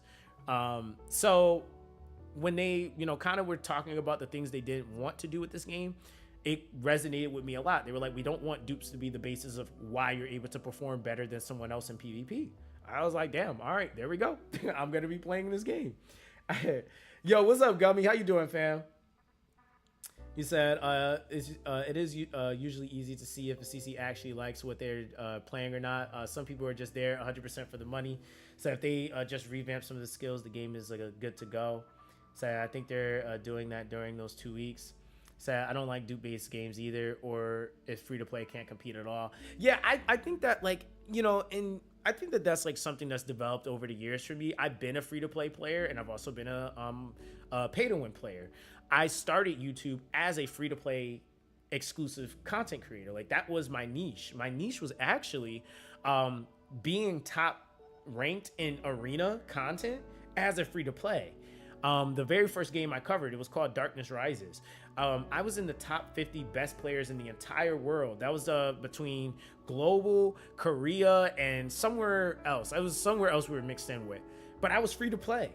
The thing that, you know, kind of cooked me at the end of the day was they started implementing a whole bunch of packs. And once they did that, that was like after probably about a year and a half of me covering that game, it cooked my entire niche. Like, I couldn't do it anymore because I was just kind of like, people could just outbuy me in resources, like, basically. And so I was just like, dang, all right, can't do that. But yeah, that's how I started out. So I've always liked that idea, like being free to play, but being able to say I have more skill. Just because you have a bigger wallet doesn't necessarily mean you can, you know, come up against either the time I put in versus my skill. Gacha, unfortunately, is just one of those games where you don't really get to show off a lot of skill because it is a gacha, so it's intended by design to make money, which is kind of just what happens, right? But yeah, I mean, that's the thing too, is that I think for me, like, I just think that the people that watch me, I want them to see, like, you know, hey, he genuinely enjoys what he's covering, because I feel like it makes other people enjoy what they're watching, right? So I think with Etheria, my plan, or at least my goals with what I'm doing with them and just on this channel, is to try to make sure that we have more of the tournaments and stuff like that coming to the West. Like, even if I have to go to Europe, that's not a hard task for me. You know, like, if I have to go to Europe, if I have to go, you know, obviously somewhere here in the States, I want to be able to be a part and contribute to those tournaments as well. Because I think that that's going to be the big thing that, like, really is going to be something that players are going to look forward to. It's going to keep the community going. And I think I really want this channel to kind of evolve more into having definitely good coverage on the PvE aspect, but I definitely want PvP to be a pretty big, like, fun thing to have on the game. He said, but there are different ways to monetize it, so that the difference between spinners and free-to-play is not abysmal. Yeah, that's true. So it is nice that we can also organize the tournaments with PvP rooms too. I think this would be great for CCs. Oh yeah, 1000%. I've already started planning and preparing collabs and stuff like that for the channel. for the release of the game. I'm just trying to get more of my friends on the game. Like I really honestly, like I don't think people realize like the more content creators we have in the game, the better the game can be. But I'm gonna be 100% honest with you, like there are certain content creators I don't want on the game, and it's not just and I'm not really the type of person to say like I don't like that person. It's not really so much about the person themselves, like not them personally, but it's the fact that historically there's content creators that are just known to come into spaces and just straight up turn games into things that they're just not about. I'm tired, and that's the reason why like people keep asking me why I stopped covering Weather and Waves. Why? I wonder who. There's a lot of them. It ain't just the one that you're probably thinking. But I'm tired of covering games and things turn into things that have nothing to do with the game. Like some of the funnest game communities that I've seen, Dragon Ball Dokkan, Dragon Ball Legends, Raid Shadow Legends, you never ever see drama amongst the creators. But the reason that is because the top creators always are making sure that they're spreading positivity. They're trying to do collaborations with people that are any size, you know, whether they're the person that also has, you know, 800K or the person that's just starting their smaller channel. You know, you said RSL is full of drama. Yes and no, right? Like, I think the thing with RSL is that amongst the creators, the top dudes like Ash, Ash, Hell Hades, all these individuals I know personally, mind you, they make a really strong effort to bring new people on, to make the community more about like, hey, we're enjoying a game. Yes, and differences are going to come up and people are going to have issues with each other. But I feel like the way that they go about handling it, it doesn't become video segments where the entire raid community is about the drama between Ash and another content creator or Hell Hades and another content creator. That's not how that works, right? In raid, like, you can search raid and the first thing that's going to come up is not drama between content creators. Drama on the game is a completely different thing, though. They might be talking about something that's affecting all players, but drama amongst the creators doesn't directly like it doesn't directly affect like the players. And so for me, it's just kind of like you're providing content to people that none of this shit like matters to them. Like they don't care that you're really beefing with these people. It's just the people that feed off of negativity and basically just nonsense that like watching that type of stuff, right? Like they're gonna keep fueling it because they like that. But the average person just wants to chill, wants to relax. Most of us are adults, you know, like we either work full-time jobs or a lot of people have kids. They just want to game and talk about the game that they enjoy playing. They don't want to get on the internet and watch people talk about something that don't even make, like you're going in the comment section of somebody else's YouTube video to read comments about you and creating content off of that. It's just like, to me, it's just like, it's a lack of creativity. Like I feel like when I started YouTube, all the content creators that I watched, every single person was so different and they were all extremely creative. They all brought something really fun to the community. And that's what I like. Like, for example, I think about like some of my favorite content creators from Summoners War, Sean B, Schizophrenic Gamer. You know, you got Childish Plays. You have you had dudes like Damone even. Like there was so many different dudes that you could watch, and it was typically about the game. It was about the game. You know, like them having fun with the game. Even when they had down periods where they were like, oh man, the game doesn't feel that great. They were enjoying the game. You know, so I just want that to be the basis. Like, is there going to be drama? For sure, there is. Just because this game already is being connected to to HSR, and that's going to breed drama. But like I told everybody, I'm like, I think it's important that as far as like me being one of the creators, I feel like that's going to be at the forefront. I'm not engaging in any of the drama. I don't care. Like I don't, that's not my style.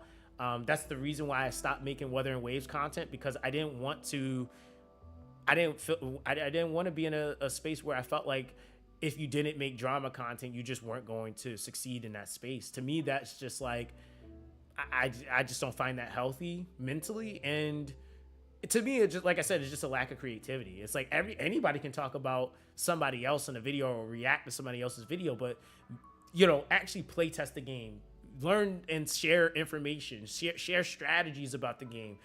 Shit, I'd rather watch people talk about their hot waifus that they like and do a tier list on that than watch drama videos. Like, and I don't even care for that type of stuff, but I would rather watch that. So I just think that for me too, I also like to have really good rapport with the company. And a lot of the times the company doesn't, and most companies aren't going to necessarily endorse drama oriented content creators. They're not going to want to support them, like, and making them the announcers for their stuff, like, because what you ultimately put out into the space is essentially a representation of you. And if it's something that doesn't align with the company that you're trying to do work for, or, you know, the places you're trying to go, I just don't see you really succeeding long term, right? Or you're gonna always be in a rabbit race trying to basically always be relevant in that way, you know? You said when a game lacks content, creators need drama to make their own content. That's what creators nowadays have resorted to, right? But like I said, I've seen and been a part of spaces where there were a lack of content and creators got really creative. They were like, you know what? Let's all band together and create a freaking series doing this. Like, you know, like there's so many things that you can do with a lack of content, but that also is the reason why I don't deem everybody as a content creator, because again, the word creator, you're creating something. It's not just about uploading a video, but people have seen me in every facet, right? For example, right? I made a video, a whole skit actually, from a comment that Tectone had made on one of my videos. The funny thing about that video was that everybody thought that video was about to be either about Tectone, like super harsh about him, or it was going to be all this drama related on it or relevant to it. It had nothing to do with any of that.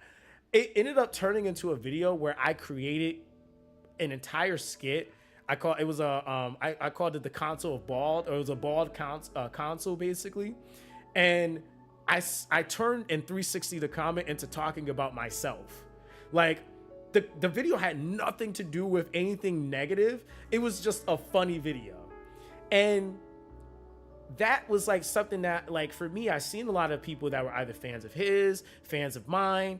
They were just like, dude, that was a really funny, wholesome video. Like, I wasn't expecting that. That was so sick. Like, I want more content like that. Now, granted, I sporadically will do stuff like that because I get in very creative moods sometimes.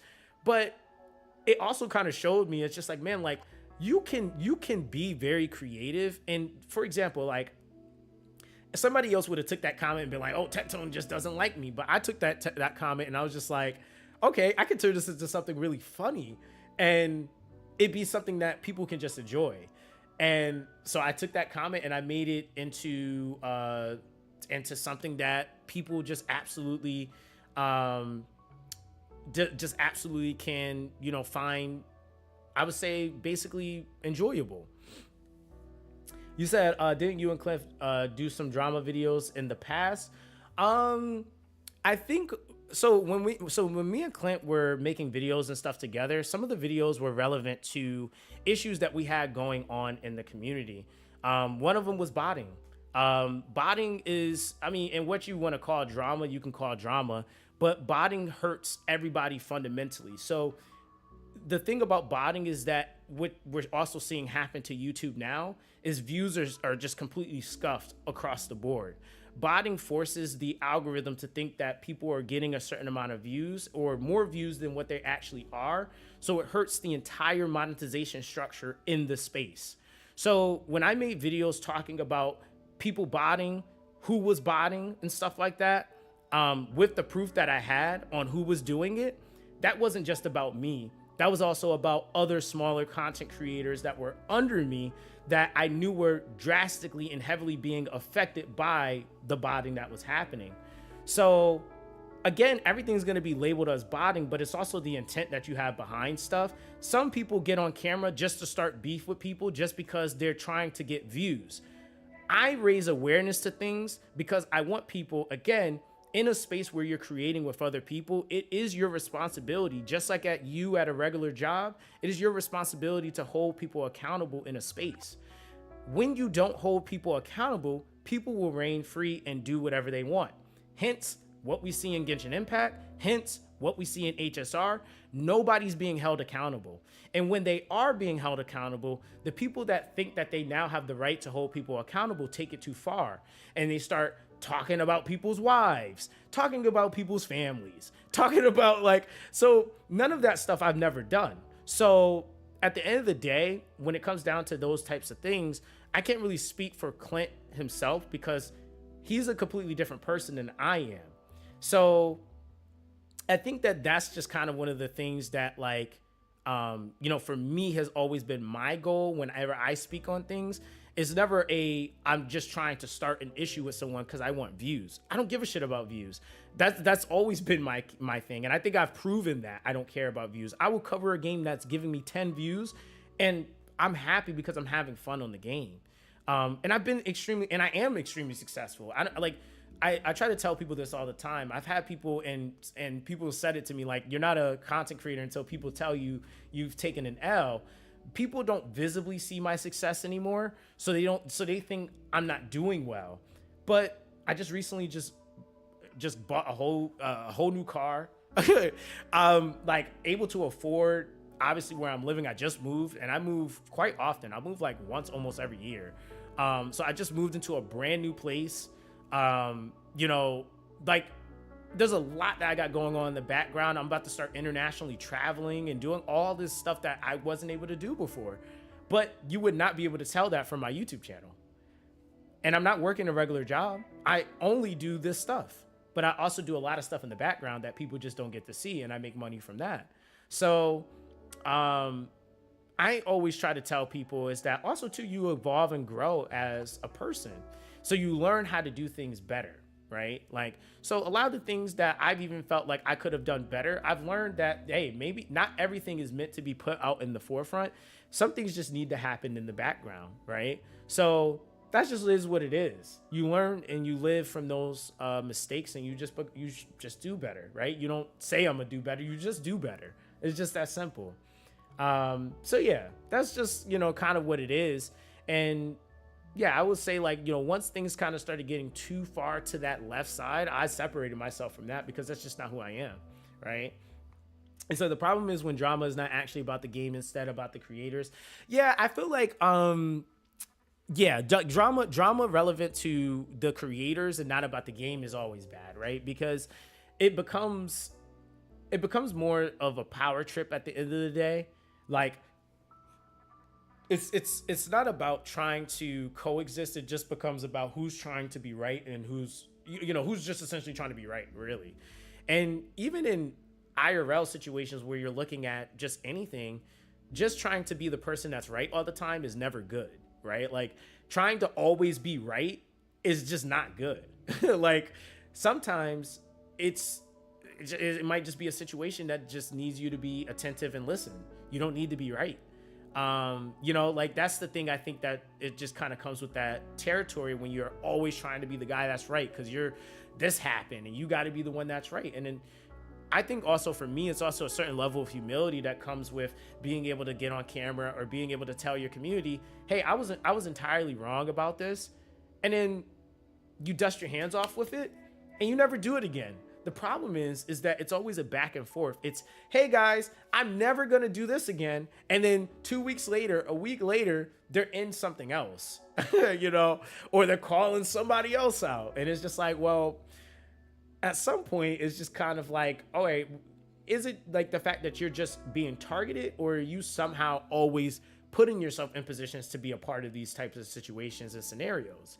And I think for me, I feel like I'm a proven testament of that.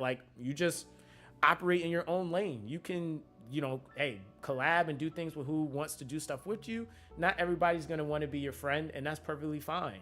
But you don't have to necessarily approach everything in a negative way. And that's why, even with how I start my videos out, I always try to share and spread positivity to people, because I think the biggest thing that I had to learn was that when people come to my channel, one of the things that I really had to grasp and wrap my mind around was that there's a lot of people that look up to you that and they also respect you, and they don't come to you to see drama. Like they genuinely just want to enjoy themselves, and they want to be able to talk about the game, or play the game and talk about strategies and all that stuff. And you can really ruin somebody's mood or even day or a lot of other things because you want to take your personal issues and put them on your platform. I think like the one thing as a YouTuber I've had to really understand is that my YouTube channel isn't just for me. It's not just about me. I feel like the blessing of being able to be a content creator and be successful at it is it's what you put out there, like how you take care of your community, how you are there for your your audience. It's not just about what they can do. Like I've seen content creators get mad because their audience doesn't donate the way that they want them to. I don't give a shit. Whether you donate or not, I'm not going to treat you any differently because you've given money. I feel like each person that takes the time out of their day to come to my streams and hang out or talk, you're just as important as the next person. And I feel like even like with people that have decided to become moderators for me, I built really close relationships with those people. Those are some of, honestly, like my community, there's members that have become some of my closest friends.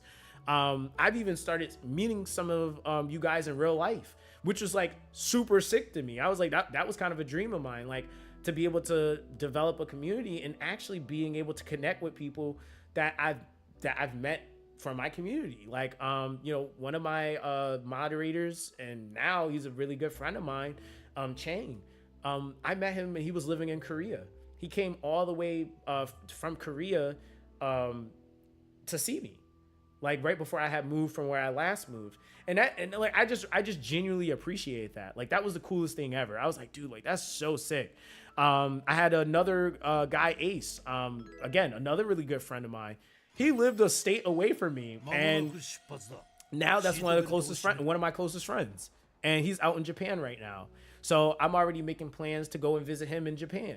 And so like I've even like told people in my community, I'm like, yo, we're gonna do something. I'm gonna try to figure out a way to like get up with people, because at the end of the day, we're all still human beings, right? Like even though we're gaming, I think it's like, we spend so much time in these communities and developing these relationships with people. These people do end up actually becoming your friends, or the people that you talk to the most, or maybe even confide in the most about stuff.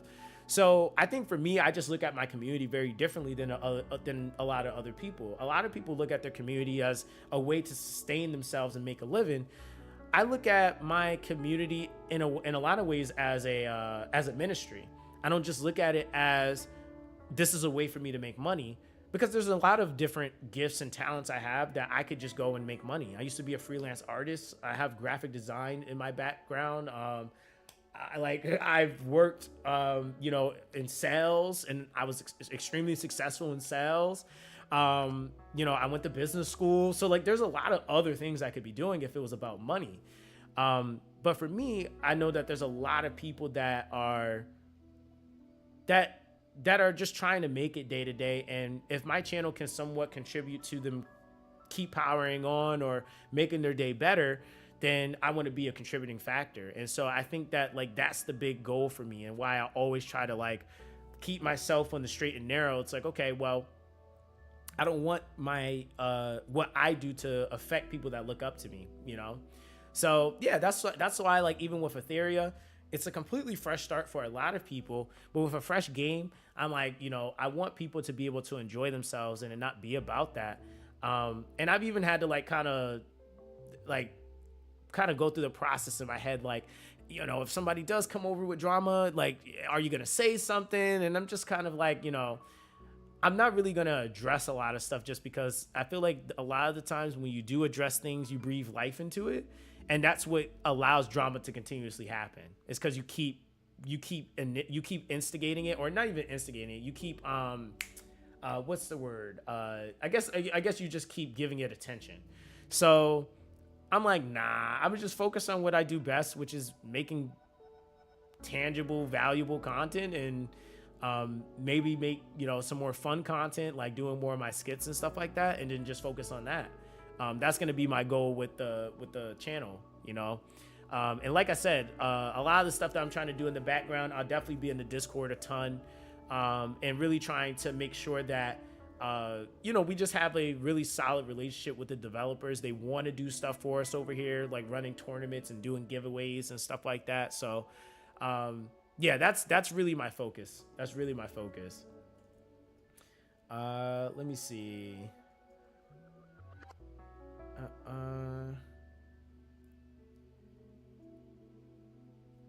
Did they message me back? Hold on.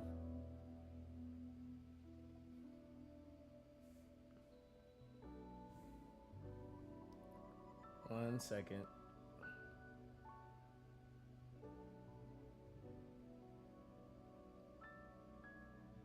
Okay. All right, there we go. But yeah. So, all right, guys, we're going to end the stream here. I was supposed to end the stream probably like 20 minutes ago, but y'all know me, once I start yapping, that's how that goes. But yeah, I'm going to end the stream here. We'll be doing one more stream, like I said, for tomorrow, because that'll be the last day of beta. And then from there, we'll just be kind of keeping up with you know, the dates. Hopefully we can see, you know, what is it? The release dates, maybe we might get some of that information. So I think that would be really cool. And you know, maybe we could actually you know, see even pre-registration stuff if they're, because I know people have already been pre-registering, so maybe there's already like a crazy amount that we just don't see yet. We'll see. But yeah, guys, that's basically going to be that, man. I hope you guys enjoyed the tournament today, man.